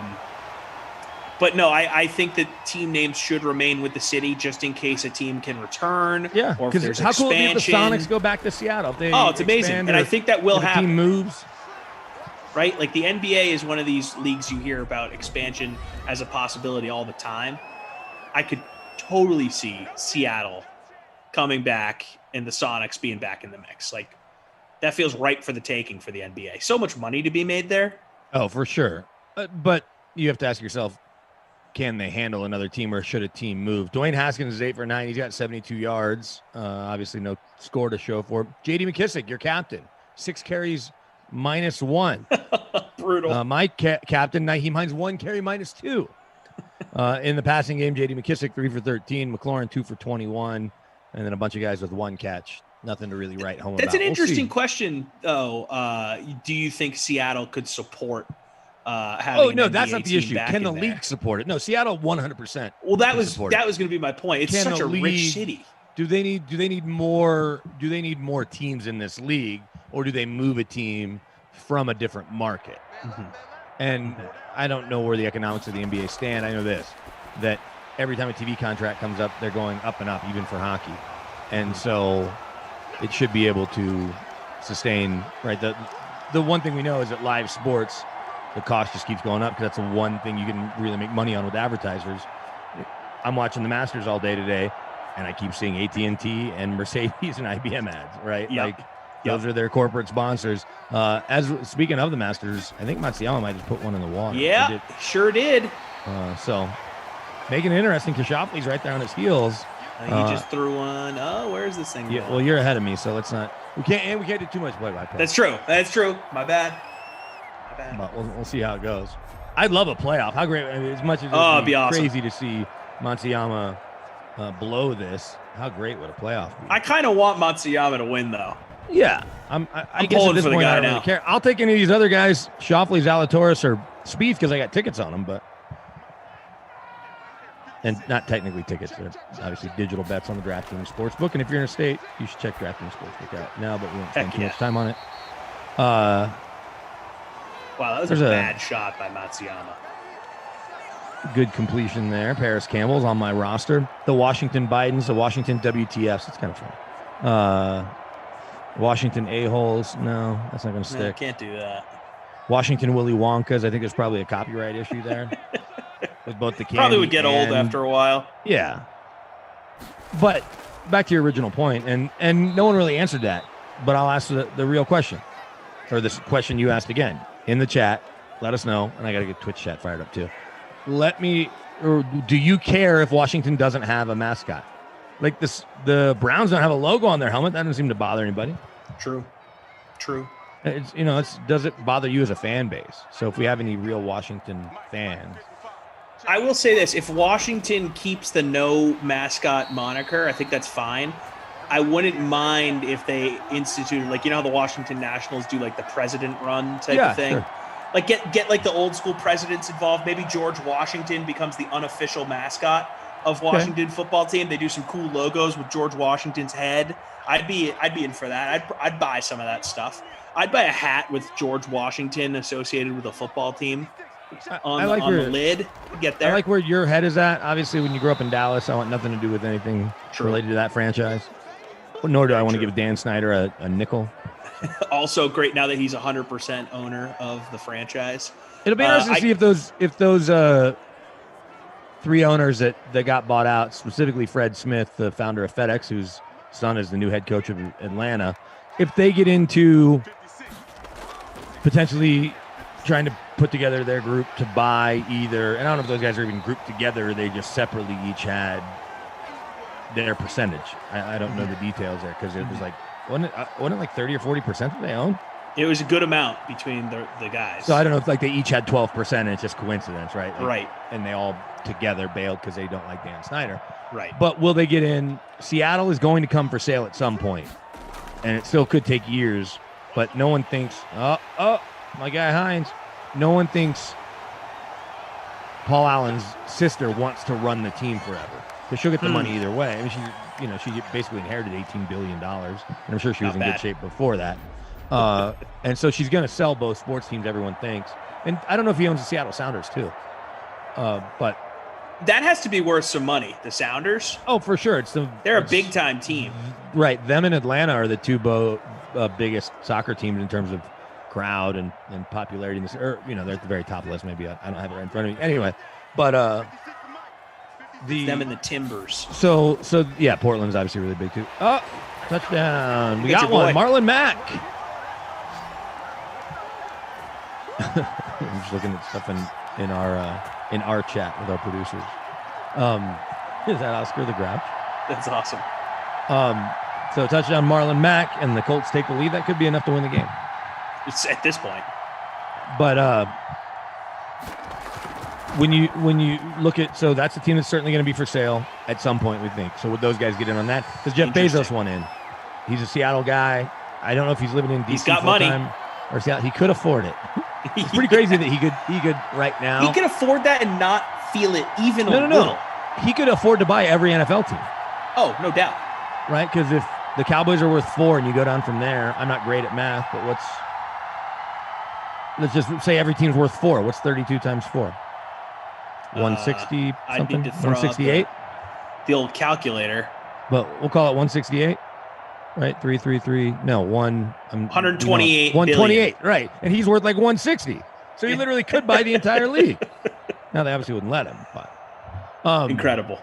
So is Bezos in, and obviously he won't lose a bidding war to anyone. Right. And then apparently he's going to be worth $1 trillion in however many, 6 years or something ridiculous like that. Oh, great. Good for him.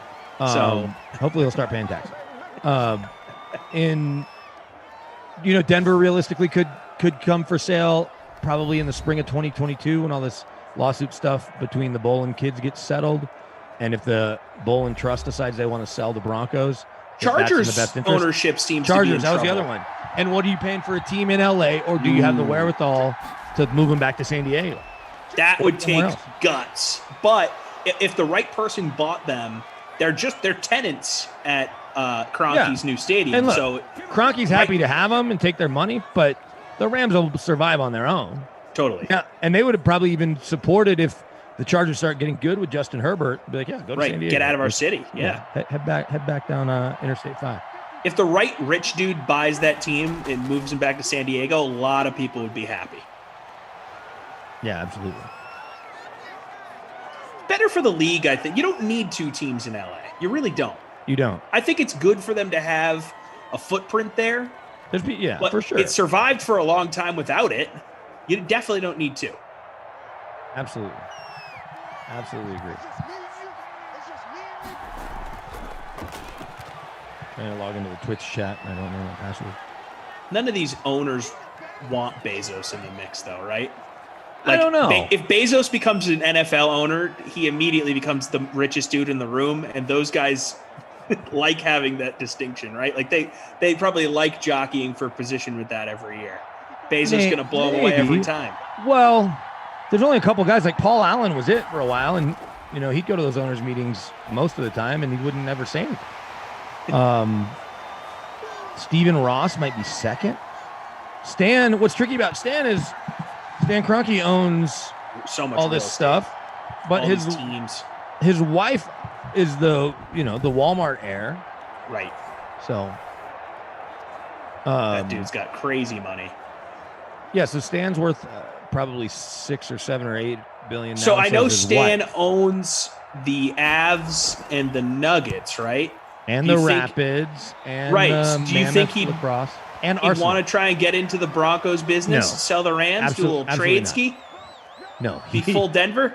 He's look. I think he likes the investments in Denver. He's here less and less because he's all about LA right now. Well, he was never in St. Louis. I'm sure you've heard that story. Yeah, he had an office there. He was there. I think they said they saw him 10 times in the 20 years they were here.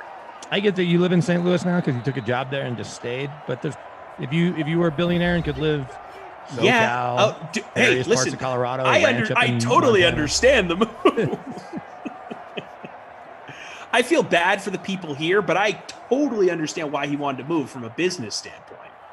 I mean, it is up the value of the franchise just having that real estate alone. He owns Arsenal in London, which is one of the richest soccer clubs in the world. Right. And they hate him. They hate him, but he also never goes. He sends Josh most of the time, or some of his other lieutenants.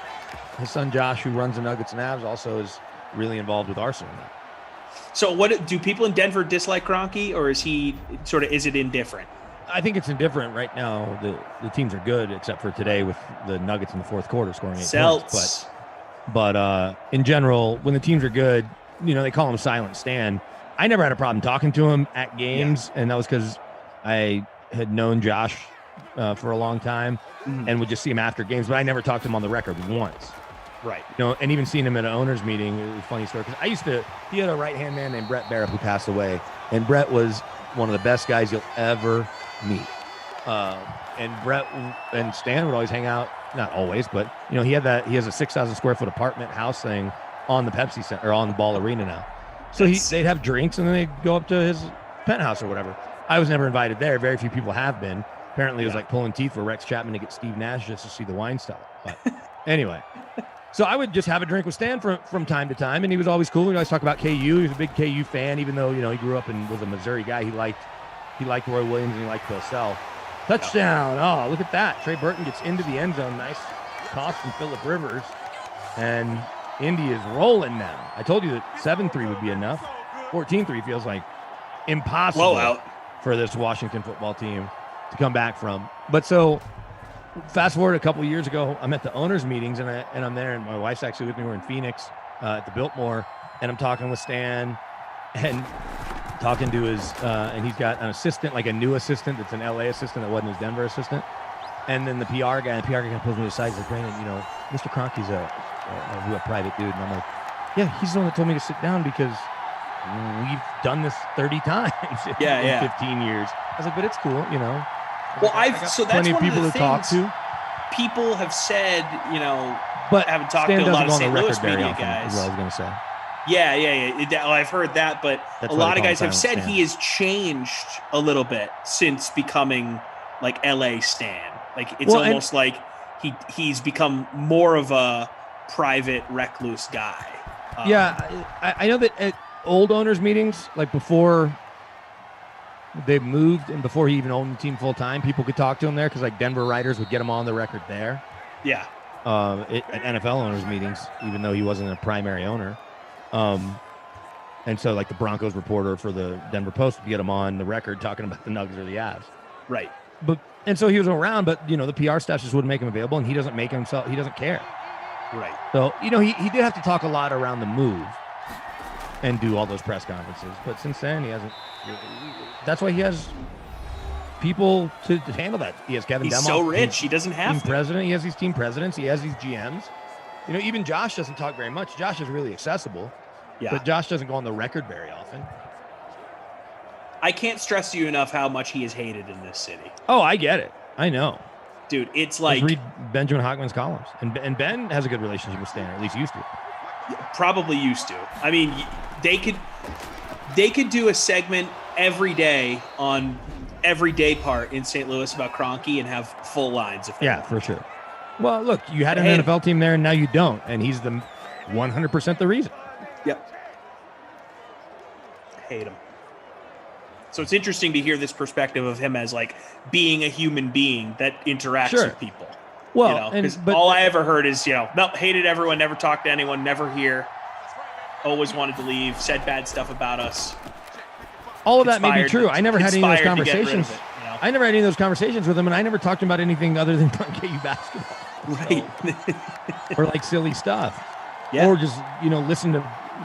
I mentioned Brett Barrett. Brett was one of those guys that would hold court. So Brett would do all the talking, and we'd all just sit there and listen to his stories, including Stan. I love it. I love this info. That's why I love working with BK. I get all these nuggets. No pun intended. Yeah. But Nuggets bad today, how huh? bad the Nuggets played today. That was a big sack. Darius Leonard. Or I'm sorry, that was Houston. The Nuggets 31-3 run. That's pretty inexcusable for a team that had won 8 in a row and was up in the game. Was it 8 points in the fourth quarter? Yeah, that's pretty gross. Woo. My buddy just texted me that we split these golf bets with. We have winning tickets on places 2, 3, 4, and 5. Wow. I forgot that we put one on Rom, too. That's awesome. Well, we didn't bet them all to finish top 5. Yeah. Can't live like that, BK. No. I'm going to pull the glasses out. I want to see this leaderboard here. I got to think Matsuyama's sweating a little bit after bouncing that he one has in the water. Look, there's only 3 holes left. Only a 2-stroke lead. That's a useful shot. What's going on in the chat, guys? I'm not trying to ignore you. Tommy and I just a lot of we don't get to talk a lot, Yeah, we don't talk. I mean, I guess we could talk offline, but what fun is that? I got all these kids. Washington Hogs, Washington Vampires, Washington Burglars, Washington not going to say that one. Washington Elitists. Now. But they aren't necessarily elite on the football field. No, not at all. The playoffs. So it doesn't correlate. Yeah, it's I think Washington football team's going to end up being the winner.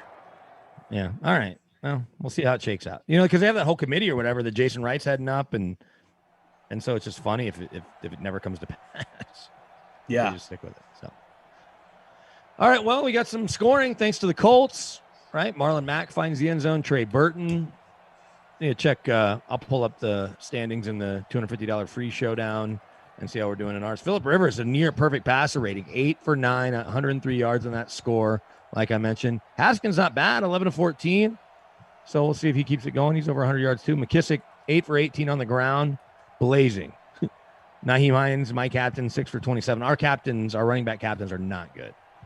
To this point. Not good at all. Not good. And then McLaurin, 3 catches, 27. McKissick, 3 for 13. So at least he's getting it done on the ground, and in the air. Trey Burton, 3 for 38 plus that score.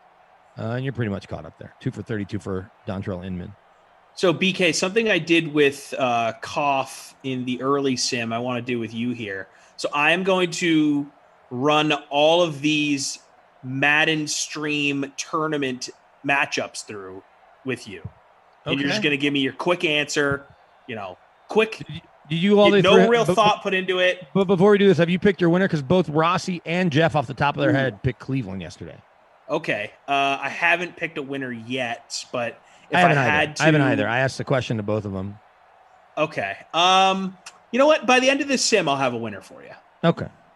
But let's just run through these. Quick answers. Quick thought. Here we go. Tampa, Jacksonville. Tampa. Vegas, Arizona. Cardinals.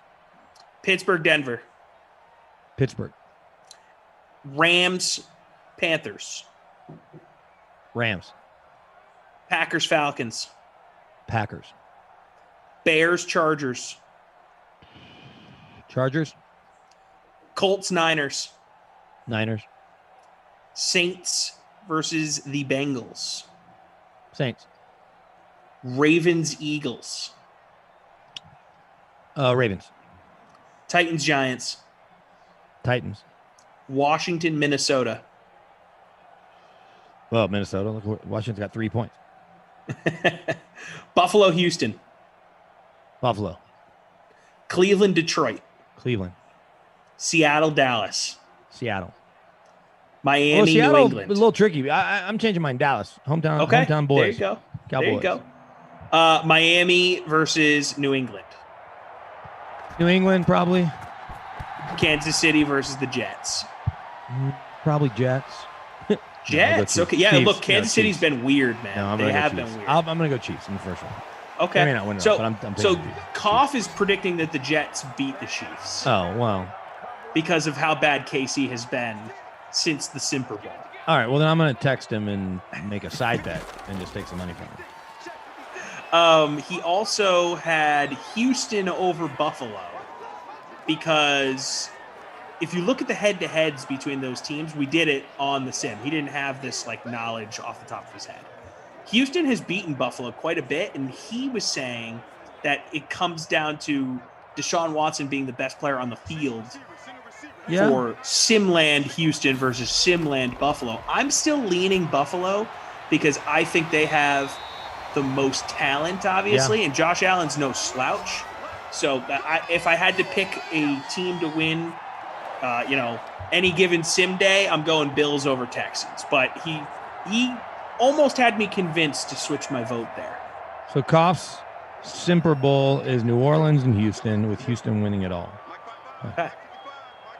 I don't like New Orleans enough to get there because I feel like Breeze doesn't make enough plays. Sort of like real life. I do like Tampa. I think I might take Tampa in their part of the bracket. Right now I'm calling 4 games. I may get a 5th added next weekend. But I'm calling 4 of these games over the next week, I believe. Am I doing any with you? I am on Monday night twice. I think I'm on Tuesday night. I'm on Wednesday. I guess I have the weekend off. So I'm in. Okay. I think I have most of the weekend off too because my mom's here all week. Oh, there you go. But I wouldn't take the weekend off, except I said I could work. It's a good weekend for people to take off because there's less sims. So Glash and I are working tomorrow at 6 Eastern, Broncos Steelers. So that's a good one for me to have, obviously. Giants, Titans, Glash and I again on Tuesday. Then I'm off till Thursday. It's me and Rossi doing. Oh, no, you and I. Look at that. Oh, there we go. After I do the game with Glash, you and I are doing bikes in Washington. Okay. Tuesday night, Madden After Dark. Perfect. And then I've got one more with Rossi, and that's all I have right now, unless they. Oh, looks like they got everything filled in. Looks like Lamarca jumped on Sunday. So you guys can find this bracket and the way you can play under the promotions section in the DK lobby. Get in there. You can fill out your bracket. Because I did not know that that's how you do it either. So I'm glad. I am glad Jordan threw it in there. That's funny. They threw up Kerrigan's stats, but that wasn't Kerrigan on the sack. It was 90. Which I think is the other Ryan, right? Well, there's sort of a weird glare in this stadium. So my favorite thing about the Masters, and I'm a little behind because I'm watching online, is when they line up to putt nowhere near facing the hole, playing the slope as Matsuyama did on 16. I love the Masters. Looks like he misplayed it. We were talking about the Masters a lot yesterday. I want to go sometime, and because I told That's Moose this bucket last list week. for sure. I told Moose this last week. If you go on a press pass, at least up until recently, and I don't know if they're still doing it, but they had Monday a media tournament, or media could play. I don't even know if it's that's awesome. Lottery style. And I know a couple people that have played it, and they basically said that by about year 3, you'll win the lottery, right? If you keep covering it every year, they make sure that everyone gets to play it. That's sick. But they keep the Sunday pin placements, so you're playing it when it is literally that's really the hardest it is all year long. That's a good way to give a writer or someone covering the tournament some perspective too, though. Yeah, absolutely. Well, and so speaking of these Colts, Peyton Manning is a member, and he takes Stokely all the time. I'm friendly with Stoke. Mm-hmm. To say I'm friendly with Peyton would be a mischaracterization. When I see him, he's always nice to me, I guess, but we're not hanging out. Nonetheless, I feel like at this point in my life, that's my best chance to get to play it, is become good enough friends with Stoke and Peyton. Like, I start playing some golf with them around here. Problem is, both those dudes are really good. Mm-hmm. So they're going to have to just like my company and not care that I suck at golf before they take me. Does Peyton still stay around the Denver area, or does he just have residency there? No, Denver lives in Peyton lives in Denver. He's driving his kids to carpool. I got a friend, her little boy's either a year older or a year younger than Peyton's twins. Sees him in carpool line all the time. He'll show up at some he's got a suite at the Broncos game. And he probably goes to 6 of the home games, because you'll see him kind of on the field pregame just saying hi to people. And his kids love going to games. That's got to be nice for Broncos fans. Peyton finishes his career there, and sort of has his post-career in Denver. He's at the games. There's a couple things. It's interesting. He lives in a really nice neighborhood and really good school. It's a public school, really good public school. They live 20 minutes from a private airport and probably 35 minutes from the big airport. So he's all over the place. Yeah. And look, he's from New Orleans. I don't know if you're in a hurry to move to New Orleans, right? Like, there's a charm to it, but you're raising your kids. Just because he grew up there doesn't mean that Indy, they'd already sold their house. They weren't moving back to Indy. They've got a condo in Miami. She's from Indy. Weather not great.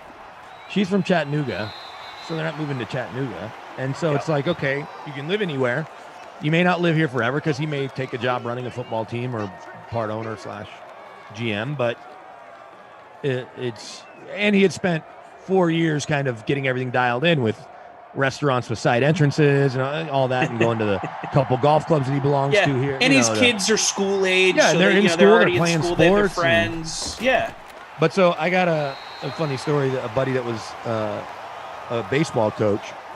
And so his twins are named Marshall and Mosley, the boy and the girl. And so Marshall's playing baseball, and there's this travel baseball that Peyton, I think, ended up not having him do it, because he was like 7 or 8 at the time and just didn't need it. But I knew the coach. He emails the coach and just signs, and his email's whatever. Let's just pretend it's Peyton Manning at Gmail. It's not that. But so his email it's obvious who he is. It's not like some coded email. But he just signs it. He didn't sign it Peyton. He just signs it, "Thanks, Marshall's dad." It was a question about travel and what all was required and all of that.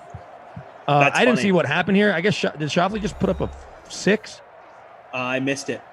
Because all of a sudden Matsuyama's at -11. Zalatoris cards a 2 under 70. And he's at -9. So he needs Matsuyama to fall apart in the final 2 holes, which seems unlikely.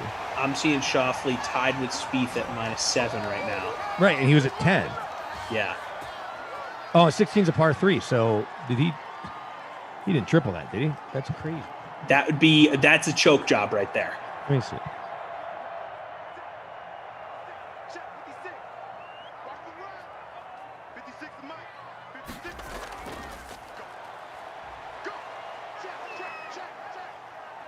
Is there a chance Washington doesn't score another point in this game?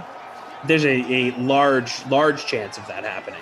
I wish DraftKings Sportsbook would put up Props. Props or lines on the tournament, on our bracket. That would be sick.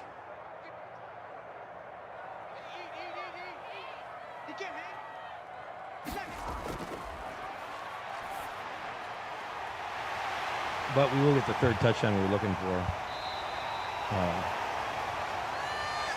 Sliding into the fourth here.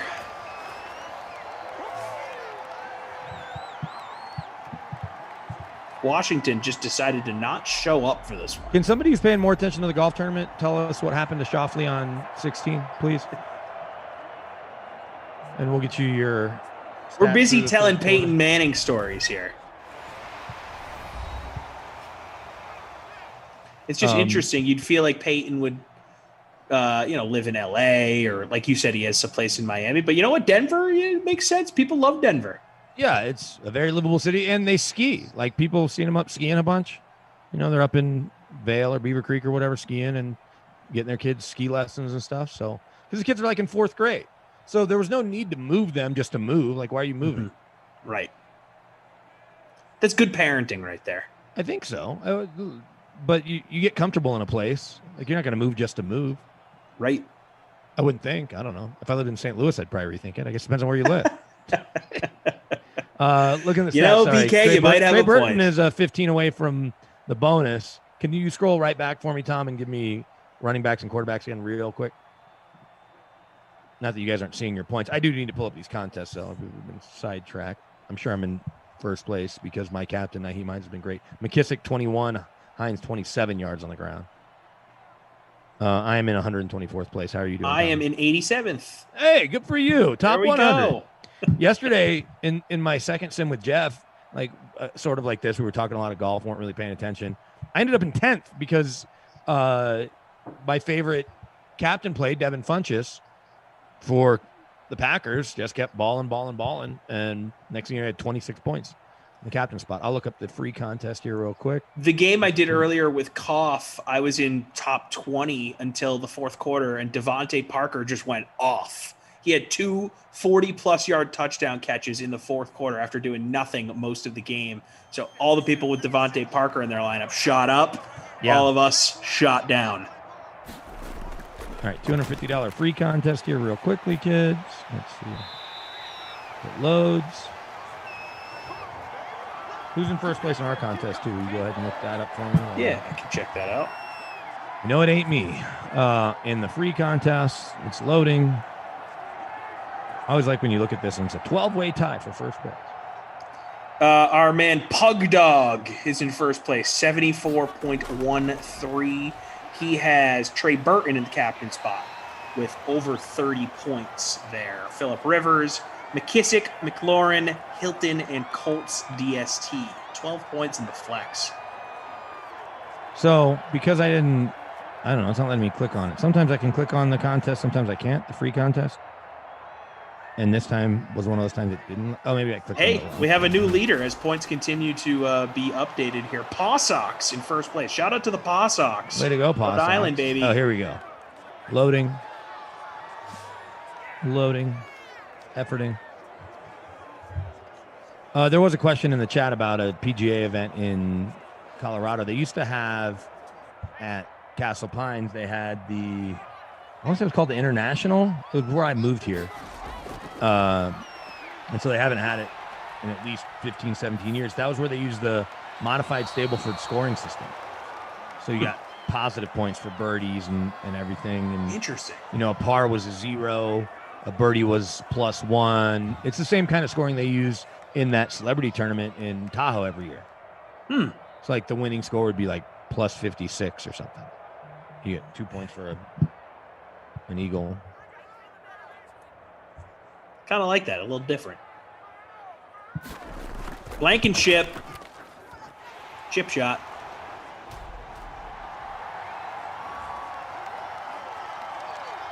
I thought that was another touchdown there. You'll take the points. Yep. Rodrigo would have been a good play today. Yeah, see, I figured I'd finish in the bottom part of our contest here. Just difficult teams to roster. Washington specifically, just brutal. I found out Shoffley went in the water on 16. Ah. Makes sense. Colorado could definitely handle a PGA event. The last one here was the BMW Championship, which is mostly played in Chicago, but is designed, when it was originally designed, to like travel all around the West. It would be like Chicago, Minnesota, Denver, and then just kind of played in Chicago most years. But it was here. I'm surprised Colorado doesn't have one. Yeah, me too. And I think so are lots of people that play a lot of golf. People love the Mountain West for golf. Yeah. Well, we get good weather a lot of the year, so a lot of the courses, why they aren't necessarily completely open in the winter, you can easily play a lot of, especially a lot of public courses, all year long, as long as there's not snow on the ground. I find that a lot of areas that have really nice skiing have nice golf courses. Yeah, I imagine Utah does, right? They sort of flip-flop, you know? I played last Friday, a week ago Friday, and then I had a plan to play this week with my mom here, plus we got a new nanny now watching the kids. I was like, I can definitely sneak away during the day, but it's going to be in the 50s and raining every day this week. Ah, brutal. So it says the forecast. Now, if it's a nice one morning, I may just grab the sticks and go up and play 9. I had a plan to take golf lessons this past summer and try and get good because I was between jobs. I figured now is the time. I have no excuse. I had a dude in town who had been begging me to come to a course. He's going to give me free lessons. Never did it. Kept telling myself I was going to do it. Never did it. Well, big regret of mine. Big regret. Maybe. Yeah, maybe. Last year, golf had a big resurgence because it was one of the few things people could do. Exactly, and that was one of the things, too, was a pandemic. And that's ultimately why I didn't do it. I was just trying to be extra cautious, but it was one of the pandemic-friendly activities. I should have just sucked it up. Yeah. By the way, my brother did, and he's, like, good at golf now, and I'm sort of jealous. That sucks. I mean, good for him. We got a touchdown here. Look at that. Is that the sprinkler? Hey! Oh, no, one of the Sims brothers, right? I would have taken a sprinkler, no doubt. Sprinkler's in front of him. Lead blocking, yeah. So you get Sims on the touchdown.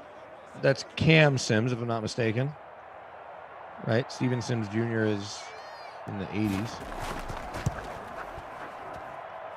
Extra point is that's good. I think that's going to shake up the leaderboard. Big time. Contest.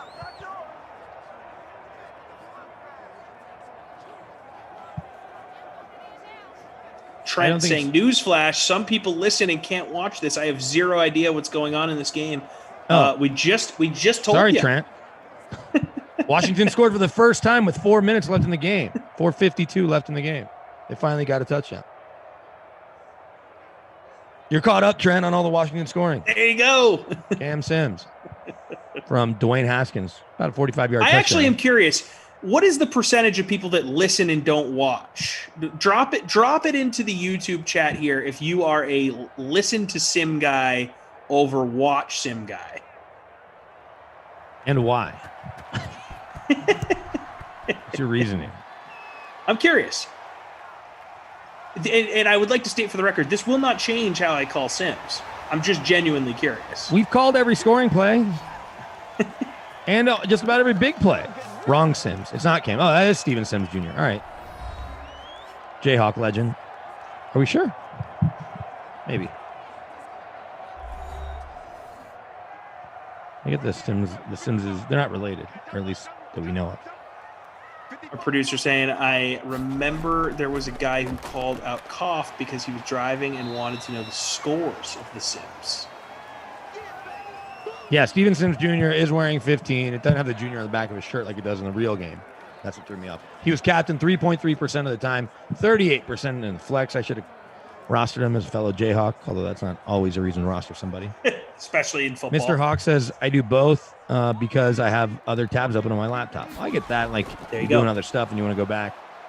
We'll get you all the scoring and we'll talk about other stuff in between. Sorry.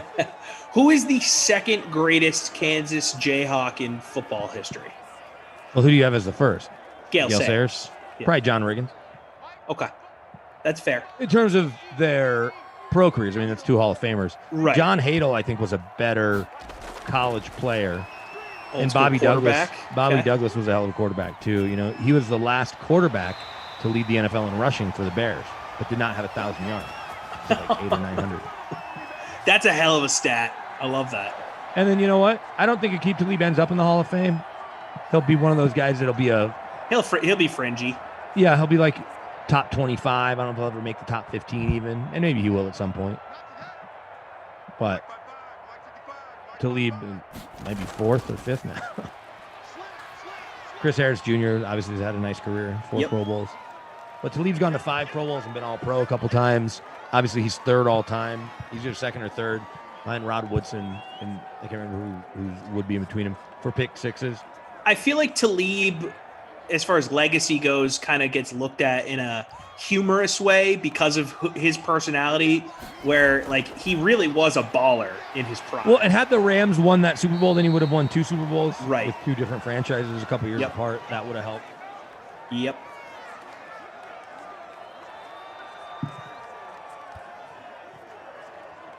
I loved him in New England. Is there any chance Washington somehow gets the ball back, ties us up, and we get free football? That would stink. So Matsuyama, he parred 17. All he has to do is not double 18, and he will be your Masters champ. Tom thinks I'm jinxing it. Yep, totally. We're fine. Every time you and I have done have we only done 2 sims together, and both of them we've got double overtime? I believe that's the case. So we've got a record that we're trying to keep intact here. Undercover boss Tom. Oh, God. Don't talk about the perfect game, BK. If the perfect game is happening, don't talk about it. Well, so the Rockies the other day are playing in the Bay Area. Or no, I'm sorry, their final game against Arizona here, and John Gray has a no-no through 6. And it might have been after 4 or 5 that the Rockies play-by-play guy, Jack Corrigan, says, look, you guys are in your car. I know there's unwritten rules of baseball, but we want you to know what's going on. And so far, Arizona has no hits. And it wasn't like the hit came next. It was like 2 minutes later. So I don't have a problem with that, though. That's not how sports works. Right? Yeah, someone blamed me for Trevor Bauer losing his perfect game, his no-hitter the other day. Someone on the sim was like, oh, you said Bauer had a no-hitter going, so that's why he blew it. I'm like, well, first of all, no. Secondly, I mentioned it after the 6th inning. That's allowed. That's like the media rule. Once a guy has no-hitter through 6, you're allowed to talk about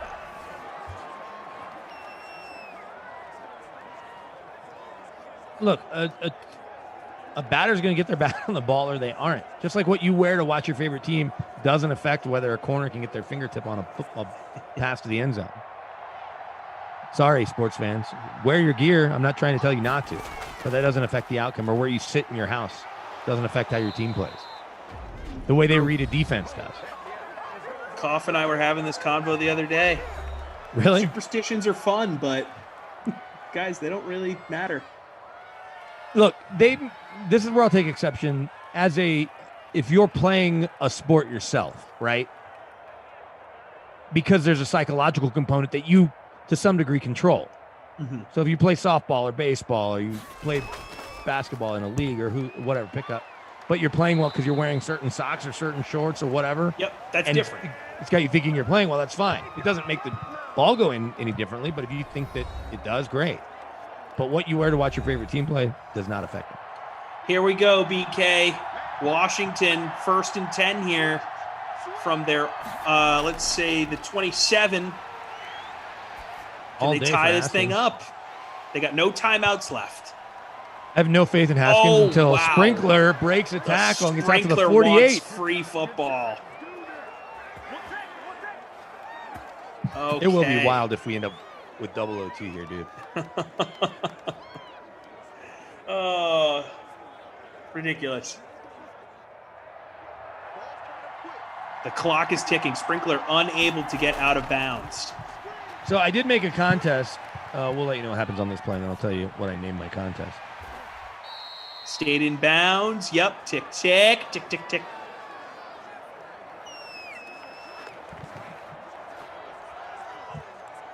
By the way, guys, smash the like button. When Koff and I finished the nooner, we were already at like 140. What's going on here? Smash it. Smash the heck out of it. Get him. Stays in bounds. Another sprinkler, but tick, tick, tick, tick, tick, tick, tick. Yeah, we got to hit 200 by the end of the night. Great call, Jordan.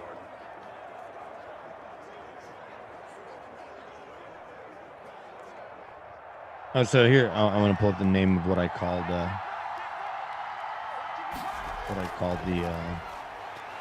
Haskins upcoming sim. Look at that. They're going to be stays in shot at bounds. this. Though. Oh, that's it. Ball game. They never got out of bounds with no timeouts, and they kind of did this to themselves, guys. They had a shot there. If they had, and those were all towards the sideline too. Just boop, sneak out of bounds every time. Nope, unable to do so. I'm in 131st place. Pissed. I'm slamming my clipboard just like Rivera, my virtual clipboard.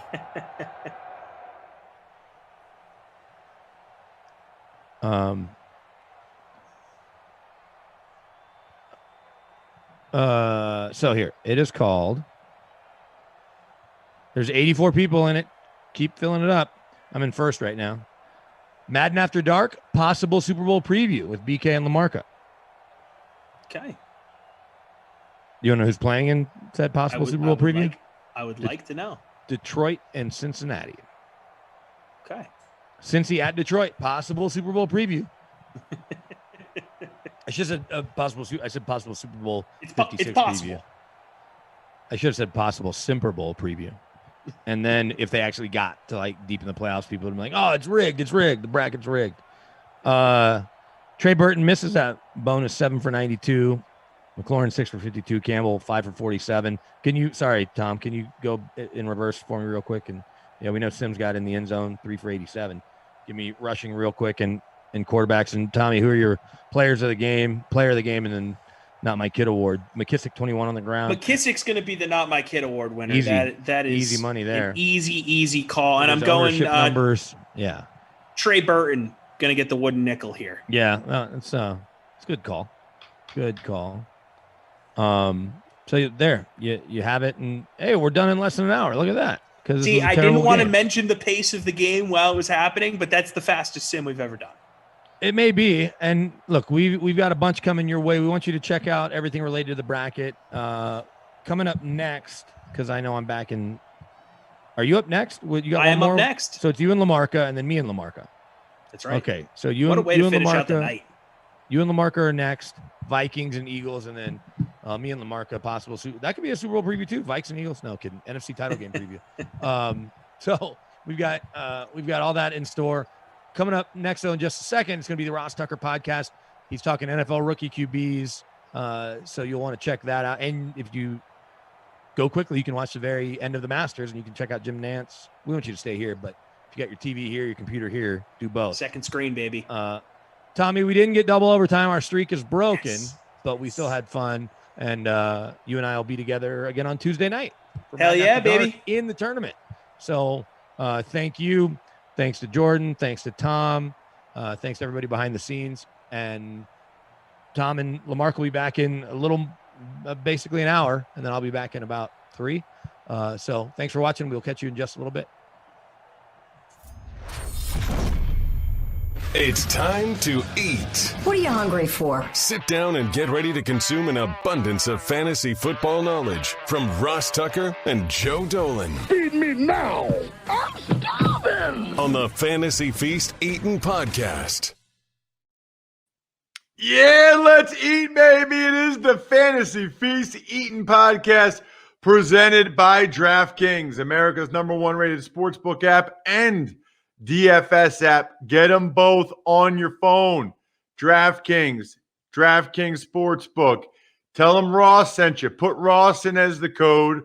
Heck, this week you get $100 if you bet $1 on a guy to win the Masters, and he gets in. Oh, I'm sorry, in the top 10, and he gets in the top 10.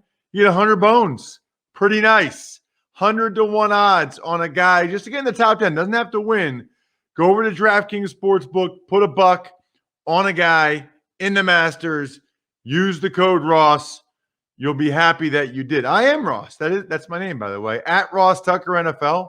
on Twitter and Instagram and Facebook. We got the YouTube page, youtube.com/Ross Tucker NFL, former NFL offensive lineman, bunch of teams over 7 years. Now I got a bunch of media gigs and podcasts and all kinds of fun talking about football, including this one. You can check out all the action at Ross Tucker Pod if you want to make sure you know when any of our new shows get posted. The star of this show, well, it's Joe Dolan at FG_Dolan.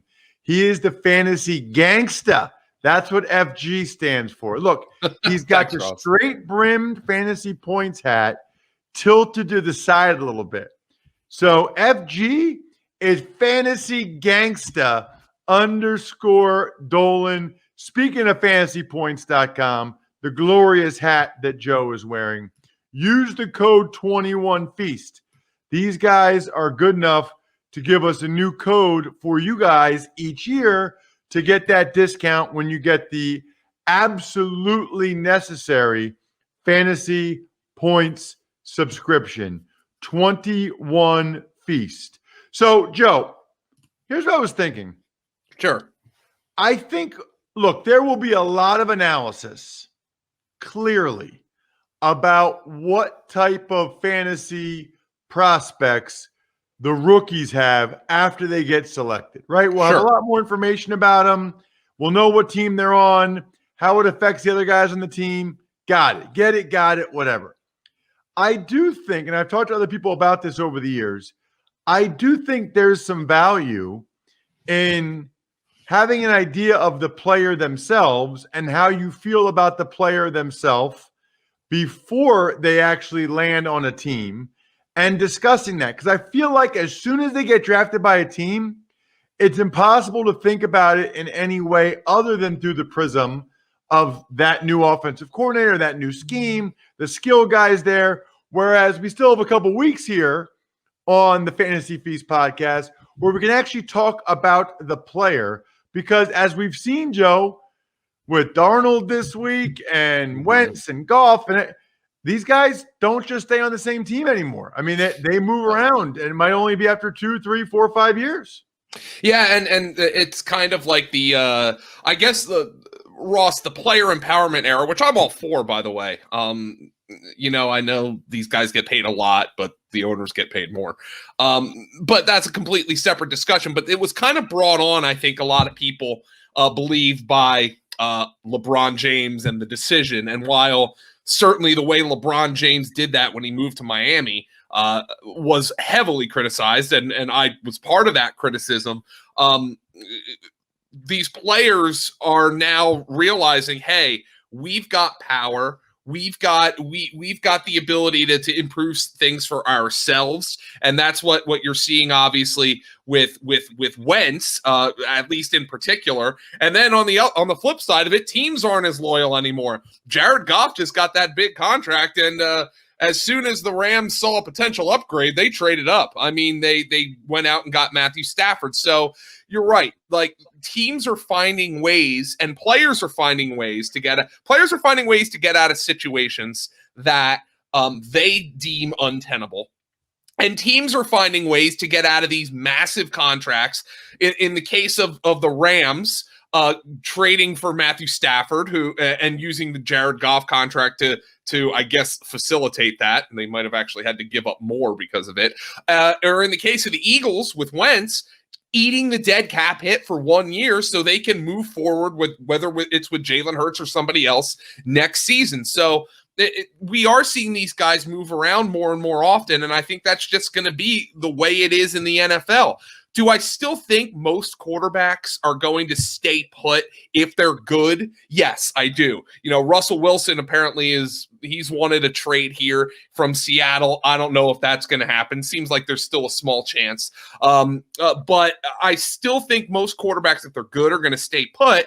But there is that chance. Maybe things just aren't perfect with the team. Things aren't perfect with the player. That player and team decide to separate at some point. So here's the other question I've got for you, Joe. I think this is where we need to start. Mm-hmm. I thought it was interesting. Yesterday on the Even Money podcast, I was talking with Steve Fezzik about Sam Darnold trade and everything. By the way, he thinks Sam Darnold stinks. Yeah. He doesn't think Sam Darnold is as good as Teddy Bridgewater. So he does not really understand the trade, which I thought was interesting. But we were talking about they got Darnold instead of a rookie quarterback. And next week on Even Money, we're actually diving into season win totals for the first time. And he said he thinks that he has chronically undervalued rookie quarterbacks, meaning a lot of times he takes the under on season win totals of teams that he thinks are going to play rookie quarterbacks a lot. A lot of times he bets against them week one. And then he talked about Burrow and he talked about Herbert, maybe to a lesser extent Tua. And he made the point, Joe, that rookie quarterbacks recently have been better than he gives them credit for. You know, they didn't used to be, but they're coming in more ready. I think teams doing a better job of scheming around them. And so he's like, you know what? I'm not going to be fading these rookie quarterback teams as much. So I guess my first question, okay, is how have rookie quarterbacks fared historically from a fantasy perspective, and in particular, Joe, in recent years? Yeah, well, historically not very good. Even guys who showed, obviously Carson Wentz had the big second year, but even guys who've shown promise like Wentz did his rookie season, he wasn't very good for fantasy. The team wasn't very good around him, quite frankly. And that's the other part you have to take into account here, Ross, is that rookie quarterbacks very often don't have great teams around them. So you have to take that into account. But there have been some exceptions here in recent seasons. Going back to 2016, Dak Prescott, again, a unique situation. He was a fourth-round pick that essentially inherited a Super Bowl contending team and a Super Bowl contending offense and a very good infrastructure around him following the injury to Tony Romo. So he was very well insulated and was able to put up numbers, and obviously with his legs, he helped out with that. Deshaun Watson in 2017, before he tore his ACL, again, he was a middle of the, I believe he's the 10th pick in the draft. So he was on a team that was in a better position to insulate a rookie quarterback. And then, of course, he had the mobility. So that's a step up for him. Obviously, you look at somebody like Josh Allen, who as a rookie was not very good at all from an on-field perspective. But because he was able to run, he was, as a matter of fact, I had him in a fantasy championship game, and he won me a fantasy championship that year because despite the fact that Josh Allen was not very good as a rookie from an on-field perspective, he was very good for fantasy. Kyler Murray, running around out there. Again, he was up and down as a rookie. I think many would argue he was up and down in his second season as well, but putting up very good fantasy numbers. So when you're looking at, from a fantasy perspective, Ross, the number one thing you look for, and I'm not breaking any ground here when it comes to a rookie quarterback, is the ability to run. And fortunately, we have multiple guys in this rookie class whose legs were a major part of what they were able to do in college. And then you have a guy like Zach Wilson, who it wasn't the biggest part of his game, but he still has some functional mobility. So that's number one. And number two, you look for the supporting cast around the players, and we'll definitely be talking about that. But from a general perspective, I just also think, Ross, that you mentioned it, teams are doing a better job putting these quarterbacks in a position to win as rookies. And when I say win, put them in a better position to succeed, gain confidence. And, it seems like even 10, 15 years ago, coaches would be like, well, this is my system, my way or the highway. You're learning it, so you're going to sit on the bench until you learn it. You look at Carson Palmer, who was the number one pick in the draft and sat his entire rookie season. You don't see that anymore. Jordan Love sat his entire rookie season, but he was an end of the first round pick and he played behind the MVP. So, that stuff doesn't happen anymore.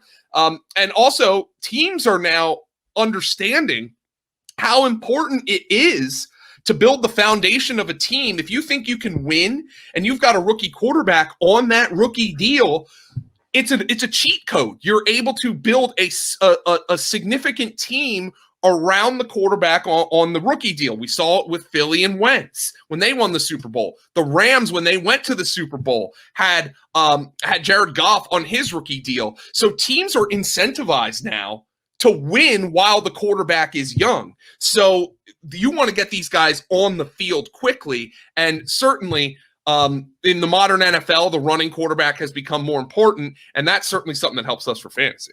Well, and Joe, a couple things. First of all, speaking of cheat code, that's what LinkedIn Jobs is. Like, I don't know anybody that's not on LinkedIn. I don't think you know anybody that's not on LinkedIn. Everybody is on LinkedIn. So if you've got small businesses like I do with RT Media and Go Big Recruiting, my front page story, you're constantly looking to hire people. LinkedIn's network has 740 million professionals. 740. Everybody is on there. I know there's other services out there. Look, none of them have all the peeps like LinkedIn has all the peeps. LinkedIn Jobs can help you hire the right person for your role.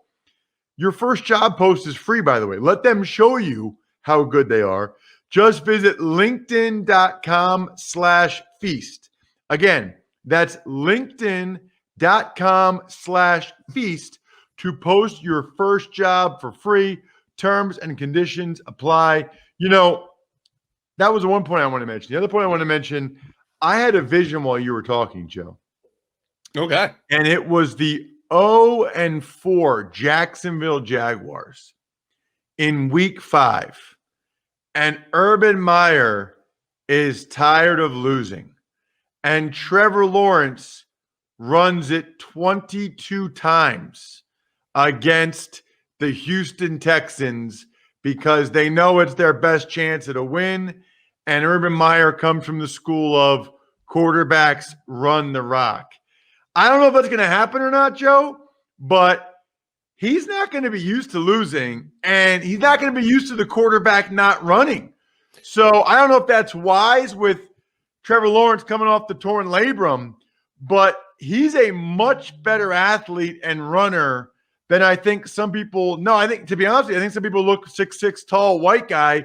They almost forget what he did against Ohio State a couple years ago. I was just about to say that, Ross, and that was when I first started paying much closer attention to Clemson because my wife had just gotten a job at Clemson. I was still living in State College, PA at the time. So that was the first time I ever went to a bar wearing my old Clemson hat and going, yeah, go Tigers, because I'm a bandwagon fan. But when I was watching that playoff game against Ohio State, and I know exactly what you're talking about, when he took off down the near sideline on the television going from right to left for that long touchdown run, I was like to Tom Brawley, who was sitting next to me, I was like, did you know he could do that? And I think a lot of people were surprised. Now, he's not Lamar Jackson, okay? He's probably not even Josh Allen. Josh Allen's built like a freaking defensive end. So I don't think Trevor Lawrence is that, but he can run. And you come from, again, Urban Meyer, Tim Tebow, J.T. Barrett. All these quarterbacks have run under Urban Meyer. Alex Smith ran under Urban Meyer. So that is going to be a part of the Jaguars game. They are still thin at receiver. They're trying to build up, I guess, the offensive line, I guess. Some of their moves didn't make a whole lot of sense to me. But Trevor Lawrence, I expect, Ross, is going to be drafted as kind of a high to mid-end quarterback too, based on his pedigree and based on his athleticism. I would anticipate that he is in that like 16 to 18 quarterback range. And I might be underrating what people are going to think of Trevor Lawrence when they look at this skill set. And you know, he is. I do want to be careful to say generational, because I don't know if that's fair to Trevor Lawrence. There are some concerns here, but the guy's a really good prospect. He's going to start from day one, so you know he's going to return some fantasy value, especially in best ball. What do we think? Okay, so you talked about Trevor's value. What do you think it means for the Jags skill guys? I would anticipate it's probably an upgrade from what they had last year in Minshew and Glennon and Luton and whoever the hell else was starting there. I'm going to be in on DJ Chark this year. He's going to be a post-hype type of guy. I'm going to be in on him. I want to see what happens in the backfield. They said they want to add some speed back there with James Robinson. who had a great rookie season. I think people are being scared away by potentially the new staff coming in and being like, well, he had a great year, but he's undrafted, so see ya. I'm expecting that things are just going to be a little bit more stable for the Jacksonville Jaguars, and that's going to be good for their skill guys overall, but they still have a lot of work to do to put skill guys around Trevor Lawrence. The one guy I would say, and again, not breaking any ground here, but Urban Meyer coached Percy Harvin. Urban Meyer coached Curtis Samuel at Ohio State. Darrell Bevell, the offensive coordinator there, coached Percy Harvin with both Minnesota and Seattle. Laviska Shenault can be used as that kind of player. And I think he's going to be somebody people are going to be very excited about for fantasy, especially if they don't make any big moves at receiver in the draft. Let's get to number 2. We know it seems like at this point we know it's going to be Zach Wilson. We know he's going to the Jets after this Sam Darnold trade. Zach Wilson, I mean, it's why it's kind of funny when people say, oh, next year's draft class isn't very good.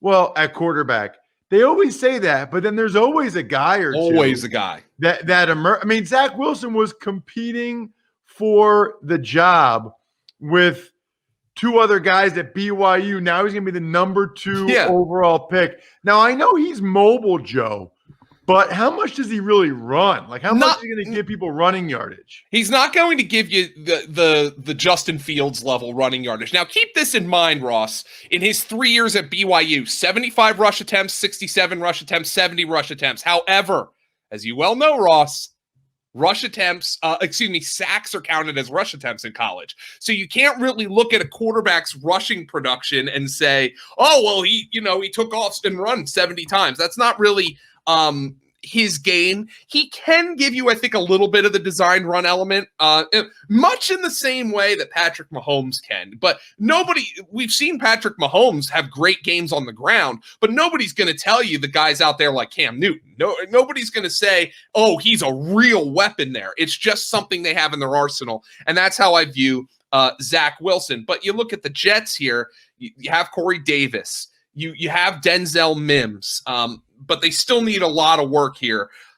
Trevor Lawrence is going to be, and correctly so, Trevor Lawrence is going to be valued much higher than Zach Lawrence in fantasy drafts this year. What does it mean for the skill guys in New York? Mims and Crowder and those guys. I kind of agree with Fezzik. I think Sam Darnold stinks. So it's a clear upgrade for them. Like I mean, it's actually, to me, it's probably a bigger upgrade than the Jags going to Lawrence, just simply because the Jags at least had some level of competent quarterback play. Not to say it was good, but it was more competent than that of the Jets. So it's an upgrade for the Jets guys across the board. And hey, maybe Chris Herndon, after he was dead for 12 games and then contributed the final 4. Maybe he gets a little bit of a bump here too. But the Jets still have a lot of work to do. Okay, so you kind of said this, Joe, but I need to hammer it down. The Panthers are kind of committing to Sam Darnold for 2 years, like they kind of committed to Teddy Bridgewater for 2 years last year, and then after a year realized that was a bad plan. What does it mean? Is Sam Darnold fantasy relevant in Carolina? There is the thought process that Joe Brady is that much of an upgrade, and that's fair. Adam Gase, and he will have guys like, DJ Moore, as well as his old buddy Robbie Anderson. No more Curtis Samuel. He got the check down to Christian McCaffrey. What do you think of Darnold? We got to bring it up while we're talking young quarterbacks in that trade. Ross, I'm much in the same way that Sam Darnold is a see it, throw it passer. I'm a see it, draft it guy when it comes to Sam Darnold. I have to see it before I draft him. I am not 100% certain that Sam Darnold is an upgrade on Teddy Bridgewater. And I am not a Teddy guy. But at least, again, what were we just talking about? That baseline level of competence. Teddy Bridgewater had that baseline level of competence. Sam Darnold has shown flashes in his career, but there are big time concerns for Sam Darnold. I have to see it. I did not like that trade from Carolina's perspective. I got to be honest, based on what I have seen from Sam Darnold thus far. Yeah, I don't know that it's an upgrade for DJ Moore or Robbie Anderson or McCaffrey. I'd lean more towards the downgrade section, Ross, at this stage. Darnold has ability. We know that. But, I mean, it's a tough sell for me at this point. Okay. We got 3 more first-round quarterbacks we got to discuss. We believe it seems like most people think the Niners at number 3 are going to go Mac Jones, Joe. There's still some talk. Maybe it's Trey Lance. Not as much Justin Fields. It feels like Justin Fields is pretty clearly the number 5 quarterback. Maybe he would have been better off not playing this year. Yeah, so it's kind of unbelievable. If he didn't play this year, I find it hard to believe he wouldn't have been second. And it's not like he played bad. He had a couple bad games, and here he is. He's potentially number 5. But let's talk Mac Jones, and in particular, if he goes to San Francisco, I don't know what to say there, Joe, because he's not a runner, and I think they're going to play Garoppolo for a while unless somebody blows him away. I think the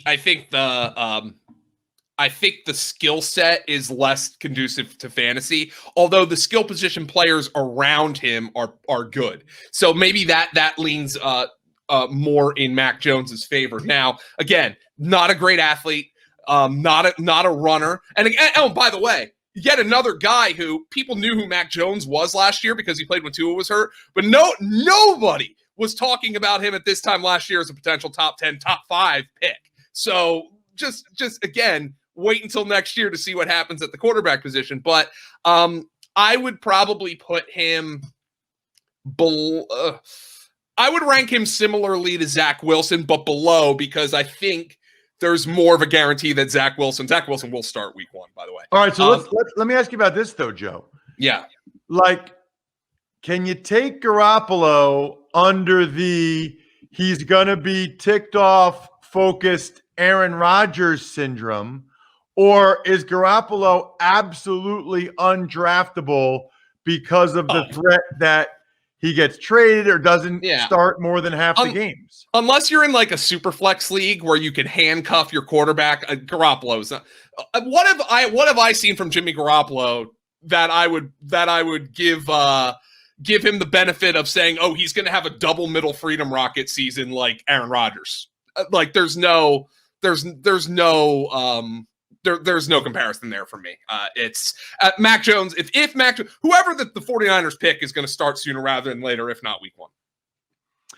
Let's get to 2 more guys. The next guy, obviously, maybe the most unique draft profile ever. I mean, he played 1 year at the FCS level, was unbelievable, played 1 weird game in the fall, and now he's going pro. Trey Lance from North Dakota State, Joe. Supreme physical ability. Again, I don't know how this guy interviewed. I did hear that Mac Jones absolutely blew a team away in his interview. But that's obviously going to be a big part of it. You've heard Greg Cosell talk about how Trey Lance actually has the under center the under center play action pass game down pat, much more so than any of the other quarterbacks in this draft class, because he did that a lot at North Dakota State. So that's going to appeal to teams. And quite frankly, Ross, as we go down this draft board, as we just keep going down, you start seeing the better teams. So you look at Carolina, which I would think is probably out of the quarterback game, but I wouldn't say 100% so at this stage. And then you look at a team like Denver, which is probably maybe a threat to trade up. A team like Atlanta, where there might be a disagreement between the coach and the GM about what to do at the quarterback position, where these teams have some talent. And then I start to see these quarterbacks like Lance and Fields, who have these big time traits, the big time mobility, and you potentially land in a spot like Denver. Now that becomes super appealing to me. So if Lance or Fields, especially Fields, who I think probably has a shorter learning curve just because the level of competition for Lance, although we did see Carson Wentz come in and start week 1, he had more experience at North Dakota State. If one of those guys lands in Denver or another team that might be creeping down in that in the end of the top 10, maybe trade up like the Patriots, I might rank that guy above Trevor Lawrence just for 2021, only because, I mean, look, you put a competent quarterback in Denver where you're throwing to Sutton and you're throwing to Hamler and you're throwing to Fant and you're throwing to Tim Patrick and you're throwing to Judy. That to me is super appealing. So that is the team that I am really looking for to trade for one of these guys like Fields or Lance, these high-end trait quarterbacks, because that's a spot where a rookie can come in and succeed immediately, and that's going to attract me for fantasy. Speaking of rookies, by the way, if you are starting to lose your hair, don't make the rookie mistake a lot of other guys make and think, oh, it's nothing. No. You need to start right away. 2 out of 3 men will experience some form of hair loss by the time they're 35. More than 50 million men in the U.S. suffer from male pattern baldness, including yours truly. Here's what I love about Keeps. I was already taking the only 2 FDA-approved medications that can prevent hair loss. Keeps offers both. So you just take pictures of your bald spot on your head. They send, doctor reviews it. Then they send it right to your house. I don't have to go to the doctor to get the prescription for the pill anymore. I don't have to go to the store to buy the topical solution or to go pick up the prescription. So much better. I'm Keeps for life. I'm just telling you right now, I'm a Keeps guy for life. If you're ready to take action like I did and prevent hair loss, go to keeps.com/feast to receive your first month of treatment for free. Yes, free. That's keeps.com/feast to get your first month free. Keeps.com/feast. Do not be a rookie. Be a pro when it comes to losing your hair. Justin Fields, Joe Dolan, your thoughts. I don't know where he's going to end up. I don't know either.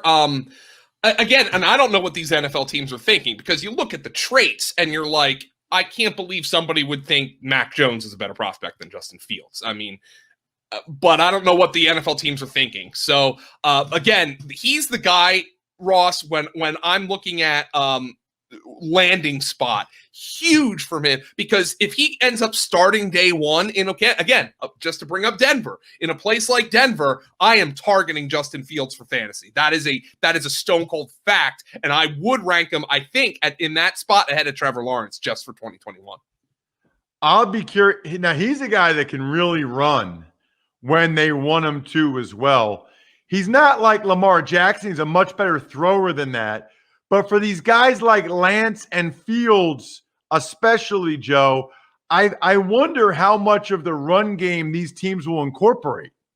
Yeah, and it's a good question, Ross, because I want those legs. Like I want the rush attempts as much as a target for a running back is worth like 2.5 times as much as a rush attempt.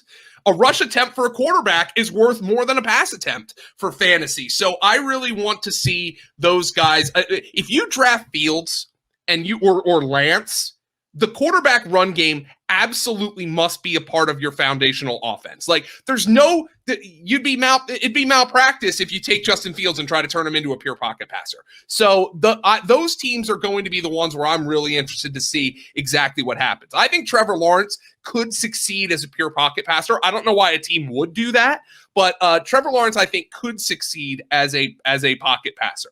But if you have Fields or Lance, a foundational part of your offense needs to be the quarterback run game. Next week, wide receivers. I cannot wait. It's a loaded class. Another class, by the way, Joe, where people keep saying, rookie wide receivers. Yeah, that's not the case anymore either. We'll talk about it next week right here on the Fantasy Feast Eaton podcast. For right now, I'm stuffed. Thanks for listening to the Fantasy Feast podcast. Make sure to also subscribe to the Ross Tucker Football Podcast, Even Money, Business of Sports, and the College Draft. All available at Apple Podcasts, rosstucker.com, or wherever podcasts can be found. A lot of times on the show, I mentioned DraftKings. Here's what you need to know. You got to be 21 or older, New Jersey, Indiana, or Pennsylvania only. New customers only. Restrictions apply. See DraftKings.com/sportsbook for details. Gambling problem, call 1-800-GAMBLER, or in Indiana, 1-800-9 with it. By the way, if what I was talking about included a deposit bonus, doesn't always, sometimes it does. Deposit bonus requires 25 times playthrough, and deposit bonuses are paid out in site credit.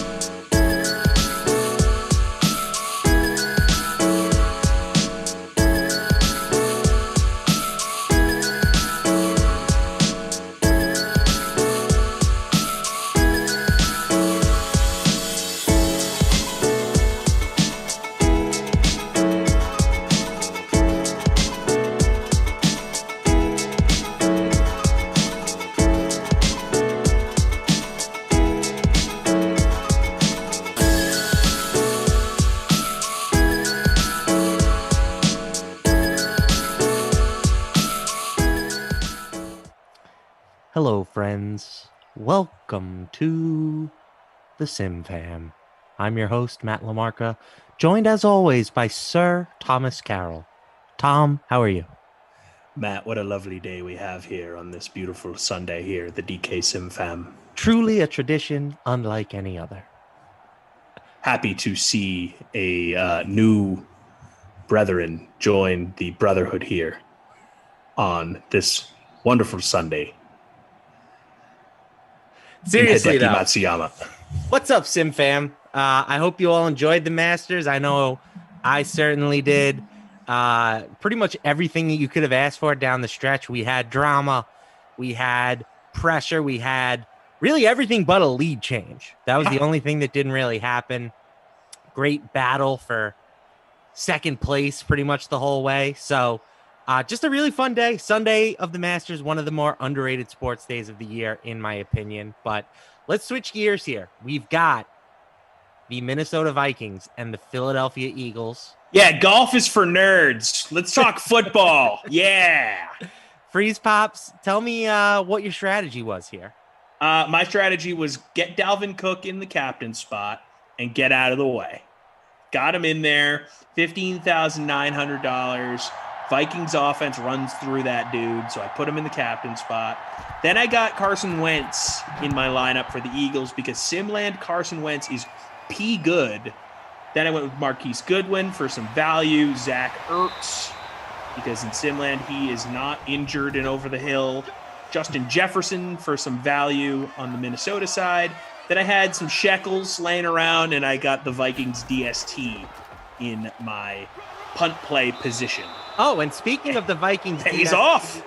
We've got a fumble on the first play of the game. I'll take it. Big hit laid on Miles Sanders, scooped up by the Vikings D. So Minnesota already in business here. They're going to take over at the 30. And of course, like you said, expect to see a heavy dosage of Dalvin Cook. The cook. He always be cooking. I'm not going to lie. I clicked on the contests. There was about 30 seconds left. You get one in? No. So I just clicked names. Okay. I just clicked whatever names I could. I wanted to have a lineup in there because I like to have something to look along with. Yeah. During the game.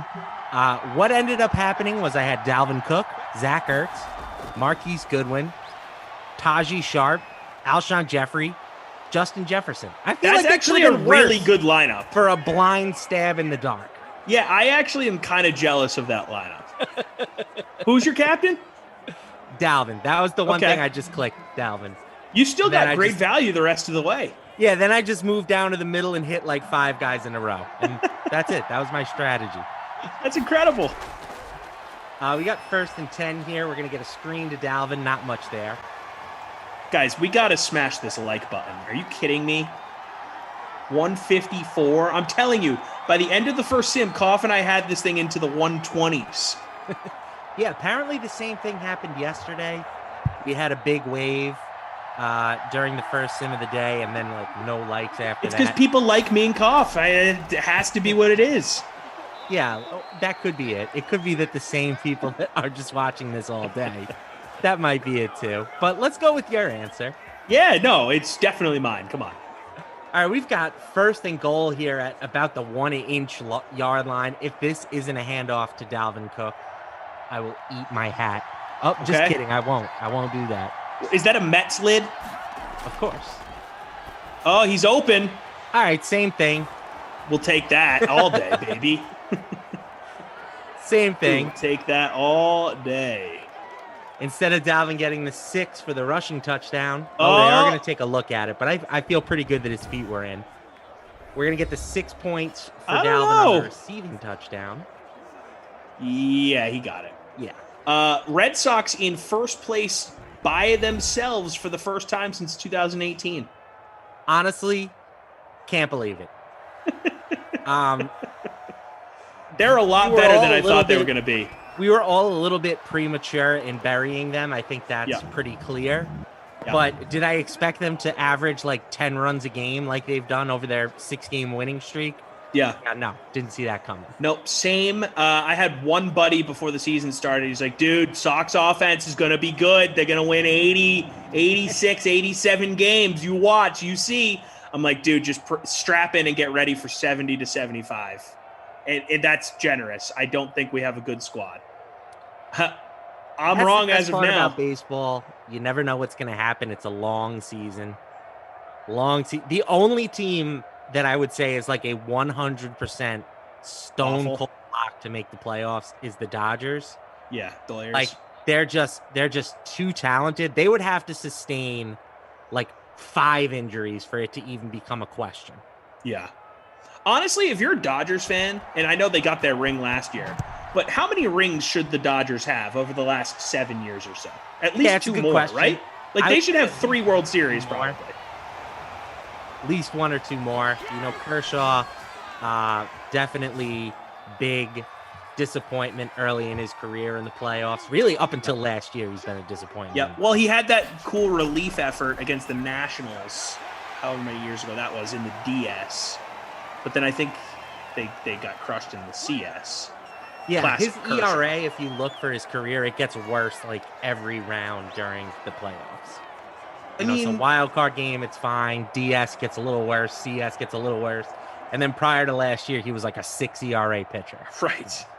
It's too bad prime Kershaw was not able to have a dominant World Series run. I know he got his ring last year, but it's not the same Kershaw from 5 years ago. For sure, it's always going to hurt his legacy. You've got clowns like Steve Buchanan who call him Kirsch Fraud or Fraud Shaw or something like that. That, will say that he's always been an overrated pitcher, despite the fact that he's the best pitcher I've seen since prime Pedro. Yeah, 100%. The consistency of Kershaw for a solid 6-year stretch was unmatched. I'm not sure if he caught that. The ball rolled out at the end, but I think we'll give it to him. Deshaun Jackson moving the change. I would say, what year was it where the Dodgers won like 54 of 60 to end the regular season? Remember that? They were on just a crazy run, and they just ran out of steam. Forget what year that was. I mean, obviously, people are going to talk about the loss in the World Series to Houston. The Astros as one great series. Probably should have won. Whether it was so back and forth, though. Like, LA had every chance to win that series. I mean, again, you don't know how even the playing field was, but yeah, I guess, but I don't know. Like, I know that we love to bash the Astros, but like, really, like, do we think that really swung a World Series? I don't know. Some people I don't know. It's hard. We'll never know. I'm sure Dodgers right? fans do. We'll never know. Ryan Shed says Clemens was better, fellas. Maybe. I mean, it depends on Prime what metrics Clemens? you're using. All right, we got. I was a little too young in the red zone here. I was a little too young to be a part of that Clemens, prime Clemens run rocket. I definitely wasn't alive when he had that crazy game in '86. So can't get with you there. Mo says, remember Eric Gagne? Yeah, Eric Gagne had that amazing stretch. We've talked about it on The Sims before. I don't know if it was with you. It was like a 2-year stretch. It was kind of crazy. It was an impressive 2 years. A lot of steroids. A lot of steroids Over being on taken Twitch, there. the River Rat 64 says, what's up with the beef with Freeze Pops? Who's got beef with Freeze Pops? Who's got beef? You have beef with Tommy, you have beef with me. Who has beef with me? I have no beef with anybody. I got no beef. All right, we'll wait for clarification from the River Rat. 3rd and 8 here for the Eagles. Oh, PP Fooligan or P Fooligan doesn't like me, apparently. Interesting. I thought we were friends. P Fooligan doesn't like me. Wow. The fool. Saying a lot of mean things over here. We did get a question about where have Glash, Kaufman, and Emerson been. As far as I know, they've been around. I worked with Kaufman. I was with Kauf night. today for sure. Yeah, Glash is on a little mini vacay, but other than that, these guys will be back. Emerson's Emerson's in Denver. He's the diva of DraftKings. You'll get him for like one sim a day, 3-4 times a week. Yep. Leave it to the workhorses on the weekend, like Freeze. That's right. How many sims a week you cranking out these days, Tom? I'm between 6 and 8, but like last few weeks, I mean, we're looking double digits. All right, that's impressive. Cranking up that. I know you did 3 today, right? I did 3 today. I did 11 last week. Whoo, baby. Yeah, coming in hot. My philosophy is, just if you're available, throw an X on there. I try to do that, and then sometimes I'm like, man, I wish I had just not said I was available. Yeah, that is the worst when it's like 10 minutes before you're like, oh, I really like sitting on the couch. Right, I was just about to fall into a nap.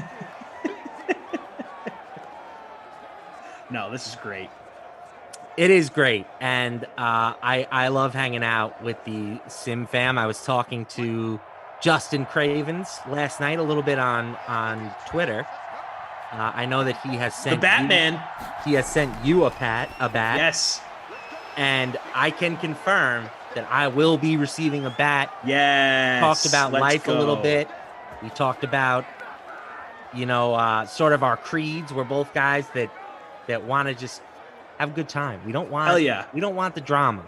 No drama at all. The Batman. He's a good old boy from Louisville. He's cranking out bats. He's a good dude. We're big fans of Justin Cravens here. My philosophy, as Dalvin Cook with a little wiggle, my philosophy is that happiness is a mindset. There are people that have everything in this world and are miserable, and there are people that have nothing and they wake up and live with a smile on their face. Yeah, that's me. You got. I'm closer to that one too myself. So I try. I just try to keep it positive, good vibes only, and I like it here. It's a good place for that. We kick it. We talk about weird stuff. Yeah, it's all good. Come here for the weird. Obi-Wan saying he has a signed Eric Gagne baseball. Nice. Eric Gagne, when he was on the Red Sox, became a very hated member of Red Sox Nation. Everyone would call him a Yankee spy. Because when we got him, we're like, oh, Eric Gagne is sick. He's going to be awesome. And then he was so bad, like atrociously bad. And he has a 2007 World Series ring, and many in Red Sox Nation believe he should not be allowed to have that ring. Like he was so bad. Like David Price had to sell his. David Mark Price. asks if I've tried the drunken noodles yet. I haven't. I haven't like really in general from a certain place, or you've just never had drunken noodles? Never had them. I was kind of lamenting how I didn't really like Thai food the one time I tried it. Okay. And everybody's kind of was like, you got to try the drunken noodles. So Thai food, not big in St. Louis, but okay. That makes sense. In the Northeast, I definitely would be a guy that would. Let's run through the stats real quick, and then we'll get back to this. I partaked in a lot of Thai food. Kirk Cousins, 8 for 8, 74 yards and a touchdown. Pretty much a perfect start from Cousins. Wentz is 4 for 5. Miles Sanders has 17 yards, but he did have the fumble. Dalvin Cook, 3 for 10, but 4 catches, 22 yards, 1 touchdown. That's pretty good. nice. Tajay Sharp, 2 for 27. Deshaun, 1 catch for 24 yards. Nobody else with more than 1 catch at this point. So we're off to a decent little start in this game. We've had some offense for the first quarter. I'm in 6th. 10 total points. Freeze Pops in 6th. Red Joey 16 leads in the free public contest. He's got Dalvin in the captain spot. And Thomas, do you prefer Thomas or Tom? I think you're a Tom guy. Any way you want to call me. Not you. I know who you are. I'm a Tom guy. Oh, you're talking to our producer, Tom. I'm calling TP. T-Pain. Producer Tom. What do we call Undercover Tom? Undercover Boss Tom. From now on. What is the undercover story there? They call him. We have a boss named Tom. Right. Has kind of been out of the picture for a while. Pirate? No, different Tom. Oh, different Tom. Okay. Lots of Toms in the mix. And Kaufman's theory is that this is that Tom working in disguise. Okay, but if it was, why wouldn't he use a different name? Maybe that's the genius of it. Sort of like a reverse psychology situation. He pretends to fake. I like that. I like that. But anyway, T-Pain, aka undercover boss, says the stats have been updated. Okay, there we go. Our friend Kyle saying that the Rays beat the Yankees twice and that he has a psychology exam on Tuesday. Well, good luck. I've said many times how bad I was in my AP Psych class. Touchdown, Tajay Sharp. Hey, he's on my team. He was someone I tried to get in my lineup, but wasn't able to fit him in. That's why I have Justin Jefferson in there instead. Red Joey also has Tajay Sharp, so he will likely be remaining atop the standings for now. Abby Rizzle saying, whatever doesn't come in a can or isn't microwavable isn't big in St. Louis from the looks of it, Freeze Pops. Not the case. The barbecue scene out here is bonkers. And you don't see me putting a full rack of ribs in the microwave over here. I am actually getting some of the best barbecue in the world next weekend, next Saturday. I'm going to Pappy's, which is just an absolutely legendary barbecue spot here. Some of the best ribs on planet Earth are served at this small establishment in downtown St. Louis. Very excited. Yeah, I was going to say, I feel like St. Louis is kind of known for its barbecue. I mean, lots of spots are, but STL does it right. I'd like to get out there one day. There's a lot of the country that I haven't seen that I want to. Yeah. You know, I've always just do a Midwest food tour. The Cardinals Stadium looks really beautiful. Busch Stadium's great. You know, they can miss me with the whole best fans in sports thing. All fans are fans. Yeah, it's a little pretentious. The thing is, they take it very seriously. Like, it almost hurts their case how seriously they take it. Like, they refer to themselves as the BFIB, best fans in baseball. Yep. And it's overboard. I will say there are very few markets in the country where you can talk baseball nonstop. Like, I'll give you a perfect example. I forget if I've said this on the stream before, so forgive me. I've never heard it, so I want to hear it. So the summer the Blues won the Stanley Cup, the day after they won Game 7 in Boston, it was the most downloaded show podcast we had in the history of the station, which makes sense. Morning show after they win the Stanley Cup. Of course, that's going to be number one. Later that summer, on the same afternoon... Oh, Barry. So I think it's probably mid-August. Randy Arozarena got called up by the Cardinals, and in this same afternoon, they fired Mark Badaska, who was their longtime hitting coach. Okay. So that next morning's show had 90,000 more downloads than the morning after the Blues won the Stanley Cup, as the most listened to podcast in the history of the station. All right. That shows you a dude from AAA finally gets called up. Randy Arozarena obviously has become a massive star. I was going to ask about that. Because in St. Louis, he didn't really do much. I know that St. Louis moved on from him. So he was hyped. Was he like a hyped guy? So he was tearing it up in AAA that whole season. Absolutely tearing it up. I think it was summer of 2019. And fans were rattling the cages to bring up Randy Arozarena. And finally they did it. And he was pretty underwhelming. Granted, he didn't get a lot of opportunities to play here, but didn't do enough to not get traded that offseason. And then obviously we saw what he became in Tampa. But he was tearing the ball in AAA that season. So he gets called up. Mark Badaska gets fired, and we have a touchdown here Monster for the Eagles. Big Mile. So that just goes to show you how crazy people are. That's a numerical way to look at it. I mean, the Blues win their first Stanley Cup ever. And people care more about a guy getting called up from AAA and a batting coach getting fired. Hitting coach. Come on. All right, I respect that. I will say they have the benefit of not a ton of competition, right? No football. Oh, no, we all have no football anymore. Right. And no hoops team. No hoops. But I will cede to them that they are an above average fan base. Unlike, totally. They go nuts for there are some hostile teams out there. Obviously, the Phillies are known for being pretty hostile. But Michael Conforto, now granted, Michael Conforto has gotten off to a dreadful start this season. Yep. But all the Mets fans were basically begging the new ownership group to give him a contract extension in the offseason. He starts the year in a slump, and he's getting booed in the fourth game of the year.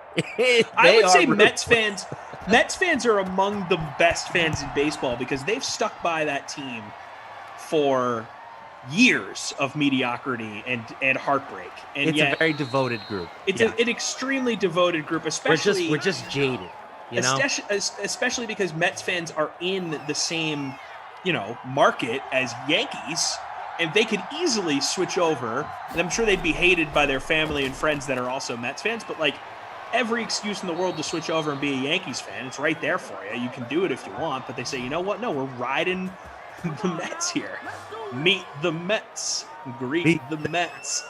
Step right up and beat the Mets.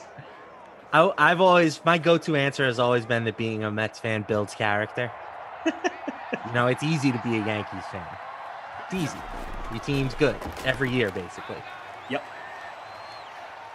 If the Mets ever win, my God, how sweet will that taste? Oh, man. You're going to go crazy. I'll be at the parade. Shirtless. Oh, probably. Probably. Mets. Love it. All right, so we did have that Miles Sanders touchdown. We started this drive with a big Dalvin Cook run, and now we are going to get another Tajay Sharp catch to move the chains. We Midwest are Heather into Eagles territory. She says Busch Stadium saw Cubs lose to the Cardinals. Cleanest park and proximity to the street is awesome. Yeah, it's a good little setup they have there. Wrigley lives up to the hype for me. I loved Wrigley, and I went there. I think it was the first year after their renovation. So I know it's lost a little bit of its charm because of all the stuff they put out there in the outfield, but I thought it was very cool. Wrigleyville is awesome. Yeah, my baseball stadium knowledge, or not knowledge, but I have not made a lot of pilgrimages to baseball. I've been to, obviously, Fenway. I went to the old Yankee Stadium. I've been to Camden Yards. I've been to Citizens Bank Park in Philly. I've been to Wrigley, as I mentioned, Busch Stadium, Dodger Stadium. I think that's it. So I've been to 7. I'd love to get to every stadium. I still haven't been to I went to New Yankee Stadium, but for an MLS game. Does that count? New Yankee Stadium before an Yeah, I mean, you were in the stadium. I saw NYCFC play there. Because I wanted to go to New Yankee. I just wanted to check out the stadium. It's a sick setup. Vikings offensive line has been blasting open some huge holes for Cook. And we've got Rossi's Fat Cat shouting out my guy Brandon Nimmo, who's red hot to start the season. He's the anti-Conforto right now. And Rossi's Fat Cat says Nimmo just has a fun name to say. It sounds like Nemo. And Nemo, of course. Finding Nemo. I would love to get to PNC Park. I know the Pirates stink, but that cityscape that's the one that's got the rep crazy nice. Being like the most beautiful park in the league. Yeah. Would love to get there. All right, 1st and goal. Just under a minute and a half left here in the first half. The Vikings have a 4-point lead. Looking to make it a 2-score game. Cousins going to come out in the gun here. Going to drop back, and he is going to get buried. Once you see the quarterback start getting into that hopping animation. Yeah. Did I call it animation? Animation. Pretty much all over at that point. Rossi's Fat Cat saying another fun name to say, Isringhausen. Not wrong. Jason Isringhausen. Good dude. Good pitcher. Started as a Met. That's right. He was there with who? Billy Wagner and there was some other guy. Earlier than that, I believe. He was part of There was like two other relievers that he was in their it was like system Generation with. K, I think they called it. Yeah. Okay, so it wasn't Billy Wagner. Who was it though? There was. I gotta look this up. I'm looking it up right now because. Okay, you look that up. Billy Pulsifer, Jason Isringhausen, and Paul Wilson. Ah, okay. So Only one that I was the beast. love is yeah.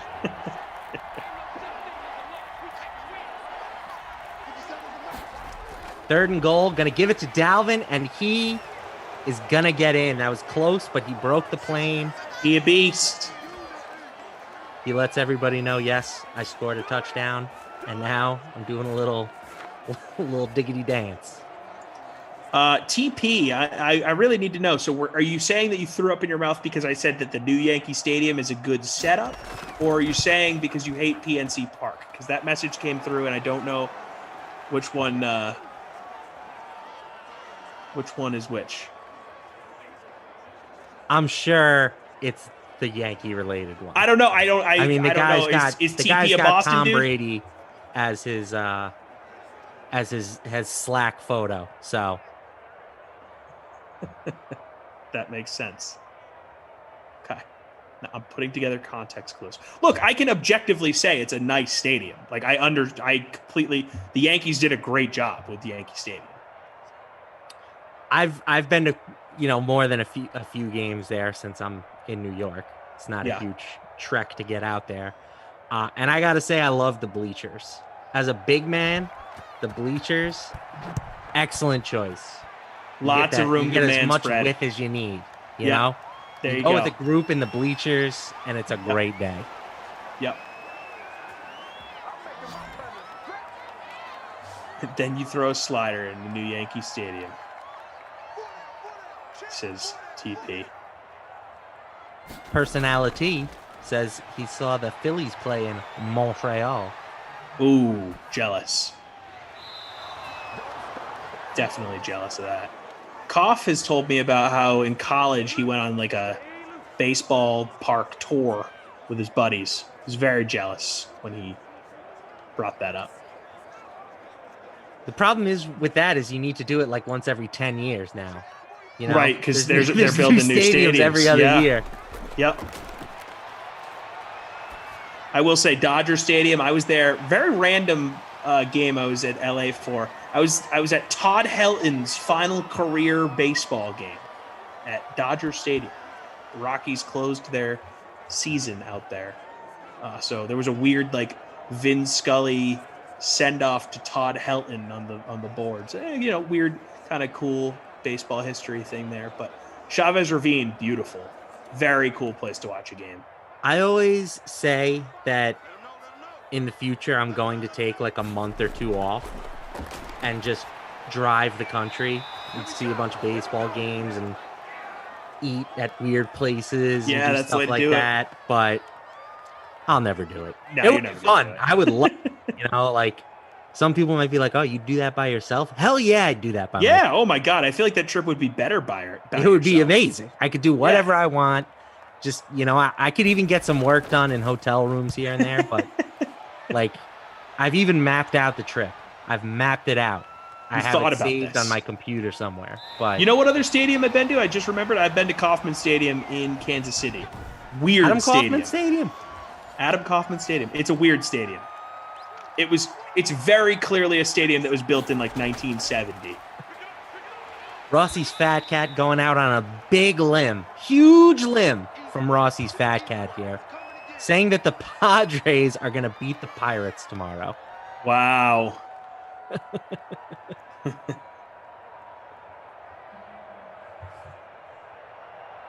I'm with him. How about that? I'll back him up. Yeah, I think that's a pretty safe assumption. All right, we're going to halftime. It's 21-10 Vikings. Pretty high scoring first half. 4 total touchdowns and a field goal. Take a quick peek at the stats. Kirk Cousins, Mr. Perfect, 15 for 15. Wow. He's got a $139 and 2 touchdowns. Carson Wentz, not bad himself, 8 for 11 with 95 yards, but no scores. The running backs have been doing a lot of damage as well. Dalvin Cook, 8 for 54 on the ground with a score. Miles Sanders, 6 for 55 on the ground with a score. He does have the fumble, but not really killing him from a fantasy perspective at this point. Dalvin also doing a lot of damage through the air. 6 for 29 and a touchdown. Tajay Sharp has the other touchdown for the Vikings. He's got 5 catches for 58 yards. Zach Ertz leading the way for the Eagles with 3 catches for 38 yards. We have seen a couple sacks. We have seen a fumble scooped up by the Vikings. So there has been a little bit of defense, but for the most part, it's been all up. All O, baby. And we love to see that. We want action. Vital Ways says he's in 10th place in the classic free roll. Right now, the leader is Kerher44. Okay, I'm in 67th. Oh, wait. Yeah, no. Yep, 67th. Stats for this one have been updated. Thank you, T-Pain. Let's get back to the game. Let's do it. Hop on in. Vooch having a tough night for Chicago. If anyone has NBA going. Oof. Having a tough night? Having a tough night. The Freak of Nature says unbelievable energy in the sim right now. Let's hit a like if you guys don't mind. Quick little tickle of the like button. Give it. Just let it know that you're there. I feel like that's maybe what P. Fooligan was getting mad at me for, asking for likes. I don't know. I think it's all right to hit the likes. Hey, Jordan, bringing up something here that I wanted to hit with you, Lamarca. Yeah. The big old Madden tournament we got coming up here, the bracket. Let's go. And this is something I did with Koff. It's something I did with BK. I'm going to run it by you. I'm going to give you the matchup. Quick hitters. You just give me the winner, and then we can talk about it more afterwards. All right, you ready for this? Every matchup. Every matchup. Okay. Every matchup. Yeah, sure. You ready? Just give you quick word association. Yes, exactly. All right, here we go. Buccaneers, Jaguars. Bucks. Vegas, Cardinals. Cards. Pittsburgh, Denver. Pittsburgh. Rams, Panthers. Rams. Packers, Falcons. Falcons. Bears, Chargers. Chargers. Colts, Niners. Colts. Saints, Bengals. Saints. Baltimore, Philly. Baltimore. Tennessee, Giants. Titans. Washington, Minnesota. Based on what we're seeing right now, I'm going to take the Vikings. Buffalo, Houston. Buffalo. Cleveland, Detroit. Cleveland. Seattle, Dallas. Dallas. Miami, New England. Pats. Chiefs, Jets. Arguably the 2 best teams in Simland meeting up in the first round. I will take the Chiefs. Okay. Interesting. So the things, BK's answers didn't really shock me, but the thing that stood out to me, a couple things from Koff's answers. He thinks the Jets are primed to beat the Chiefs in the first round because the Chiefs have just been looking so vulnerable here. The Jets are definitely a frisky sim team. Yeah. But every tournament that we've done so far, the Chiefs have won. Yep. So I'm not picking against them. Okay. He also had Buffalo losing to Houston because of the Deshaun Watson factor. Fair. He just thinks Deshaun Watson, best player on the field. I think Buffalo because they just have a better overall team. And we looked at the most recent matchups between both the Bills and Texans. And Texans have won like the last 3 times those teams have played. Wow, look at you guys doing the Oh yeah. digging Oh and the yeah. We went research. deep. We went deep here, but I'm still sticking with Buffalo.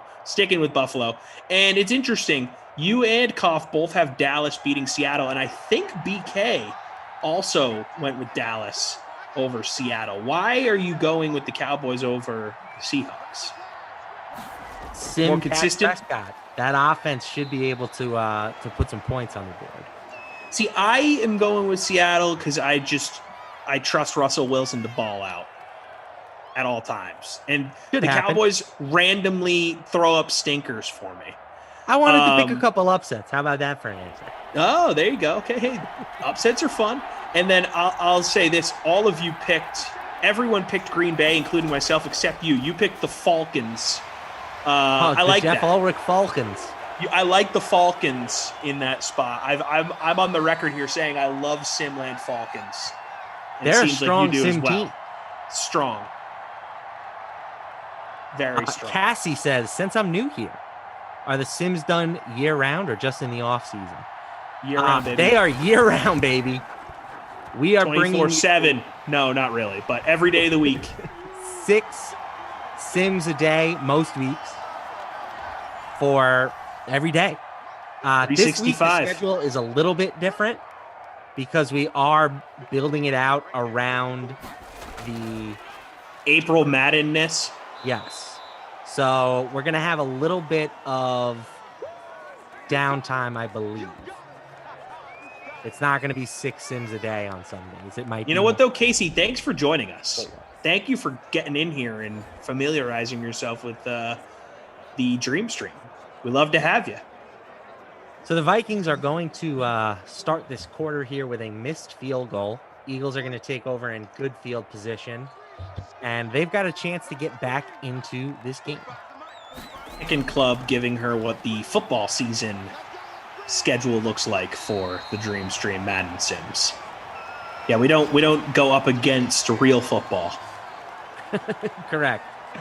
Real football trumps Simland football. Yeah, and for the record, nothing is like definitive, you know.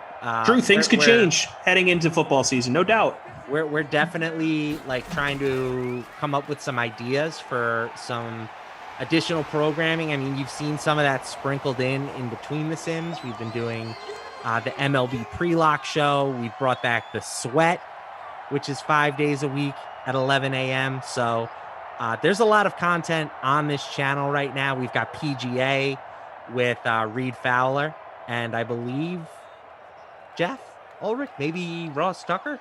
Yeah, with Jeff. So there's literally stuff happening on this channel. How's Ross Tucker's golf game? Oh, I meant Pat Mayo's. Oh, okay. I was going to say, was Ross Tucker a golf expert now? Look, I mean, I know he played in the NFL for a long time. He's probably got enough money to be a golf expert, you know. But Ross Tucker on the golf range. Emerson does fancy himself a golf expert too. 5FDP 2011 says Doge? ? I did see it took a little spike today. Ooh, okay. Yeah, Emerson hops on the Reed stream as well sometimes. He's a closet golf head. You know, he rocks the Augusta hat from time to time. Yeah, it's kind of a sick hat. It is a really sick hat. I'm not going to lie. I'm jealous of that hat. It's a good hat. But that would go against my brand of only wearing one hat. So you're a one hat guy? Well, I have beanies. You're a beanie guy. But if I'm wearing a baseball cap or, you know, I don't even know what you would call it. I've always called it a baseball hat, even if it's not a baseball team. Baseball hat. It's going to be a Mets cap. Yeah. So is it the same Mets cap or do you have multiple Mets caps? I get a new one every year. Oh, same one? The classic. Classic blue with the orange? Just blue with the orange logo. What do you do with the old ones? You retire them?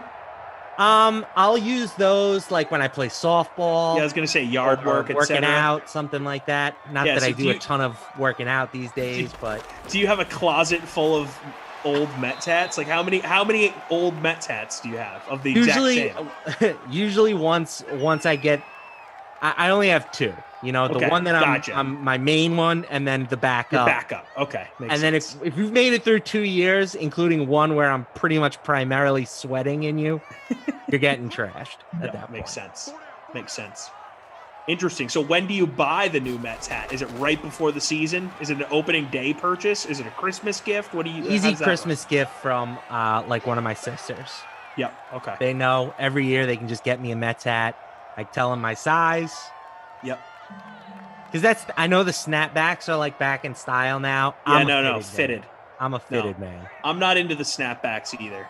I'm a flex fit guy personally. I know that's not a popular take. I love a flex fit. Sure, why not? I mean, it's comfy. Oh, Carson that looks like a fumble to me. It was a backwards throw, but I guess they're gonna say the arm was going forward. As a Vikings DST guy, I would have enjoyed a nice little scoop and score there. That would have been looks nice. like a fumble in the replay too. I'm a big hat guy. I switch up the hats quite a bit. Obviously, you guys see me with the plain black hat here on the Dream Stream. You know, that's just me trying to honor our code here. You know, try and limit logos, etc. Man's got to have a code. Yeah, I live by a code here. So I purchased this plain black hat specifically for the Dream Stream. I've never worn this hat outside of my apartment. By the way, first person to tell me what that's from, man's got to have a code. They get credit from you. You don't win anything officially, but you get credit. You get credit. Okay, respect that. The hat I wear most is an Expos hat I bought up in Montreal. Just love it. It's a great hat. Always get compliments. Oh, nice Expos hat. Thanks, man. I have great. And by the way, I know we're all Expos. shooter. Don't Google it. Don't be like that. Nobody likes that guy. Don't be that guy. Don't be the guy at trivia. Put your phone away. Oh, I'm just checking the time on Wikipedia. Man's got to have a code. LaMarca, I imagine you would be a good trivia teammate. And oh, wow. Is this a house? Long touchdown for Dalvin Cook. House call for the cook. Personal chef. Jordan Lindenbaum gets it. Omar from The Wire. Love The Wire. But back to the sim. Touchdown number 3 for Dalvin Cook. That's going to probably put him into the bonus territory from a receiving perspective. And with the extra point, they extend the lead to 15. Technically still a two-score game. But the Eagles, it's getting to be that time. It's crunch time. It's go time. It's Wentzwagen time. LaMarca, here's a hot wire take for you. Okay, I'm ready. So, obviously, they have that iconic theme song.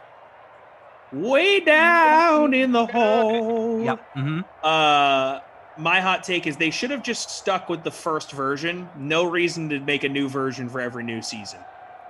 Yeah, I mean, there are certainly seasons where it's like, oh, first one is the best. This is a major downgrade. I agree. Yes. The first one's the best. Yep. I kind of like the last one, though. Last one's the second best. When you hold on to Jesus' hand.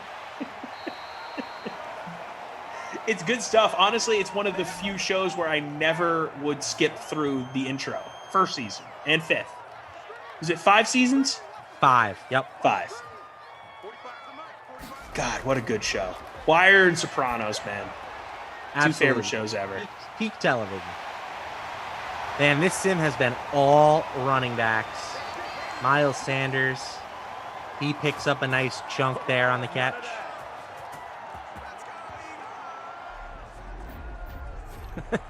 Rossi's Fat Cat says, Tom, you ever think of trading in the black hat for a brown bag? I like that. Honestly, if by mid-season the Patriots are awful, I'll wear a brown paper bag on my face for a sim. 100%. Like if the Pats had lost to the Jets this past season, what was that, Sunday or Monday Night Football, where they almost lost I would have showed up to a sim with a brown paper bag on my head. Are you ready for Zach Wilson? I don't really have a choice. I'm ready for a new quarterback. Done with Darnold? So done.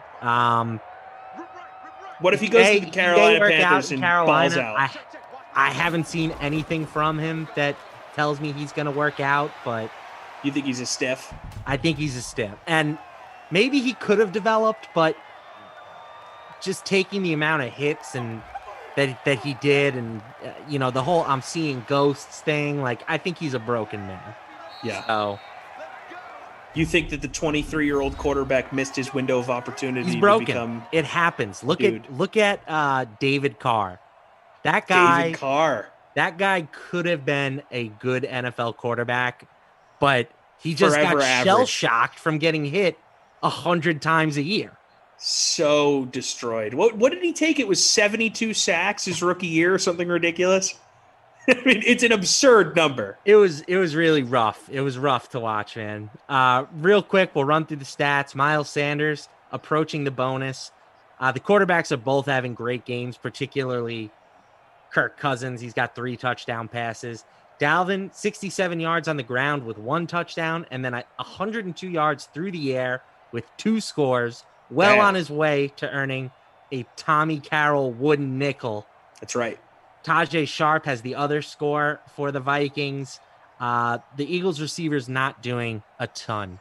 Alshon is looking to be a prime candidate for the Babysitter Billy Award. Him or Thielen, just doing a whole lot of nothing. How about CJ Ham? 1 drop, 0 catches. No, CJ Ham didn't really have all that many expectations coming in. He wasn't on your radar today? No. And look, Easter was 2 weekends ago, so that's when Ham's on my radar. Not this weekend. T-Pain says the stats are updated. Kareem asking if brown bags are sold at Jets games. If they aren't, they should. They'd make a killing. Jets branded paper bags. I love it.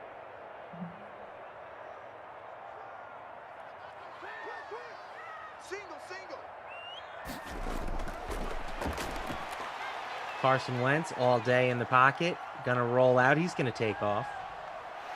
Slides down after picking up the first. See, that's a guy I'm not ready to give up on as far as quarterbacks go. I think in Indy, with a nice team around him, getting back with Frank Reich, I think Carson Wentz could have a rebirth in Indianapolis. Playing indoors half the season, I like that for him. I'd be less surprised, but I'm out on just quarterback rebirths. Teams. Yeah, like for it doesn't happen all that often. Carson Wentz and Sam Darnold need to donate a portion of sell of their salaries to Ryan Tannehill. Like Ryan Tannehill is just lifting all these guys up right now. Yep. Meanwhile, the Dolphins, that Adam Gase organization, like everybody that has left or even has gotten better. That stayed there with after he left has gotten better. So I guess you could make that argument for Sam Darnold, right? He played for Adam Gase as well, but he didn't look particularly great before Gase got there either. TP with an interesting question asking who we think has a better rebirth season, Wentz or Stafford. I would say Stafford only because I don't think it's really a rebirth per se. 100%. It's more of him finally being on a team that has a chance to win in the playoffs.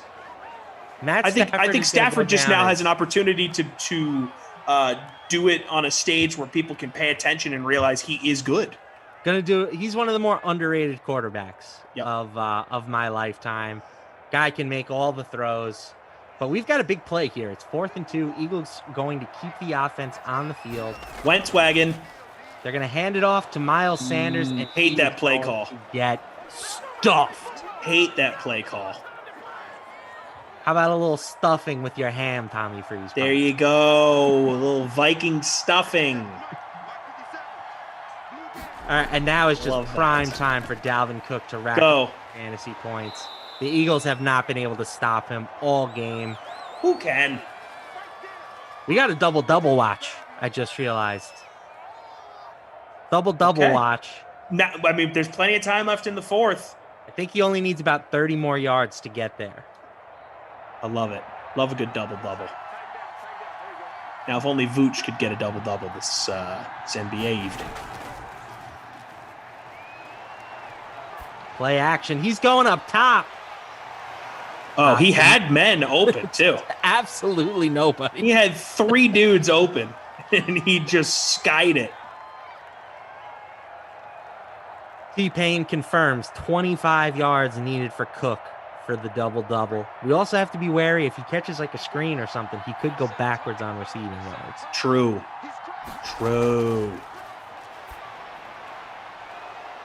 Thielen will move the chains. I'm hooked on Thielen.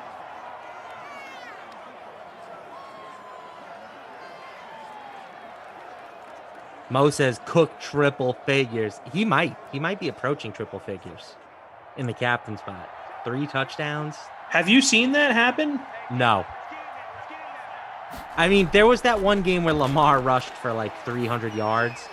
I'm sure he approached triple digits, but I was not on that game, so I have not seen it. I feel like I've asked the production staff this question before, so forgive me. What is the record for a single game score? Was it Mostert? T-Pain says he thinks Mostert has done it. Which is hilarious. That Raheem Mostert is just this cheat code player for whatever reason.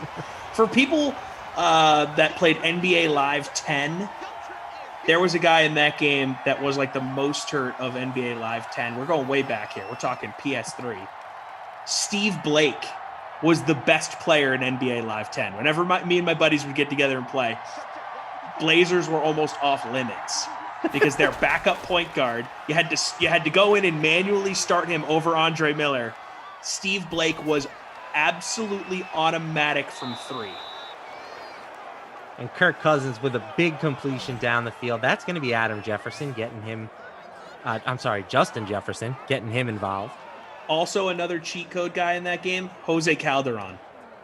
Absolutely money for the Toronto Raptors. Oh, well, Calderon is a classic video game guy because he's just a elite 3-point shooter. That's really so all good that anybody does. Steve Blake, though, was the guy.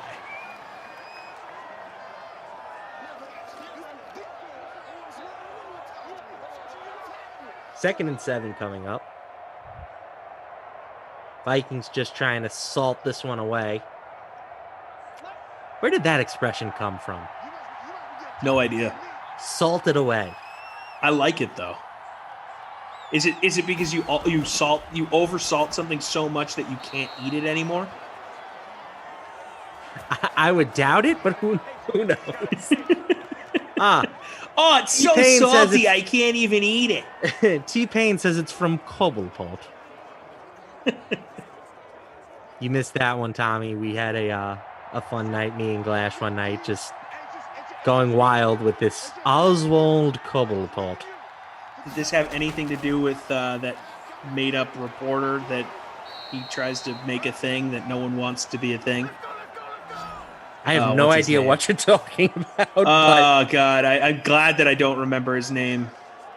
One of the SimFam members said that Lamarca does a great impression of Oswald Cobblepot. And Glash said, well, let's hear it. And I said, I don't know who the hell Oswald Cobblepot is. So we looked it up. Skip Perkins, that's the name. Right. Oh, okay, yes. Skip God, Perkins. I hate Skip Not Perkins. A Skip Perkins character. Apparently, that's the real name of the Penguin on the Batman show. I had no idea. Gotham. But it just evolved into into me talking in a ridiculous British accent and saying, yes.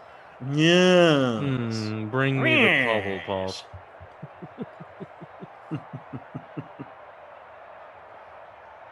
Love that.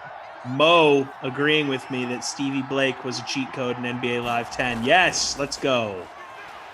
There's probably not a single video game I played more in my life than NBA Live 10. Very random, I know, but there was just one summer where me and my buddies, like, we'd play all day. We'd play King of the Court. If you won, you stayed. And we'd just rotate all day. Miss those days. Simpler times. Simpler times. Better times. Simpler times. 3rd and 12 here. Eagles have one timeout left. Cook gets buried. That will probably end his chances at the double-double, but he gave it a valiant effort. Eagles will take that final timeout. TP saying he was the same way with NBA Street on PS2. Underrated video game. Loved NBA Street. Throw it off the Heezy. I remember that. Yes. I loved NBA Street. Vikings will kick a field goal just to rub it in a little bit. Dan Bailey. See, no, Rossi's fat cat is agreeing with you. Salted away the taste. What does Rossi's fat cat know about taste? You salt it away so much that you can't taste it. It's too salty. Dave Grenzinski saying Bo Jackson in Tecmo Bowl was unstoppable. Never played Tecmo Bowl. Little too young for that. I'm trying to think of like what that video game was for me and my friends, and we played a lot of Madden. It was NBA Live 10 and NCAA Football 06. A lot of Guitar Hero 1. Yeah, never got into the Guitar Hero thing. Yeah, you're a little younger. So when I was like junior, senior year of high school, Guitar Hero was big. Yeah. I remember that Rock Band was big amongst my high school peeps. The thing is, I just sucked at it. Like, I have fat fingers, so it's tough. I could never get past the rookie mode. We all got very, very good at it, but I was at like a Dave and Buster's, like, I don't know, 5 years ago, and they had it. And I was like, all right, let's see if... Were you guys crushing it or no? Let's see if the kids still got it. And I tried playing it, and my wrist was on fire. Oh, on brutal. Absolute fire. Oh, huge. Is that Deshaun? D-Jacks. Oh, Tater Hater, great call. John Dowd in any of the MLB The Show games from the early 2000s. Yes, I remember that. The generic non-Barry Bonds player. Yeah. John Dowd was awesome. MVP Baseball 05 was a game I played a lot of. Yep. With Manny on the cover. Yeah, I mean, I played a lot of MVP baseball. Yes. Deshaun Jackson checking in at 28.5% owned in the free contest. So that's going to be a potentially big swing here down the stretch. Jordan asking if we ever played NHL hits. I never really played a ton of Chell games as a kid. In college, I definitely played some Chell with the boys. Little Chell with the NHL boys. hits was good. You would just try to decapitate the other players. I definitely played Slugfest in baseball, where I would just, no matter what, I never was trying to win. I would just throw at the other team at all times. Every single time. Didn't matter. That's why everyone hated playing with me. T-Pain brings up the classic backyard baseball. Yeah, I had that for PC. Definitely. Greatest video game character ever created. Pablo Sanchez. The secret weapon.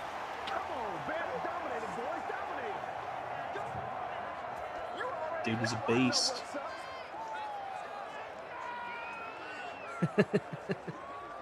Yeah, there were some good ones. Pete Wheeler. Yep. Vinny DeGooch. and then the one where they brought in the pro players as well. That was awesome. The Madden with Vic on the cover. Dude was unstoppable. I forget what year. When I think of Madden, that's the Madden that I think. Is it Madden 03, is it? I forget. I want to say 04. 04? Yeah, 03 I think might have been Marshall Falk. Which, for some reason, I've said his name every day I've done a sim the last few days, and it keeps reminding me how people say that I say Marshall Falk's name wrong. You do kind of say it. I noticed it when you said it. It was like Falk. Yeah. Like I say it wrong. It's okay. Hey, we all have our... I'll get there one day. Our dialects. People say I say things funny. Let's see. Vikings it was just going to 04. deal this one out. Actually, they don't have to run another play. This one is officially in the books. It's over, folks. It's over, folks. Tater Hater says there's nothing more demoralizing than pulling your goalie when you're up one in online Chell. Just teasing them with the open goal as time runs out. Wow. That's just not fair. So that's going to do it for this sim. I finished 77th. It's not good. Very well played game by the Vikings. You can make a case that Kirk Cousins deserves to be the player of the game, but I doubt it's anybody but Dalvin. It's Dalvin. We're going to give him the wooden nickel. Congratulations. If he's ever in St. Louis, he gets himself a free ice cream cone. He's got a few of these. So anytime you want to come by and use one, hit me up, bro. How about the Not My Kid award? Ooh, man, I want to give it to either Alshon or Thielen. Thielen 2 for 17 is I think Thielen's bad. the guy because his ownership's probably higher than Alshon's. So I'm going to go Adam Thielen. I think that's very fair. All right, next up, we are going to have Ross Tucker discussing some NFL defensive tackles. And after that, I will be coming back with Brandon Cristal for the Bengals at the Lions at 10 p.m. Eastern time. Tommy, enjoy the rest of your evening. Put it on ice. We'll defrost you the next time we need you. Maybe throw you in the microwave or something like that. But that's it. We'll be back in roughly 1 hour, but stay tuned to hear Ross Tucker talk some NFL defensive tackles. Be back in a bit. Bye. It's the Ross Tucker Football Podcast. Oh, yeah, it is. But it's not just any Ross Tucker Football Podcast. It is a Finish Strong Friday presented by DraftKings, America's #1 rated sportsbook app. They got a lot of stuff going on for the Masters right now. Make sure you go over to DraftKings. Use the code Ross. I am Ross Tucker, former NFL offensive lineman, 5 teams, 7 years, do 30 minutes of on-demand audio pretty much every day here on the Ross Tucker Football Podcast. Definitely every day during the season. In the offseason, it's 3 times a week, but then you got the Fantasy Feast, you've got the Even Money Podcast, you've got the College Draft, so you got something every single day. Andrew Brandt's Business of Sports. So you got the 30 minutes you want 7 days a week. I love Fridays when we do them on Fridays because it's a Finish Strong Friday. It's a Greg Cosell Friday, and it is a Winners Friday. I want winners. I want people that want to win. So the real key there from Mike Singletary, it's the second part. We want listeners and viewers that want to win. People like Ari, FFESQ, he quote tweeted one of the tweets from @RossTuckerPod recently. That's all you have to do. Quote tweet with a compliment, reply with a compliment, or just retweet, or just like on Instagram, or reply or comment on Facebook. It all counts. And it all means a lot to us when you do so. Ari, hit me up with an email, ross@rosstucker.com. Let me know whether you'd like a signed picture or a football card, or if you'd rather have one of these press passes from this past season. Sponsor confirmation email winner, Nicholas Falloon. Got some Raycon earbuds. Everybody's getting the Raycon earbuds, Nicholas. Smart move. You can see all of our sponsors over at rosstucker.com. As you know, if you take advantage of any of them, and then send me an email, I guarantee to read and respond to your question on the show. Nicholas, you're the winner, so let me know exactly what you'd like. Again, ross@rosstucker.com. The YouTube shout out. Boy, this is an easy one. You just subscribe to youtube.com/RossTuckerNFL. Comment on any video. I see all of them. And I'll give you a cameo-style shout out for whoever you want, whatever you want. Just like I do for people that hook me up on Cameo. Toby Shea, you are the YouTube shout-out winner. Congratulations, Toby. Congratulations to all of us. It's a Greg Cosell day. The Big Show. All right, so Greg, we are continuing with our draft series. I guess I should say it because there's new listeners all the time. Greg Cosell is the civilian GOAT, okay? He is the greatest film watcher that hasn't worked for a team as a coach or a front office executive of all time. All time. the civilian greatest of all time. By the way, Greg, I thought it was funny. One time somebody got mad, they thought that was a knock. That's the opposite of a knock. You know how high of esteem I hold you in. So we've been doing this draft series. You can see Greg all the time on the NFL Matchup Show.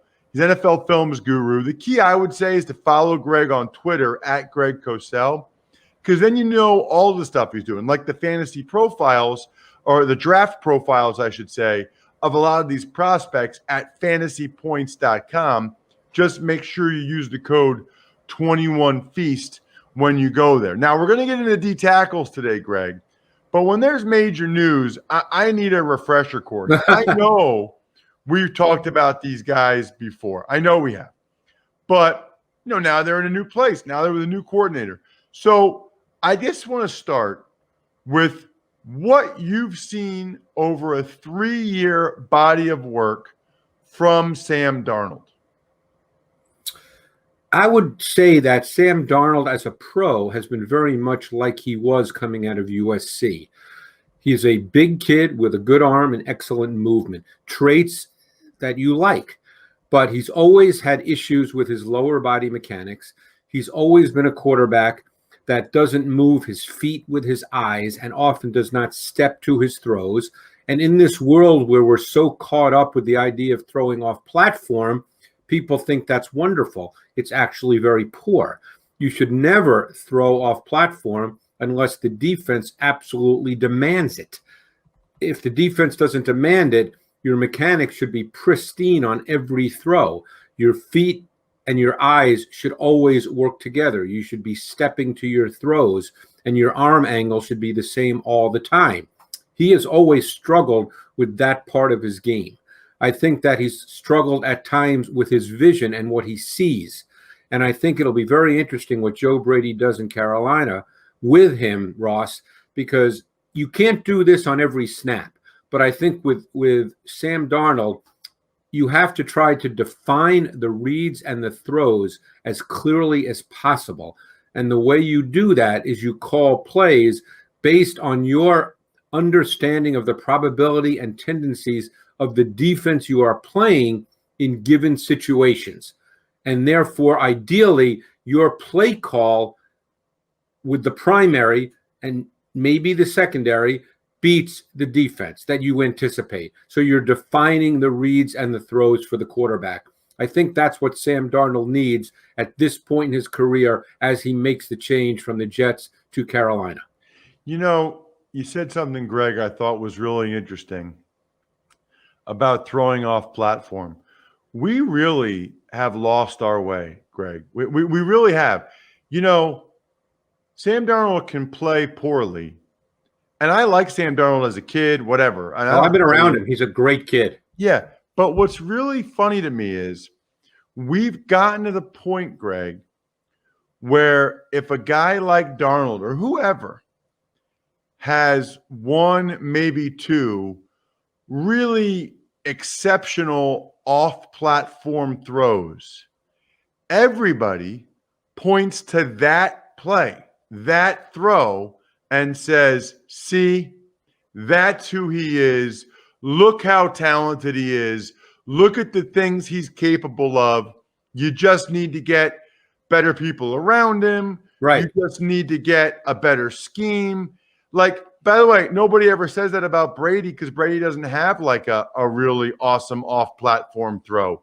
There's the consistent excellence and doing things the right way over and over and over again, that doesn't really excite people. But Sam Darnold rolls to his left. Sam Darnold rolls to his left against the Niners and leads a receiver going back to the right, and it looks awesome with the timing of it. And everybody's like, see, look how talented he is. That is, it's gone that way, Greg, more and more every year. That's wrong. That's incorrect. You are correct. And it drives me crazy. We've gotten to that point And you're right, it's been the last couple of years. And obviously, Patrick Mahomes was the one who really brought it to the forefront. Matthew Stafford's been doing that since he came in the league, but it wasn't cool back, 8-9 years ago, so no one talked about it. Now when guys run to their left and make a throw across their body, it was like Zach Wilson at his pro day when he ran to his left and made a throw that 25 quarterbacks could make. But because we're so caught up in, oh my God, those kinds of throws. But you should never not throw the ball with proper mechanics unless it's absolutely demanded. You mentioned Tom Brady. We know he's the greatest of all time. But what is one of the reasons? There are many.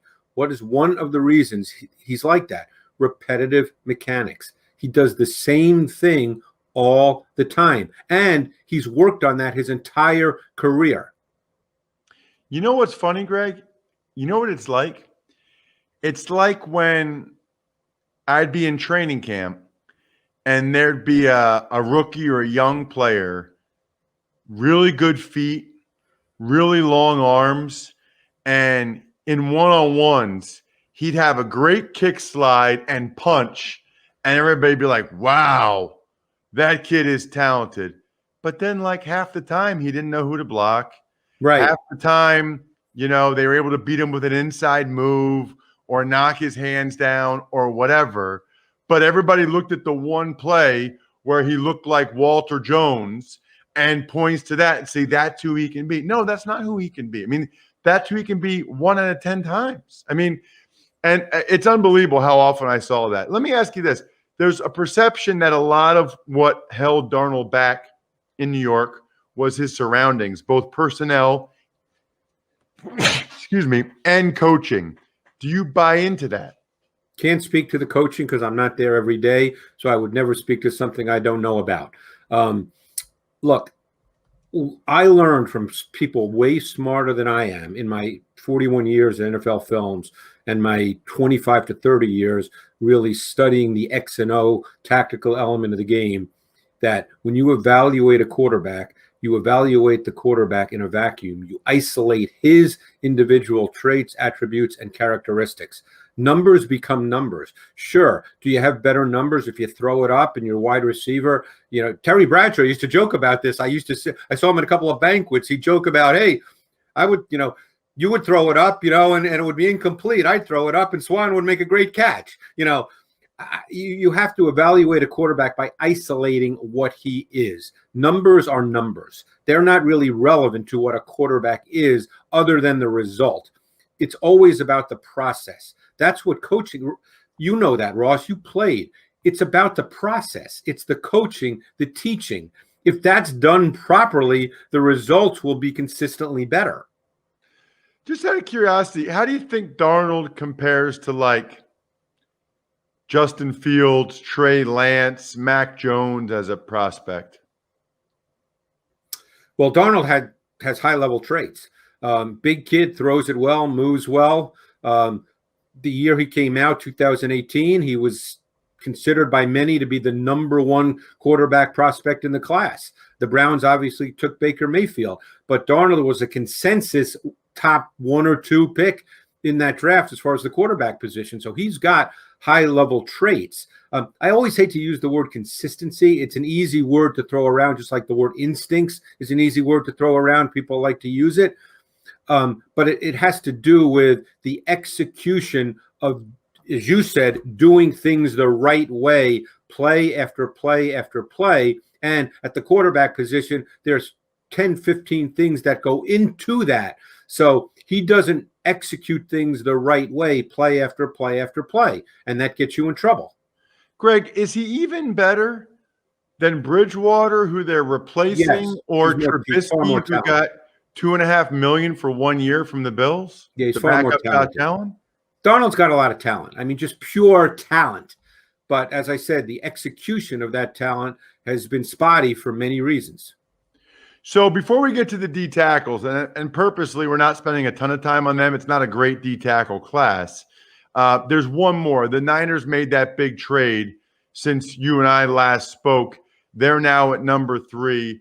Who do you think they're going to take, Greg? And or who do you think they should take based on what you know about these prospects and Kyle Shanahan's offense?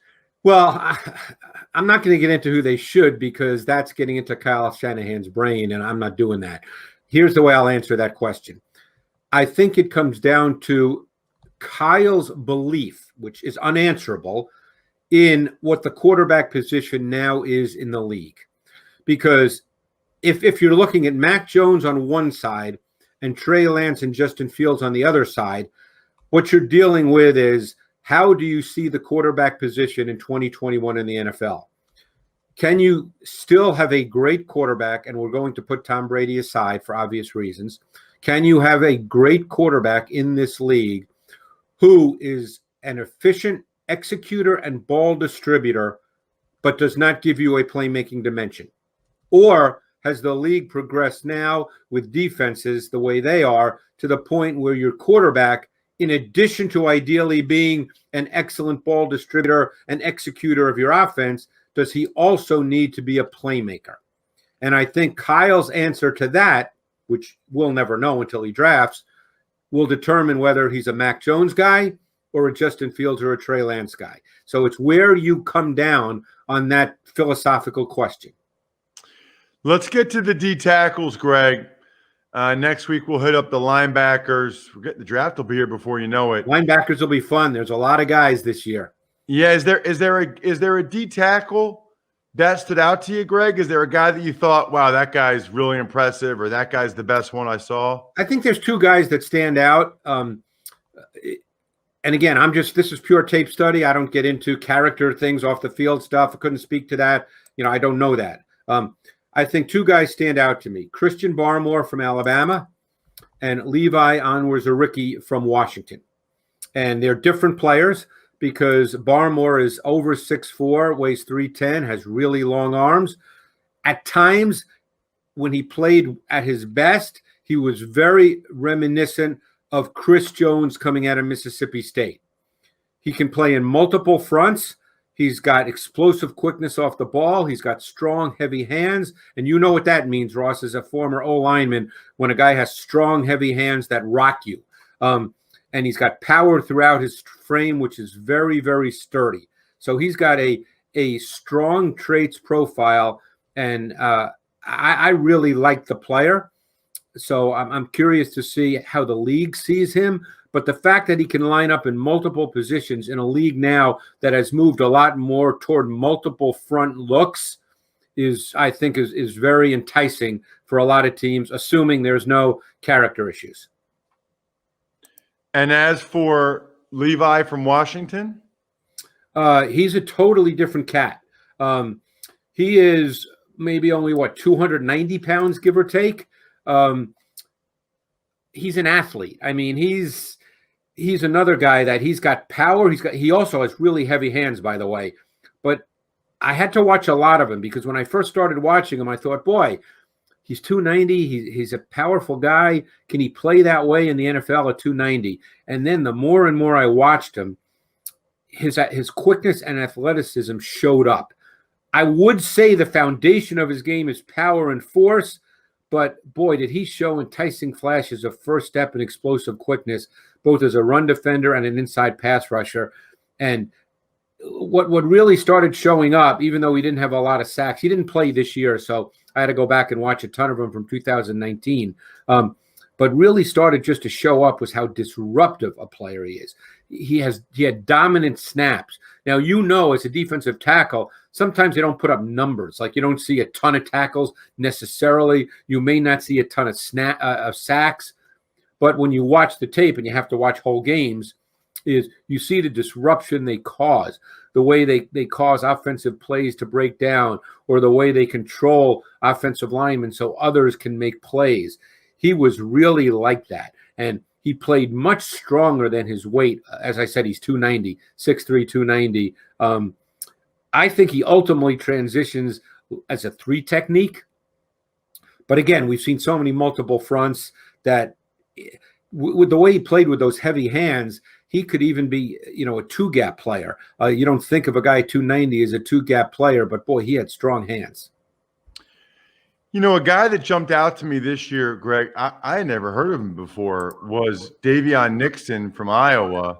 He totally destroyed the Penn State football team. I mean, Yeah, it was unbelievable how he dominated that game. I mean, who is this guy? Where did he come from? Who does he remind you of, if anybody? Well, he's an interesting guy to watch. He's big kid. He's an athlete. I mean, that's his game. He's not real interested in the physical part of the game, which is weird to say for a guy who plays D tackle and D line, but he is an athlete. He's a gap penetrator. He's a movement guy in slant and stunt schemes. There's really not much power and physicality to the way in which he plays, and not a real commitment to playing that way, Ross. But yet he's 6'3", 313. So you're not talking about a little man. But I think he has to be scheme specific. He's a one gap player. You have to understand that he's not going to bring a lot of power and physicality, but he can win with quickness and explosiveness, and he can rush the quarterback. So in today's NFL, he's very interesting. I don't think he would start off as a full-time player, just because you're going to have to get this guy to play a little more with some commitment to the physical part of the game. But there's not many guys at 313 pounds with the light feet that he has. So what happened with Florida State's Marvin Wilson? I thought coming in the year he was like a top 10 pick or something, or highly touted, and you don't hear as much about him now. No, Marvin Wilson, he's an interesting guy because Marvin Wilson actually came out of, I believe, Texas, and he was a big-time recruit at Florida State for Jimbo Fisher at the time. I mean, he was a consensus 5-star. That was viewed as a coup by Florida State to get this kid. And, I watched him in 2019, but then, of course, I watched him this year.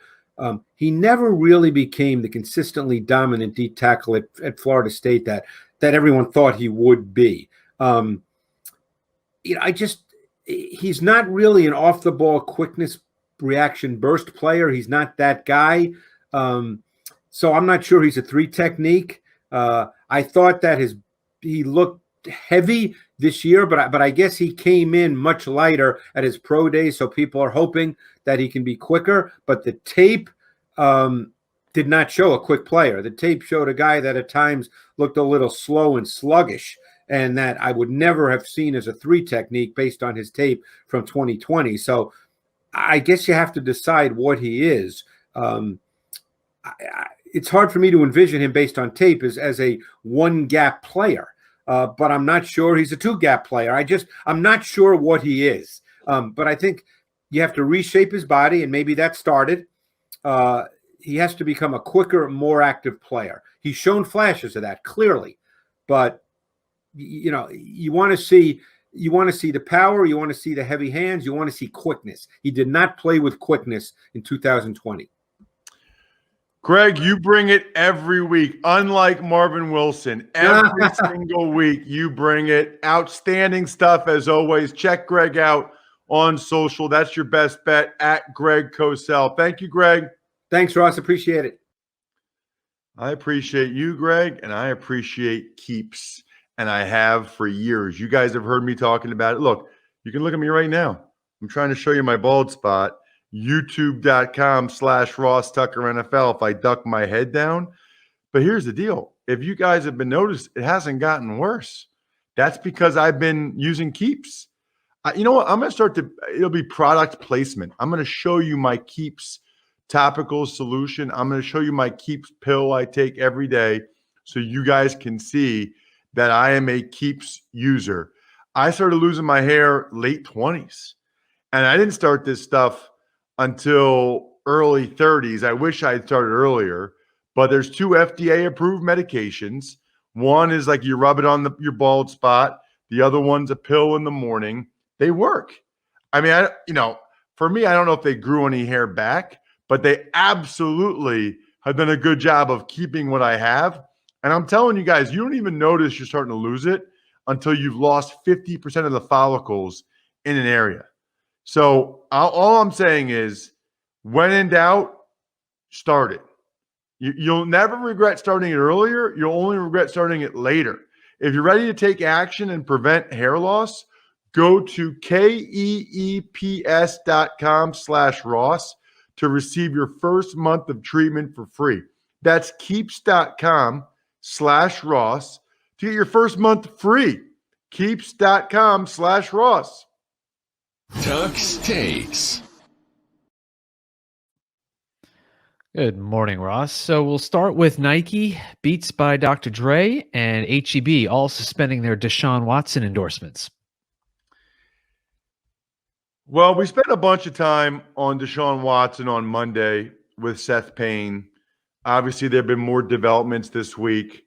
By the way, I got a lot of positive feedback about the Mike Garafolo interview. Hopefully, a lot of you guys went back and listened to that or watched it on YouTube. But I don't really know what to say about the Deshaun Watson stuff anymore, other than it feels like there are new developments every day.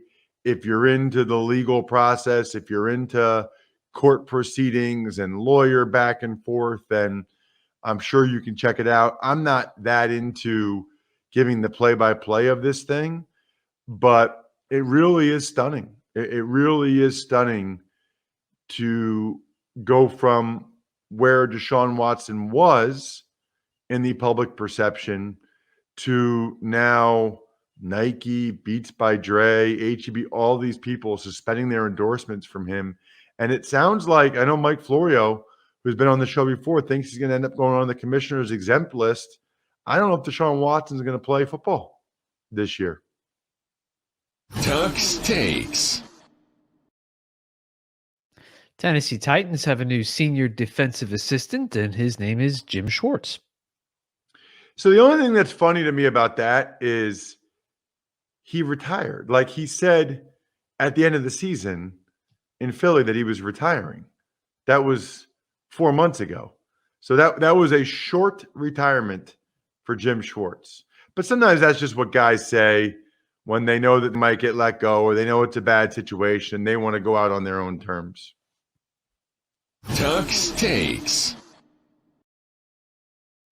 Speaking of Mike Garafolo, on our show earlier in the week, we were doing a real time. He's talking about there's a play, or we were talking about Forrest Lamp, and where's he going to go? Well, he signs with the Bills. Bri, is that the first time, like in all these episodes we've done, where literally while we're talking to the guy, I mean, it's not a live show. You can't watch it live yet. Although if you guys want that, maybe we can do that at some point. But not a live show. Is that the first time we've had like break? I mean, obviously people have said things that are interesting. Was that the first time like if we were a live show, we would have been the first people to know that Forrest Lamp signed? There may have been one or two other things, but I think that got to that point because Mike had asked us if we were live. If he knew we were live, then he wouldn't have broken news. Well, he asked if we were live afterwards. I thought it was beforehand.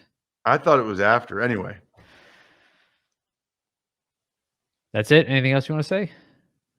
No, he was highly touted coming out of Western Kentucky. A lot of injuries with the Chargers. Kind of interesting. The Chargers had Feeney and Lamp start every game last year. Feeney played a lot of games for the Chargers. They didn't really seem to have much of an interest in bringing back either one.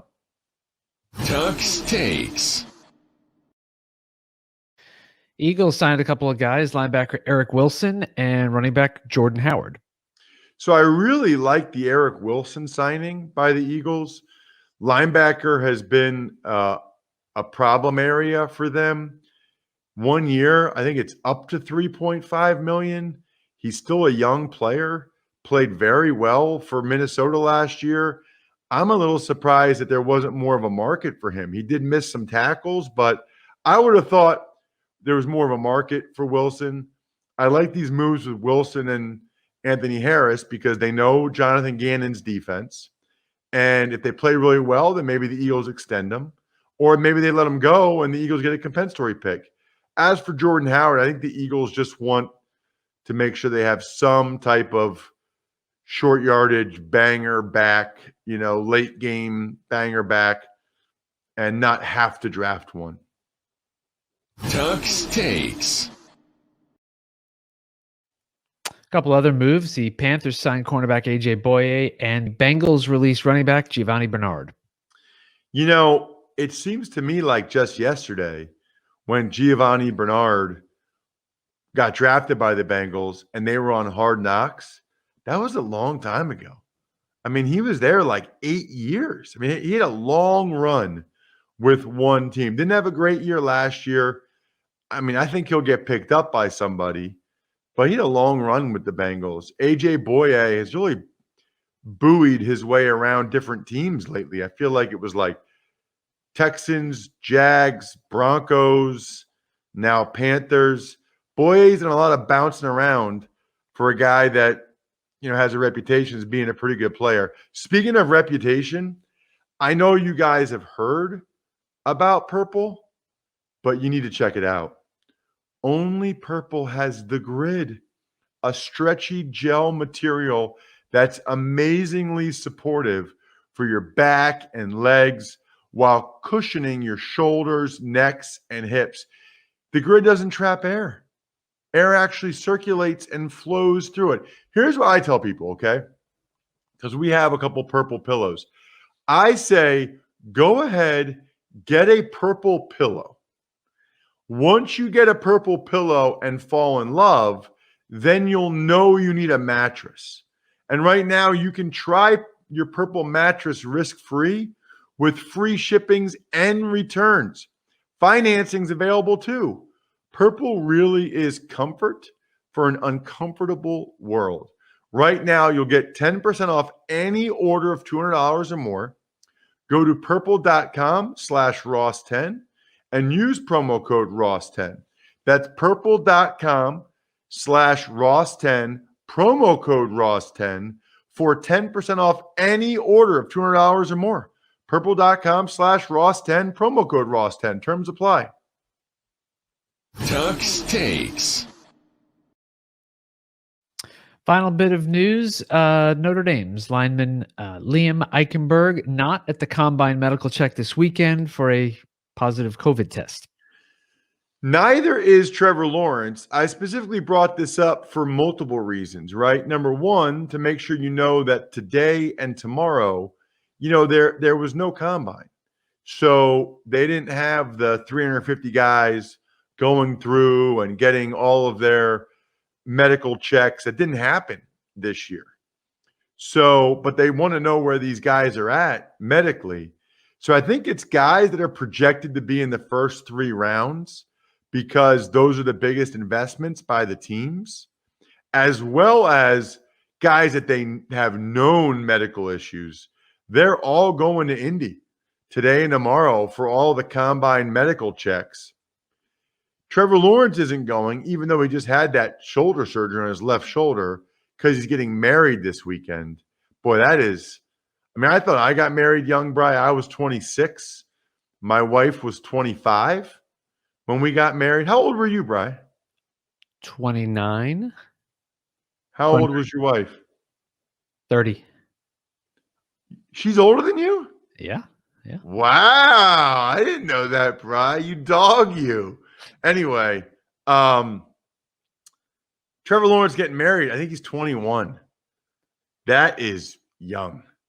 Long time, I guess, high school sweetheart, but that is a young. I could do a whole podcast on getting married that young. But anyway, hey, when you meet the right person, when you find the right person, you got the right person, I guess. But the thing about Eichenberg, I think is interesting, Bri, is I guess I wonder if the positive COVID test affects him in any way. In other words, there's still a little bit of unknown about the long-term impacts. I wonder if it's a slight downgrade for the team that are thinking about drafting him.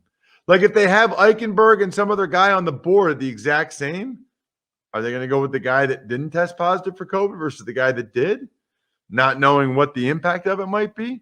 I don't know, just something I thought. I don't know the answer to that.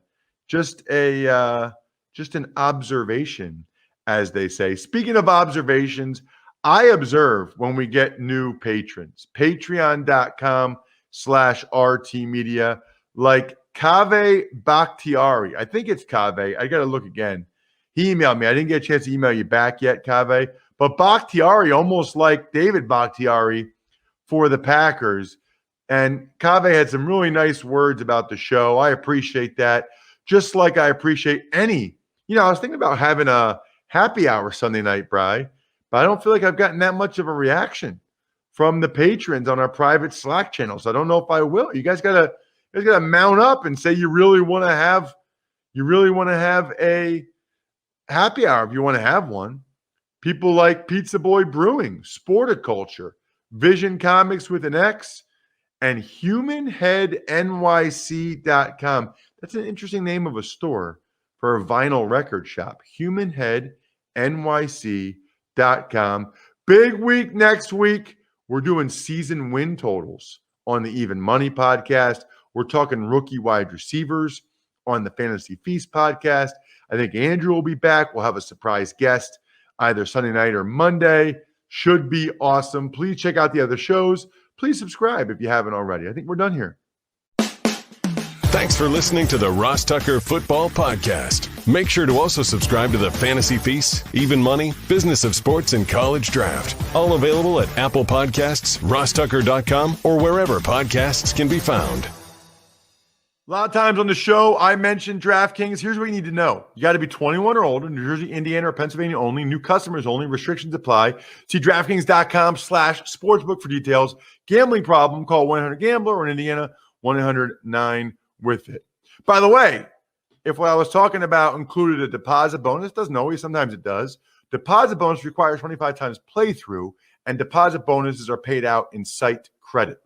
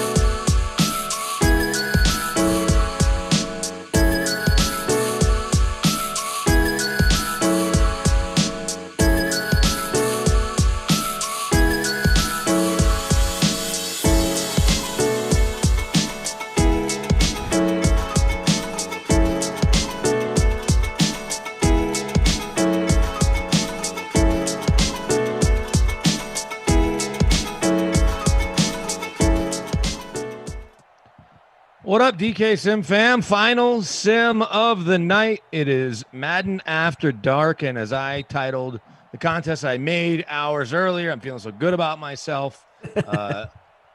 Super Bowl 56 preview? Question mark.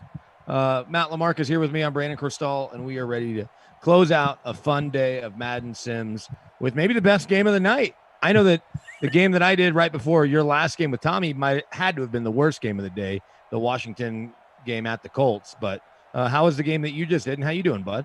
It was good. It was an entertaining game. We had a double bonus watch for Dalvin Cook. He ended up finishing with like 70 DK points in the captain spot. So it was fun. We'll see if this one can live up to it. I might call this the Super Bowl 66 preview.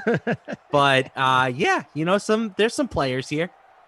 Yeah, that's the thing, is that even though both these teams are not very good, that's why they're picking 5th and 7th in the draft. Joe Burrow was really exciting until he got hurt, and so he's obviously exciting in Simland. I captained Joe Mixon, and when I've done that in the past, it's proved beneficial. When I was head-to-head against Koff in one of the sims I was doing at that hotel a few months back, and he had 3 touchdowns, including the game winner in overtime. So, but on both sides, you got between Galladay and Jones and the running backs for Detroit, you got some people that can score points. So what's the rest of your lineup look like? Yeah, I went Hawkinson at the captain spot, Matty Stafford, Gio Bernard, Galladay, John Ross, and the Lions defense. I was looking Bengals deep for a minute, but ended up not having to use any defenses. I captained Joe Mixon, as I mentioned, and as my lineup is loading, I know that I got Hawkinson in there for sure. I think I played both quarterbacks. I think I got Stafford and Burrow. That's why I was against playing the defenses. And then I have Prater. I'm trying to remember who my 6th player is. But Joe Burrow, 65% owned in the Big 3 contest. And let's see here real quickly. I know I'm missing one player. And I actually just saw the second one. I was trying to get in the big contest just so we could keep track of it. Swift. So Swift. So I got 3 Lions, 3 Bengals. We'll see how it turns out. Obviously, Joe Mixon can be a boom or bust play for sure. You excited about the bracket tournament coming up? Yeah, I ran through it with Tommy Freeze pops. I'm upset. I think the Jets got hosed. They're the second best team in Simland, but they have to go up against the juggernaut Chiefs, who have won. I feel like they've won every tournament that we've done. Well, so, it would make sense based on them being the defending Super Bowl champs, and in my eyes, they're their the roster. favorites. Yeah, I actually like Tampa. I don't know. I haven't made an official pick yet. Rossi and Moose yesterday when we were working, both just off the top of their head, took Cleveland as their championship pick. Kaufman has your Jets beating the Chiefs.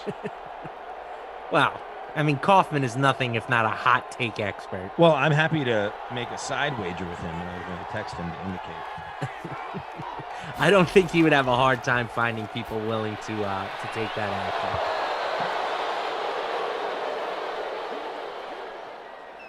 Ducey didn't even have the Jets. Producer Tom, who I have dubbed T-Pain, okay, says that he doesn't even think Ducey has the Jets winning. Yeah, probably not.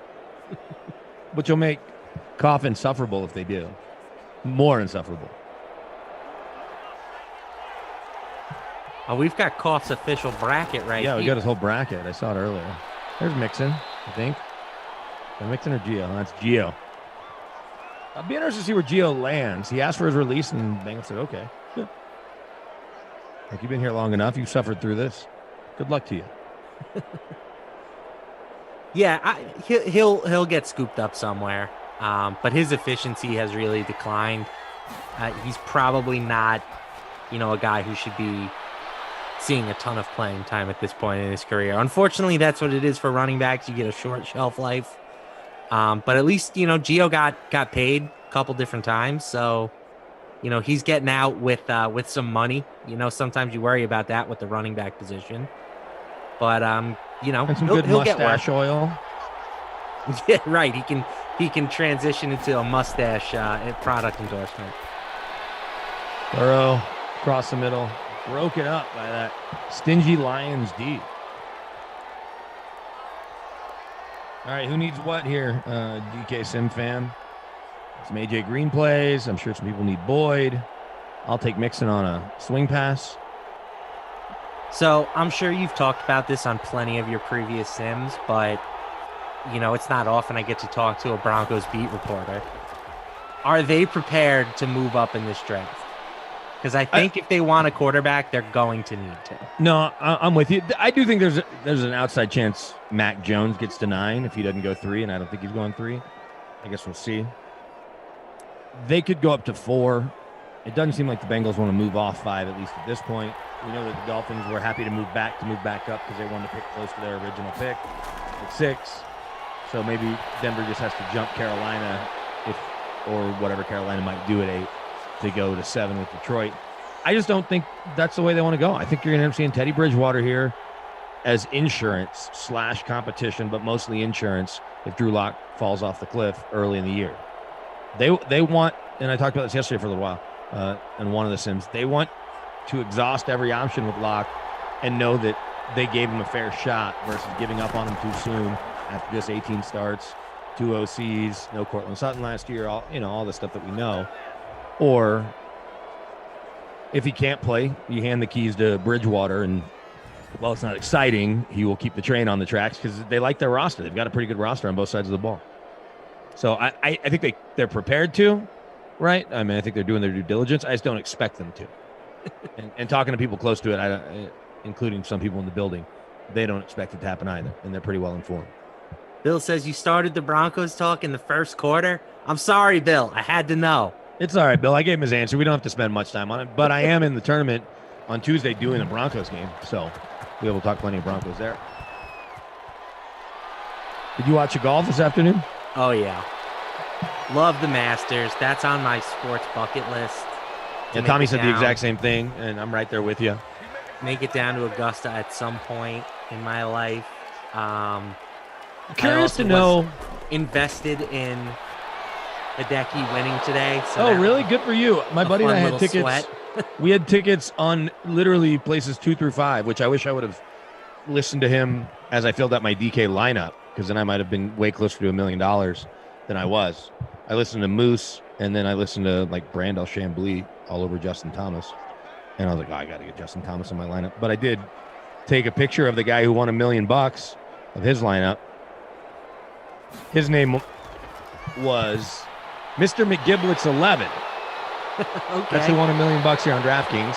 His lineup: Xander Schauffele got him 100 points, Hideki 118, Spieth 95.5, Paul Casey 69 points, Will Zalatoris obviously with that silver medal 99 points, and then Connors rounds out his 6 with 90 points. Right, Connors had the ace. Those aces are always big at Augusta. Yeah, I was in 332, 292, and then like 433 something. Hey, that's not bad. 433,000 out of 476. It's not good. 430. I'm sorry. Run that by me again. Yeah. So there were. Here, I'll pull it up. There were 476,000 entries or something. Let's see.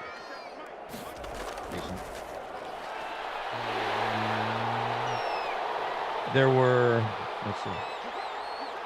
I was in, so 332,292 and 442,347 with my Moose-inspired lineup. I was I like this guy. I like that guy. Moose had to be somewhere around. Well, he didn't enter the Millie Maker because he didn't like the odds. He paid $200 to get in a $2,200 contest, and I imagine he finished dead last in that, or pretty darn close.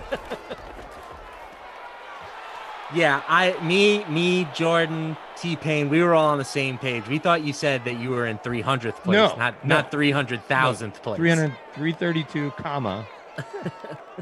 It won't even let me go to the bottom to see like how far down that goes. It just, the farthest down it goes is 108,000. Yeah, I think they only let you do lineups that aren't yours if they are in the money. Yeah, so 108,000 was the last place to win money. $10.41. What's crazy is, so Mr. McGiblets 11 beat Aaron, AYE-Aaron. So $1 million versus 150. Check out this score though. Aaron had 571.00 to 571.5. Oh. And so if you look, the difference in the lineup was simply John Rahm. Oh, John Rahm and Leishman. So 2 players different, and still was a half a point.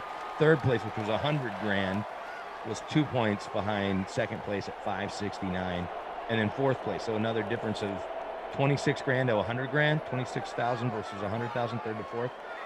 And there's two guys got in fourth. I guess that's why it split, so 50,000. 568.5 to 569. Talk about a game of inches as you get a sack there for the Bengals D.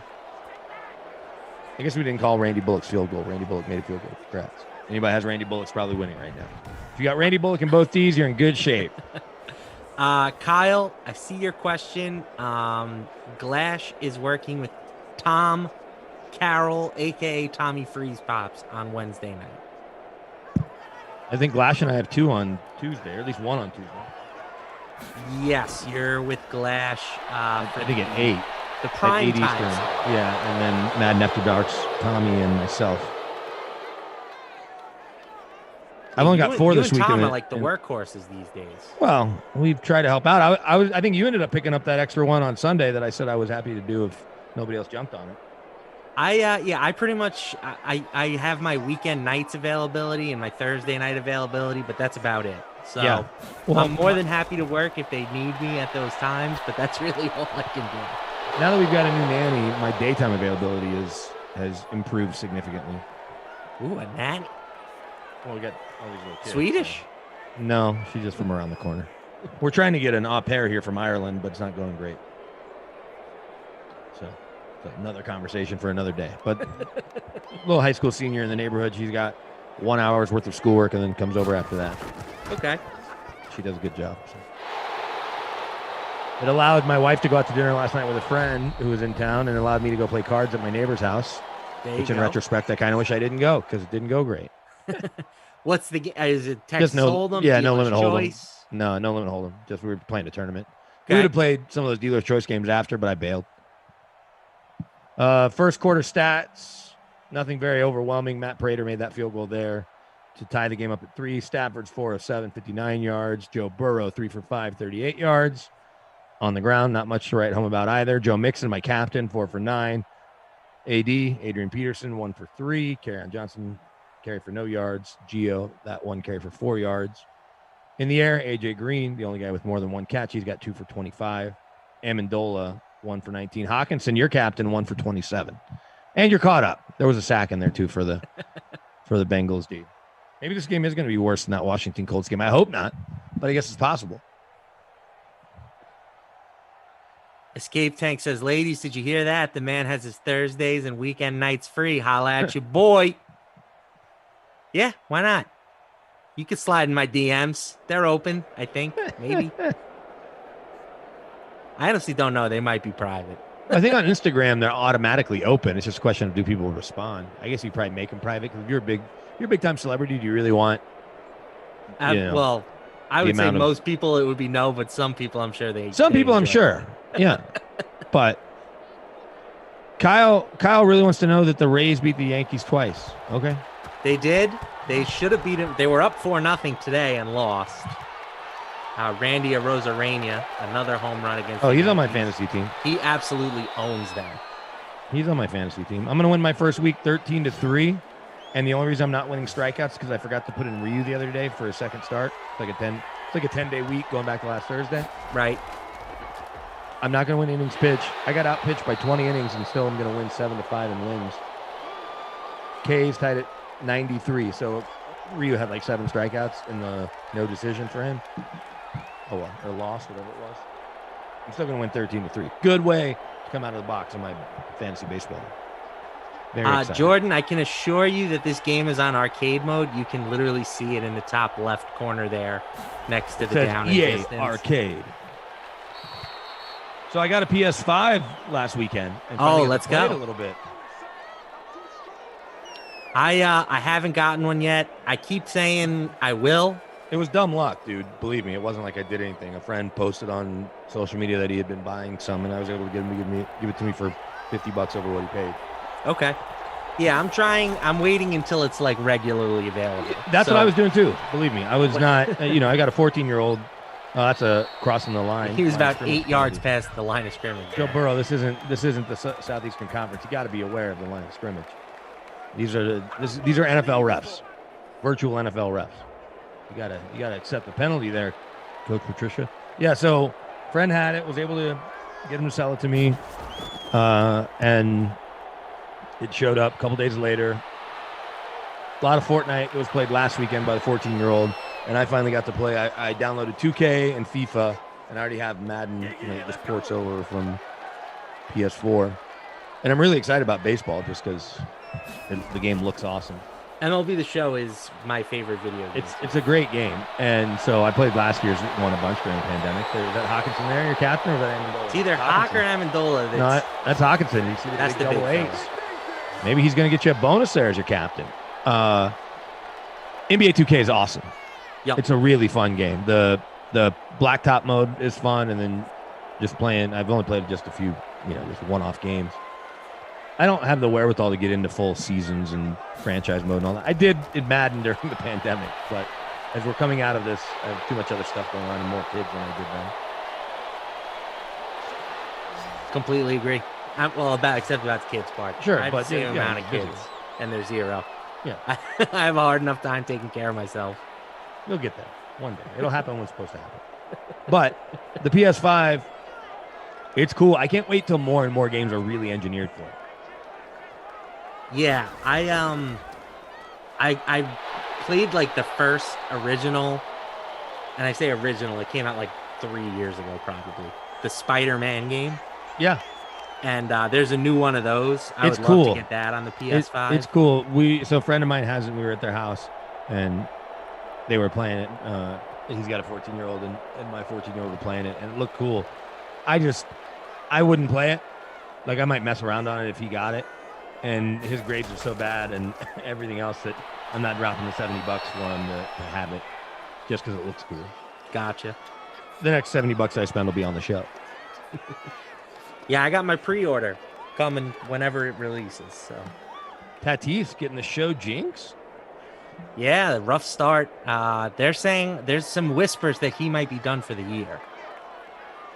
Noah Moon wants to know, how's it a possibility that a QB can throw beyond the line of scrimmage in a game?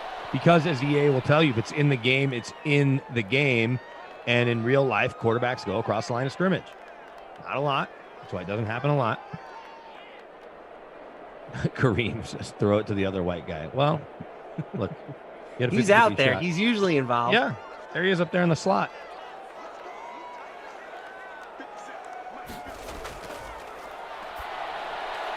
Oh. Should have been picked off. I thought that was the right read, but safety was waiting for him. Baiting him. Well, and here comes another field goal try. Very exciting. Well, I had Prater in my lineup. Maybe I'm about to be in first place.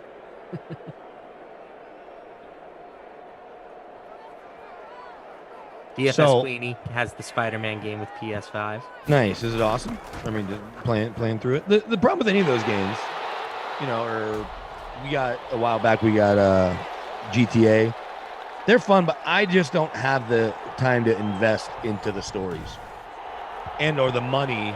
Like, it seems silly to buy all the cool stuff you can buy to do cool stuff. Like, just give them more money after getting the game. The virtual goods. Spider-Man is literally one of 2 games in my life that I've finished. Which is cool. Like, I remember one time a buddy of mine let me borrow Assassin's Creed, and I was playing it for hours. My wife was out of town. We had no little kids at the time, and 14-year-olds as dads.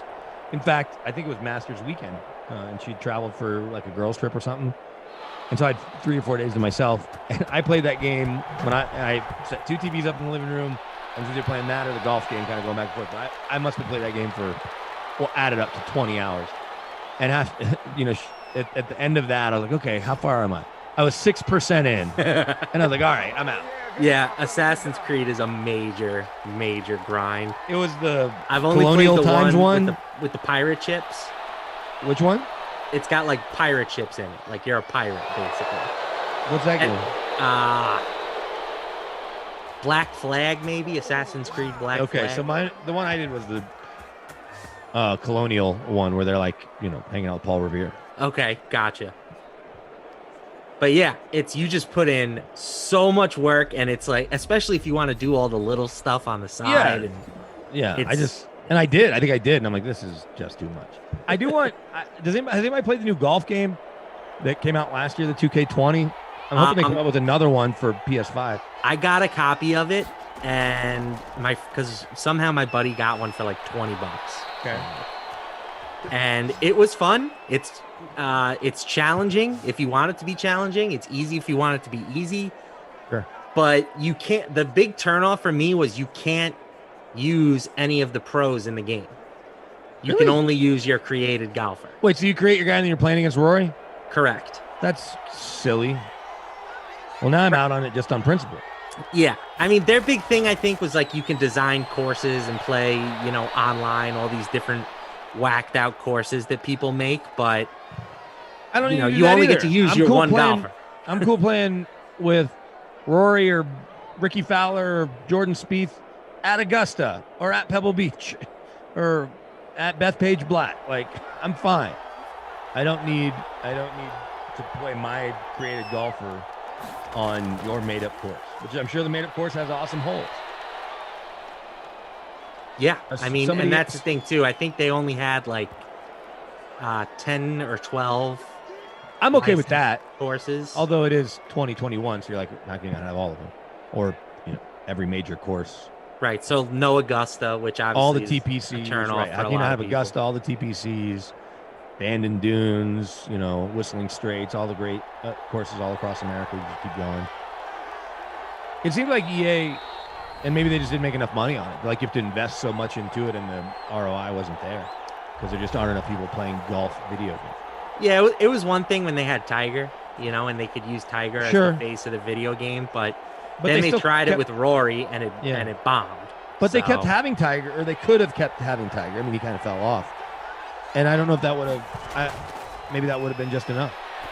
Maybe if Tiger has a crazy comeback, or just a comeback, they'll do it with him again. I don't know. Somebody asked in the chat about the Spider-Man game. They said, okay, Sizzle knows that the Miles Morales version. I believe that's what it's called, right? The Spider-Man Miles Morales is the name I of the game. believe so. Yeah. All right. Bengals knocking on the door before halftime. Hopefully Burrow. There you go. Moves the sticks. That Gio out of the backfield. Oh, AJ Green gets you inside the 5-yard line. First and goal from the 4. This should be prime Joe Mixon time for my captain. What I'm saying. New Arizona Cardinal. We're going to get a toss sweep here. Toss sweep to the left, and odds are a Lions defender will know that it's coming. They like running the toss sweep with Mixon. Oh, maybe an inside handoff instead. You got defense spread out. Nope. Burrow saying, I'm doing it myself. Fires it right on the money. Is that AJ again? Yes, indeed. Both of them are Arizona Cardinals, right? Or he's a new Arizona Cardinal. I was saying Mixon. I don't know what. It's because in my head they beat the Arizona Cardinals, the game I was thinking of earlier. Anyway, the Cardinals would have the nastiest receiving core from 5 years ago. From 2014? Yeah. The 2014 team was great. Well, has Fitz announced he's coming back yet? He has not. He has not. Just understood, right? I think he's kind of deciding one more year, or because there's no guarantee that the Cardinals even want him back. But come on. I would hope that they would give him a deal. If they don't, he's calling Aaron Rodgers tomorrow. I'm like, hey, I'll come play in Green Bay for you. That would be weird. In Tampa. It'd be weird to see Larry Fitz in a different uniform. I know that that's the era that we live in now. All athletes change teams for the most part. You know where he could go realistically? Brady can wear a Bucs uniform. Yeah, you know where he can put on a different uniform. Realistically, he could sign with his hometown Vikings. Minnesota is still really a big deal to him. He would do all this offseason stuff there. He's got charity stuff there. His dad still lives there. He's got plenty of extended family. Now, the Vikings don't feel like they're that close. So I wouldn't race to do it. What if you went and signed in Seattle? Just play with Russ. Interesting. Yeah. Stay in the division. CJ71 says EA Tiger Woods was great. Used to play at 12 hours a day until they changed it. I put in plenty of hours playing Tiger Woods. There's a lot of cool golf games for your phone and your iPad too. Yeah, I've messed around with a lot of golf stuff. I played love with- golf. Yeah. I wish I was better at it. Like Don't I'm we sure 95% of the people in the world do. Yeah, there's very few people on the chat like, you know what, I'm too good at golf, honestly. Yeah. Almost a pick there. That's right.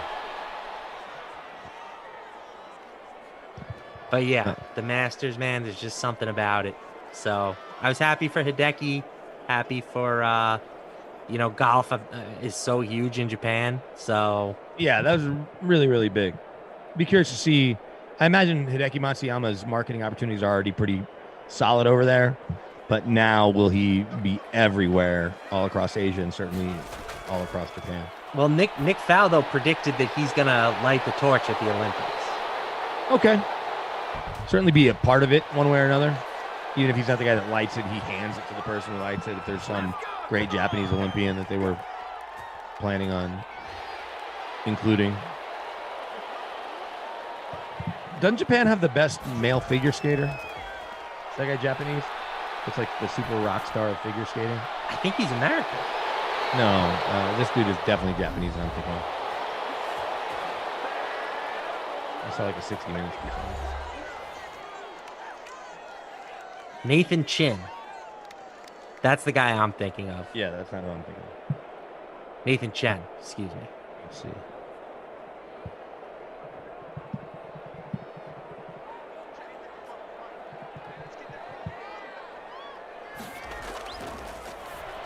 Stafford lets it rip. That was open. But yeah, who's covering Galladay? Apparently nobody.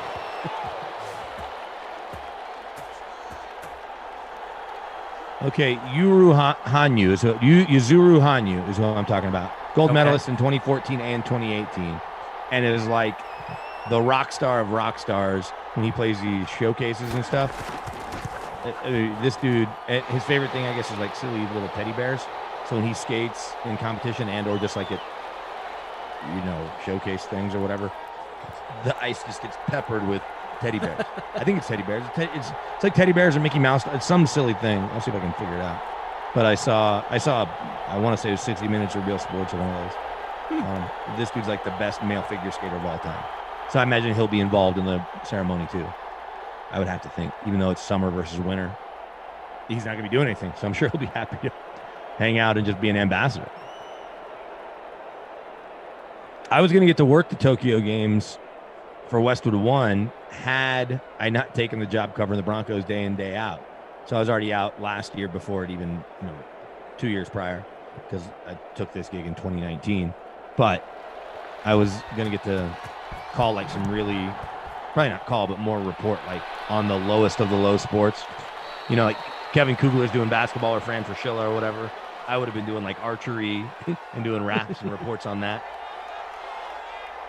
Hey, man, that's the coolest part about the Olympics, in my opinion. The niche sports. You watch some guys just crazy good at ping pong. Well, the funniest thing about the Olympics is, let's be honest, especially if you're in a sports bar, you're around people, how quickly everyone becomes experts on sports they have no idea about. You're right. Because they heard one thing. They heard one thing like, oh, yeah, this guy's going to be really good because, the course or whatever, his routine is something no one's ever tried. And you're like, what? You know about men's gymnastics? Come on. He's great on the ring. Like, okay. Where'd you learn that? Well, I saw this morning on the Today Show. Okay. Right. Unless you're watching Olympic basketball, we really don't know. Yeah, Jordan brings up the point. Curling, everyone says, I definitely could do that because everyone could. I've always thought about that. Like, I want someone to bet me that I couldn't become like an Olympic curler in like 5 years. I wouldn't take the bet. But I feel like there are people out there that you say, all right. And again, I don't have the money to be making these kind of, propositions, but like, I'd love to know in the chat who's been around, and there's probably going to be people from Minnesota or Wisconsin, but who knows anyone that's good at curling. It can't be that hard. There's definitely plenty of people out there that are like, yeah, I could do this. For sure. I'd want to be a broom man, though. That seems even easier. You have to have the only technique is just keeping it clean in front of the stone or whatever it's called. Is that what it's called? Yes. It's called a stone. The curling stone. My wife did it.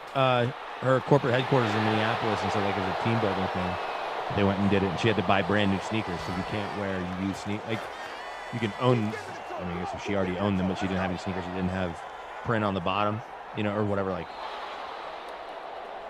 from walking on cement, sidewalk, whatever. So she had to go buy brand new sneakers for it. She said it wasn't that fun. I think there was a 30 for 30 about curling, or there was some, whatever. I saw something about curling, and yeah, it's like the least imposing group of athletes you've ever seen. Oh, they're athletes. Put that in quotes. Stafford's 10 of 15, 163 yards. He's got a 125 passer rating. Burrow not far behind him, 8 of 12, 101 yards. Both have a touchdown pass.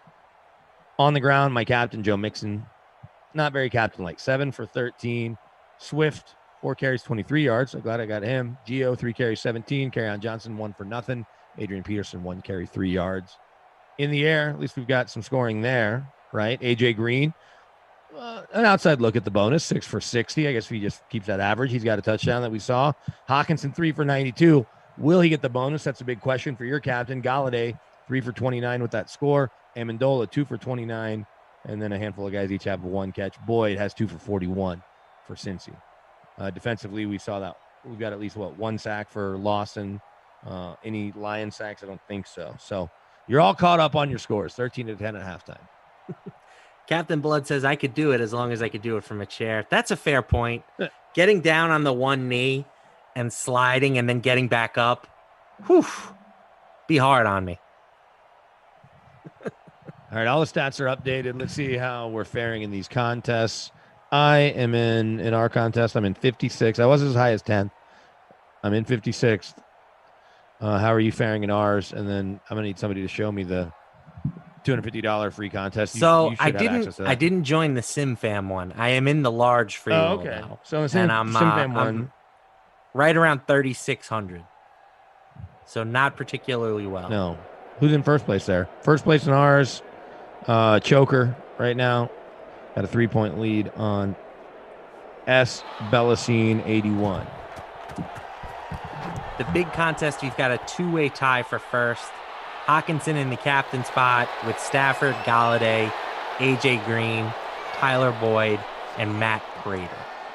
Joker's winning lineup in our contest for now. Green in the captain spot, Burrow, Stafford, Galladay, Boyd, Prater. Winning lineups will look similar at this point. Jordan says I could wear my pajama pants for curling. That would be a plus. Is that another Lawson sack? Look at Lawson looking like Von Miller out there. Hey, hopefully he brings that to the Jets this year. Yeah, what'd you guys overpay him? We did, but you know what? You had to spend the money somewhere. I'm glad they at least went for a pass rusher. Like quarterback, edge rusher has been a need for the Jets for about 20 years. Yes, really since Gaston retired. Hey, John Abraham had some decent No, Abraham with some Pro Bowls. He's also really good with Atlanta. So this kid, Yuzuru Hanyu, Winnie the Pooh dolls is what gets thrown at him. Okay. So he's keeping the Winnie the Pooh. His estimated net worth is between $1 and $5 million. All right. Not a lot of money there in figure skating, I guess. I mean, there's not a lot of money in the Olympics in general. It's true. Unless you're an endorsement person. Right. But in Japan, I don't know how this went. Lawson again. Man. Uncontainable. What do we think the internet says Hideki Matsuyama's net worth is? He won $2 million today, so that's cool. And how do taxes work with Japan? I'm going to say he's worth about 10. I don't know, but now all these people are saying his win could be worth $1 billion. His net worth is estimated $25 million already. Jeez. Let me see, why is this analyst saying $1 billion in golf to Japan or $1 billion for him? It says it could be. Oh, maybe for the golf industry. Hang on. This isn't a stock analyst, although I'm sure Andy North is, well invested. This is Andy North saying it on ESPN, that it could be worth $1 billion to Hideki. Okay. Thanks, Andy. I thought it was like a stock analyst saying it. You got $2,770,000 in prize money. Because There's he's a gonna become catch so much for more your guy well-known. DeAndre. Yeah. Zach Taylor, virtual Zach Taylor's fired up.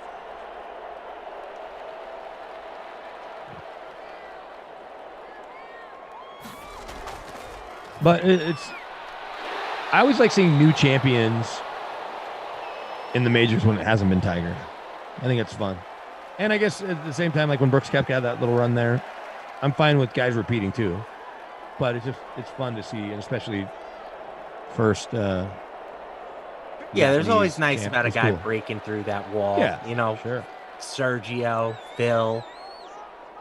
For a long time, it was like these guys will never win the big one. And then Phil obviously rattled off quite a few. But Well, and did you watch Xander Schauffele's post match interview with CBS? I did not see it. I had to hop on the sim. Sure, but- he was really good, and he's like, look, I guess I'm really good at finishing second in these things. Right. I think they said he's had 15 starts in a major, and he's top 10 in 8 of them. Well, something to think about next month when the U.S. Open happens, if you're building a DK line. Trying to win $1 million. Where is the U.S. Open again? Back in New York? Wingfoot, Bethpage? It is at It, of course, takes me when Torrey I go. Pines. Oh, all right. When I Google U.S. Open, it takes me to the tennis tournament. U.S. Open golf. Torrey Pines, huh? June 17th, Torrey Pines. Man, Tiger Woods picked a bad time to get the car wreck. I'm not trying to make light of it, but Tiger Woods has owned Torrey Pines. If you wanted to add another major, a U.S. Open at a course that he's... How many times has he won there? Good question. Let's A see. lot. He's probably won there 6 times at least.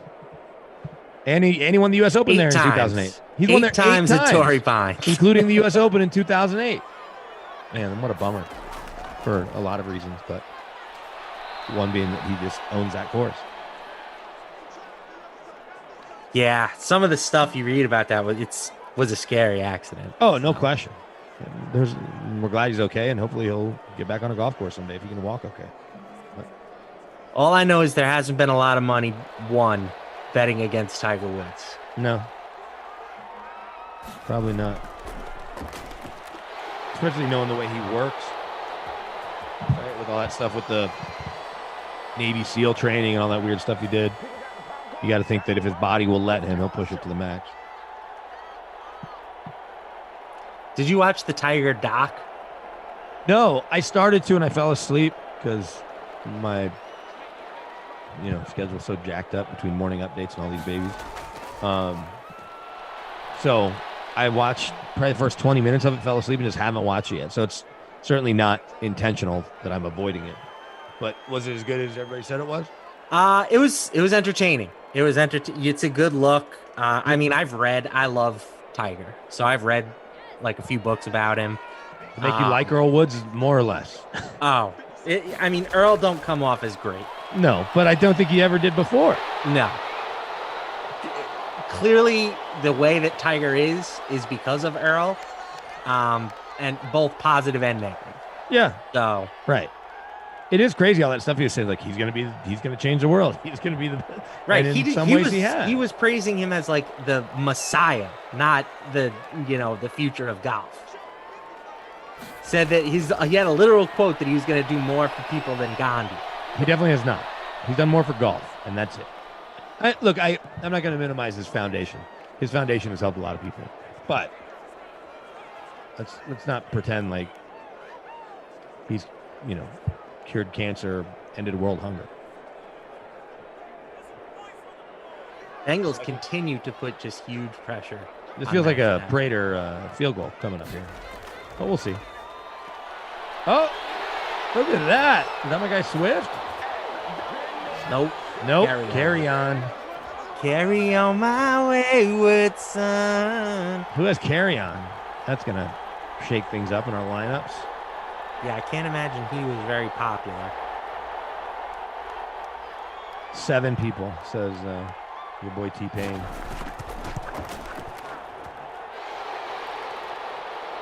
Prater bangs in the extra point. He completely made that up. No, that was right. 7 people was a joke, but producer Jordan says 7% owned in the big free contest. You know what I forgot to look at last night? I accidentally made a classic for the night slate as well, as I was trying to make my contest for me and Moose. How did I finish it?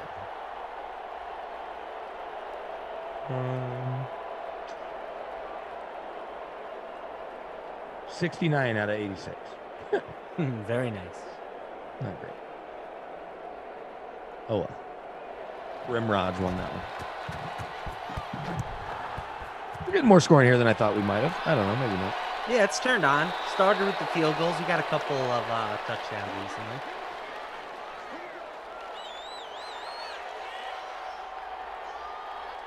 Jordan Lindenbaum has carry on in either the public showdown or the League One. Well, you're going to have to figure that out for yourself, Jordan, because we're not tracking your Lions plug. Congo says, wake up, John Ross. I concur. John Ross is way better in Sims than he is in real life. Well, not today. He's killing this team that I have. Absolutely. Not that my team was great to begin with, but a bagel from John Ross at 45% ownership right now. He's trending for the babysitter Billy. Big time. Big time. First time playing Fortnite says this is the most laid-back sim of all time. Well, there's not a lot of action, and between my dry delivery and Lamarcus laid-back, easygoing attitude. My dulcet sound. Well, look, there's plenty of people that I'm sure you grew up with in Long Island that when you get into a shouting match, they're louder and more animated. Doesn't make them right, but I've been known. I've been known to get loud myself, but I do keep it pretty mellow on these. I've mellowed a lot in my late 20s. That's good. To now 31 years old. When I was a younger kid, I could be a little bit of a nut, but yeah.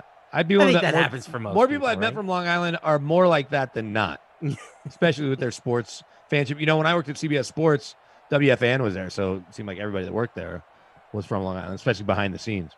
Stafford, 16-21, got an eye at the bonus, 232 through the air and a touchdown pass. Joe Burrow's going to have a lot of work to do to get that bonus, 125 yards, the 1 TD to A.J. Green. On the ground, we know Kerryon Johnson has scored. That's about all he did, but he picked a good time to do it. That's about all any of the running backs have done. Yeah, true. If you had Swift, like I do, you're cursing his name. Joe Mixon, my captain, I'm cursing his name. 8 for 16. Kerryon 6 for 18 in that score. Swift 5 for 33. Gio 3 for 17. Peterson then 1 carry for 3 yards. In the air, A.J. Green also eyeing the bonus now more strongly. 7 for 84. 3 for 92. Does Hawkinson get an 8-yard catch in this fourth quarter? Marvin Jones, 3 for 34. Amendola, 3 for 36. Swift, 3 for 18. Galladay, 3 for 29 in the score. Nick Bodden, 1 catch, 23 yards. Fullback, vulturing. CJ says he wants to see me versus Ducey in a shouting match. Is Ducey from Long Island too? Yes. I mean, I know he's a Jets fan like you are, so that could happen. Stats are updated, by the way. Good job, Joe. Keeping everything moving quickly. Me and Ducey worked one sim together, and we got pretty heated debating about Sam Darnold. And since then, we haven't been allowed on sims again, together again. So I know this. Don't call him buddy, because apparently he takes exception to that, at least if Glash doesn't.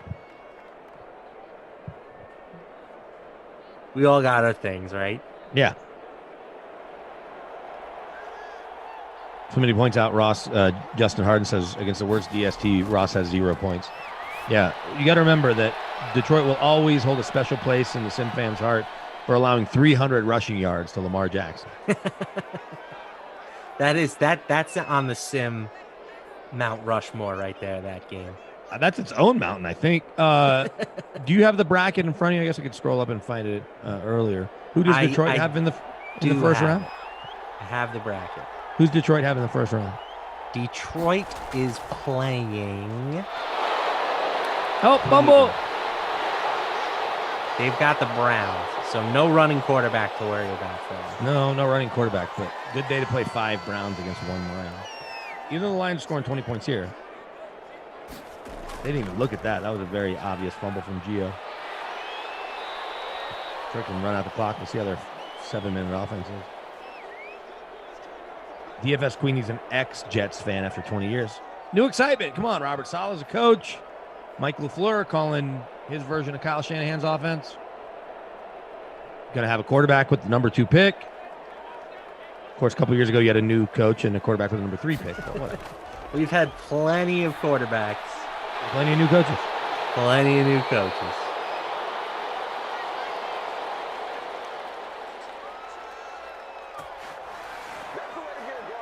Jordan says he thinks Ducey is a transplant to New York. Doesn't seem like it. I feel like it would be hard for him to be a Yankees, Jets, Knicks fan growing up elsewhere. Well, but is he transplanted from Jersey? Like, he's not from Iowa. Right, okay, yeah. Tri-state area, we'll say he grew up in. And now he lives in a broom closet in Manhattan somewhere, it looks like. Maybe he's from, dare I say it, Connecticut, which... FYI, you know what? That would fit. May not love Connecticut. That would fit.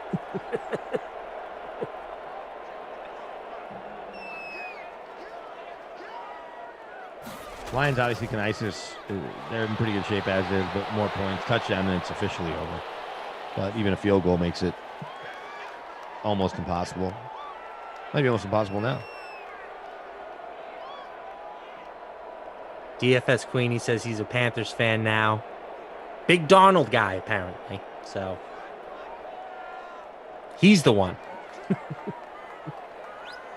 he's the lone Darnold fan. I think he'll do fine in Carolina. But we'll see. Got some weapons there. He's got a running game in theory. Some pieces on D. I don't know what to make of Carolina long term, but I don't mind them trading for him. They must have just thought for sure Atlanta would not trade with him at 4. Shockwave says, do Glash and the weirdo that doesn't eat pizza still hate each other? Those dudes don't hate each other at all. No, they're very good friends, but they do have like a rivalry shtick. Yes. And by the way, the guy who eats pizza, his name is Adam Kaufman. Emerson is mixed in there too, because all 3 of those guys are full-time DK employees, and they, I'm sure being around the office with them when they were around the office all the time had its pluses and minuses, so to speak. Jordan says he didn't know Kaufman doesn't eat pizza. Where have you been, Jordan?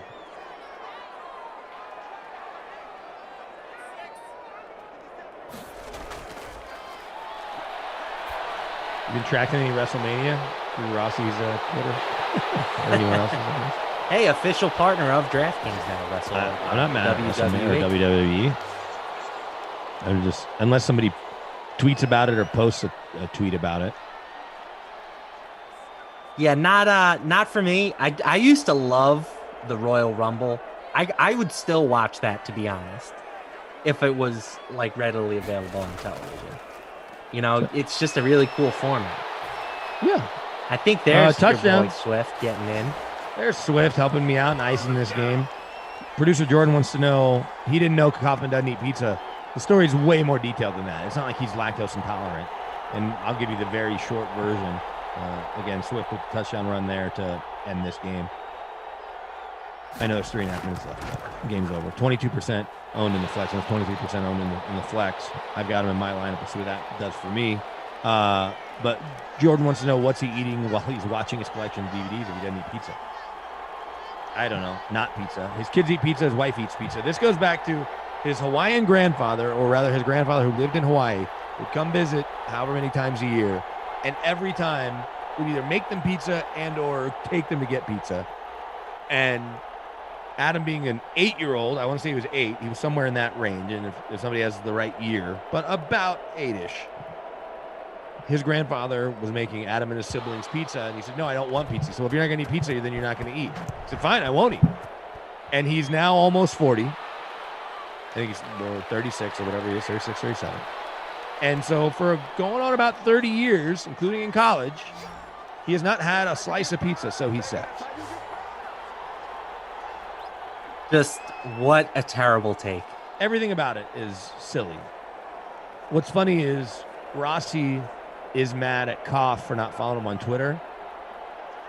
So Rossi won't play him in any contests until Koff follows him on Twitter. I'm like, well, you have to be aware of Koff's stubbornness. Twitter will likely go away as a website before he follows him back now that he's engaged in this level of spiting. So, yeah, and Tom maybe hadn't heard that story either. It's the most sinful thing he's ever heard. It's pretty terrible. He'll order pizza for his kids, and then he'll get, like, wings or pasta or something. He's not depriving his kids, which is the most important thing. He's going to be an idiot and miss out on pizza and not have it be related to lactose issues. Hey, more pizza for me and you, Matt, right? Yeah, absolutely. So there's about 3 minutes left. Do you want to run down tomorrow the start to this Sure thing. bracket? So, no noon sim. No noon sim. No Plan noon accordingly. sim. I'm assuming there is the sweat. I know that I'm working the sweat. So Probably I'm a safe assuming assumption. that it's airing at some point. Yeah, 11 a.m. as usual. Action gets underway at 2 o'clock. We've got the Jaguars versus the Bucks, the old 32 versus 1 matchup. That's going to be Rossi and Christian. After that, we've got a PGA preview with Reed and Emerson. That should be I fun. imagine they'll I'm have sure some they'll- review also. They'll probably have some massive review. I'm sure there will be some Masters talk in there. 4 o'clock, we've got the Cards at the Raiders, 16-17. Whoa, hang on. Sorry. Is that John Ross? That's John Ross. And for no reason, Joe Burrow made a reverse spin Kyler Murray style, but didn't take any more steps. Spins unnaturally and then just throws it to the corner of the end zone. John Ross decides to show up, and that is going to shake up these lineups. It's not going to be anything for the game. They can review it. He had both toes in. Beautiful catch. Okay throw. Beautiful catch. Oh, they're going to take a peek. They He looked certainly into can. me. Yeah, I think he was in. Yeah, he was in. Here's the bullet kick, but they're still down 10. So I called the game over. I'm going to continue to think it's going to be over. Watch me be proven wrong. But it would be You go wild. on sides here, though, you think? I would go on 2:04 left, 3 timeouts. I think you kick away and you save the onsides for last because you want the field position right now. 2-score game, though. You need to But you stop onside a kick it score. here, and you have to go 50 yards. You kick away, you get the punt. Well, I guess you still have to go 50 yards. I don't know, 60, 70 yards. All right, sorry, I cut off your preview for the rest of tomorrow. Why don't you run us through where All you were? good? Or So, pick back up. yeah, 4 o'clock, Cardinals Raiders with Glash and ZT, whose name is Zach. I know that now. Following that, we've got The Slate, which is our NBA pre-lock show. That's going to be Sharag and Julian Edlow. Here's your onside kick attempt, by the way. No shot. Ball game. 6 o'clock, your Broncos versus the Steelers, and that is going to be you and Glash. Yeah, I thought I was Tuesday there, but no, I'm tomorrow, and then I'm 2 on Tuesday. So, yep. Talking plenty of Broncos, plenty of Steelers, obviously. 8 p.m., Panthers versus the Rams. That's going to be Kaufman and Freeze Pops. And then 10 p.m., Madden After Dark, Falcons, Packers, and that's going to be Jeff Ulrich and Freeze Pops. I think that's going to be a good one. And if people want to look at the bracket, maybe fill it out on their own, where do they go? What page? We have DraftKings.com/2021-Madden-bracket-tourney. Or Jordan says, easier way, just go to DraftKings.com and then the promo tab. There you go. Much easier. Right under the promo tab. Doesn't get easier than that. What would be cool is if they would have devised a contest where you pick a lineup based on salaries that has to go through the Super Bowl.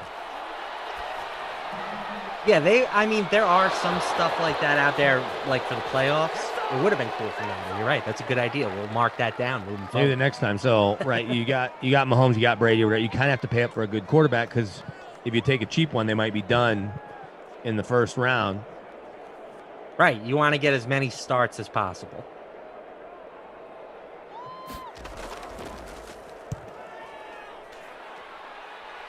All right. Somehow the Bengals are getting the ball back, having only used one timeout. And there's a minute 46 on the clock. This is wild. I'm still sticking to my game is over assertion, but watch Joe Burrow prove me wrong. He's just throwing darts at AJ Green. Yep. Nice throw. Letting the clock run down. They're being a little nonchalant with their time here. But this is where you can kick a field goal, another onside kick, and maybe you pick this one up, even though I've never seen it. We'll see if the AI is hip to that plan. Because I always say that when you're down 10, as soon as you get in the field goal range, kick it, because you're going to need the onside kick anyway. Might as well give yourself as much time as possible. But I feel like a lot of NFL coaches don't do it. So I would be kind of surprised if the Madden sim did it. Choker said, BK on a Bronco sim, get out of here. Look, we don't make the schedule. We say when we're available, and they plug us in. Also, in other news, and I don't know if this will hurt your feelings as somebody who's invested heavily in Top Shot, Tom Brady said he's getting into the NFT market. Did see that. Now, is that as a consumer or as a seller? Because as a seller, he could probably make way more money. Oh, yeah. No, the athletes are in the seller game. The man. But what if he's like, no, I want to, what if he wants to outbid you for like a Giannis dunk? If I have to compete with Tom Brady for Top Shots, I'm in trouble. As are, I think, most people in this world. But yeah, the Mannings are doing it. I think Gronk has done it. The NFL itself is going to explore it at some point. Let's go back to this. And look, it's probably a longer question than the 46 seconds we have left. But why do I need to own a LeBron dunk? What am I doing with it once I own it? Well, why do you need to own a LeBron rookie card? But a LeBron rookie card I can display in my house. And when you come over to my house, I can say, hey, check out my LeBron rookie card. When you come to my house, I'm going to be like, hey, let me flip on my 85-inch. Check out this dunk that LeBron had the other night against the Clippers. There's Clipper Darrell's there with a towel over his face. He's so embarrassed by Kawhi Leonard's D. It's a big stumbling block for a lot of people, the not being able to hold something in your hand. I don't even care about that. It's... I guess I do and I don't, but what am I doing with it? Am I just sending it around to my friends? Hey, look what I bought. Yeah, I mean, I do think that there will be some advancements at some point where you can have like a picture frame or something. Yeah, some display function, and maybe there's people out there doing it. If not, maybe you and I need to. Yeah, I mean, I'm sure it's being worked on if it doesn't already exist. Look at that. So sad. Desmond Trufant. Now, my bigger thing, the bigger concern I have, and I'm still very, very bullish on it long term. My bigger concern is just that while I love the blockchain aspect of it, it also means that there's never going to be any moments that are like lost or destroyed. You know, so if there's 150 LeBron moments from whatever season, there will always be 150 LeBron moments. When you buy a physical card, as it gets older, there are going to just be less and less of them in existence because people are going to lose them away. I get that. And that's really where the value comes from, is the scarcity. So I think that's an interesting, that's like the bigger hurdle for me. I like the idea of buying low and selling high, but beyond that, I don't know what I'm going to do if I am able to get a Chris Middleton 3-pointer. Well, I mean, that's where a lot of people are at right now. And I will say that there's has the market flattened at all? Drop tomorrow, $9.99. $9.99. $9.99. How do I get in it? Same way you try to get into all of them. You show up, you join the queue, and hope that you get a lucky spot in line.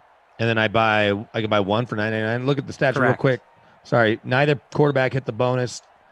273 in the air for Stafford. Burrow, 253. Obviously, that came late. He ends up with 2 touchdowns compared to Matt's 1 touchdown. On the ground, Kerryon Johnson, 9 for 28, and the score. Mixon, terrible, is my captain, 8 for 16. Swift, 755 in the late score. Gio, 4 for 18, and a score. Is that a score or is that run after catch? I don't know. I might have made that last one up. AJ Green, 10 for 130. Big day for AJ Green and a score. And then TJ, your captain, hits the bonus, 4 for 107. Boyd, 4 for 58. So the ball spread around pretty well, including John Ross, 2 for 40 in that score. Who is your crusty crystal player of the game? I'm going AJ Green, solo leader in the large free roll contest. Had AJ Green in the captain spot. Who won that contest, by the way? That would be JMP. 10/24/1966. I finished 58 in the Madden After Dark possible Super Bowl 56 preview, question mark. First place in that. San Antonio Lowriders gets right past Chine Walker with AJ Green in the captain spot, Burrow, Jones, Hawkinson, Swift, and Boyd. So glad we had so many people there, 140 almost, 139 in that one. All right, so who's the Babysitter Billy Not My Kid Award? Because John Ross was all over it, but then he scores late, and he ends up with... He did. I'm going to pivot to Gio Bernard. Okay. He had 4.7 points. So he did not score. That was a run after catch that I saw stat. Yeah, he had 2 catches. A run after contact. 20 receiving yards, 17 rushing yards, but a fumble, so not getting the job done, in my opinion. Well, I think anybody that had Gio will understand and appreciate or not appreciate how poorly he was, but that you named him the award winner. So AJ Green in the loss and Gio in the loss are your player and opposite of whatever. LVP, least valuable player. So again, tomorrow we get started. No sim at noon. You will have the sweat starting at 11. First sim of the day, 2 Eastern, Jags and Bucks, Rossi and Christian. Go to DraftKings.com. Go to the promo tab to check out our bracket. Hopefully y'all are here for all 32 of the game. Not 32 games. How many games is it? 31? Yeah, 31. Right. 31 games. Is that right? I may be wrong on those. You have to win 5 games to win it all. I guess I should give my pick real quickly.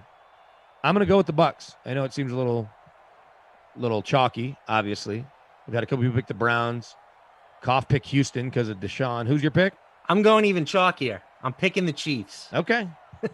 All right. Well, for Joe and Ops, as well as undercover boss Tom, a.k.a. T-Pain, and producer Jordan doing a great job taking over for Madison on some of these sims. For Matt LaMarca, I'm Brandon Cristal. Enjoy the rest of your night, DK Sim fam, and we will see you tomorrow for the start of the tournament.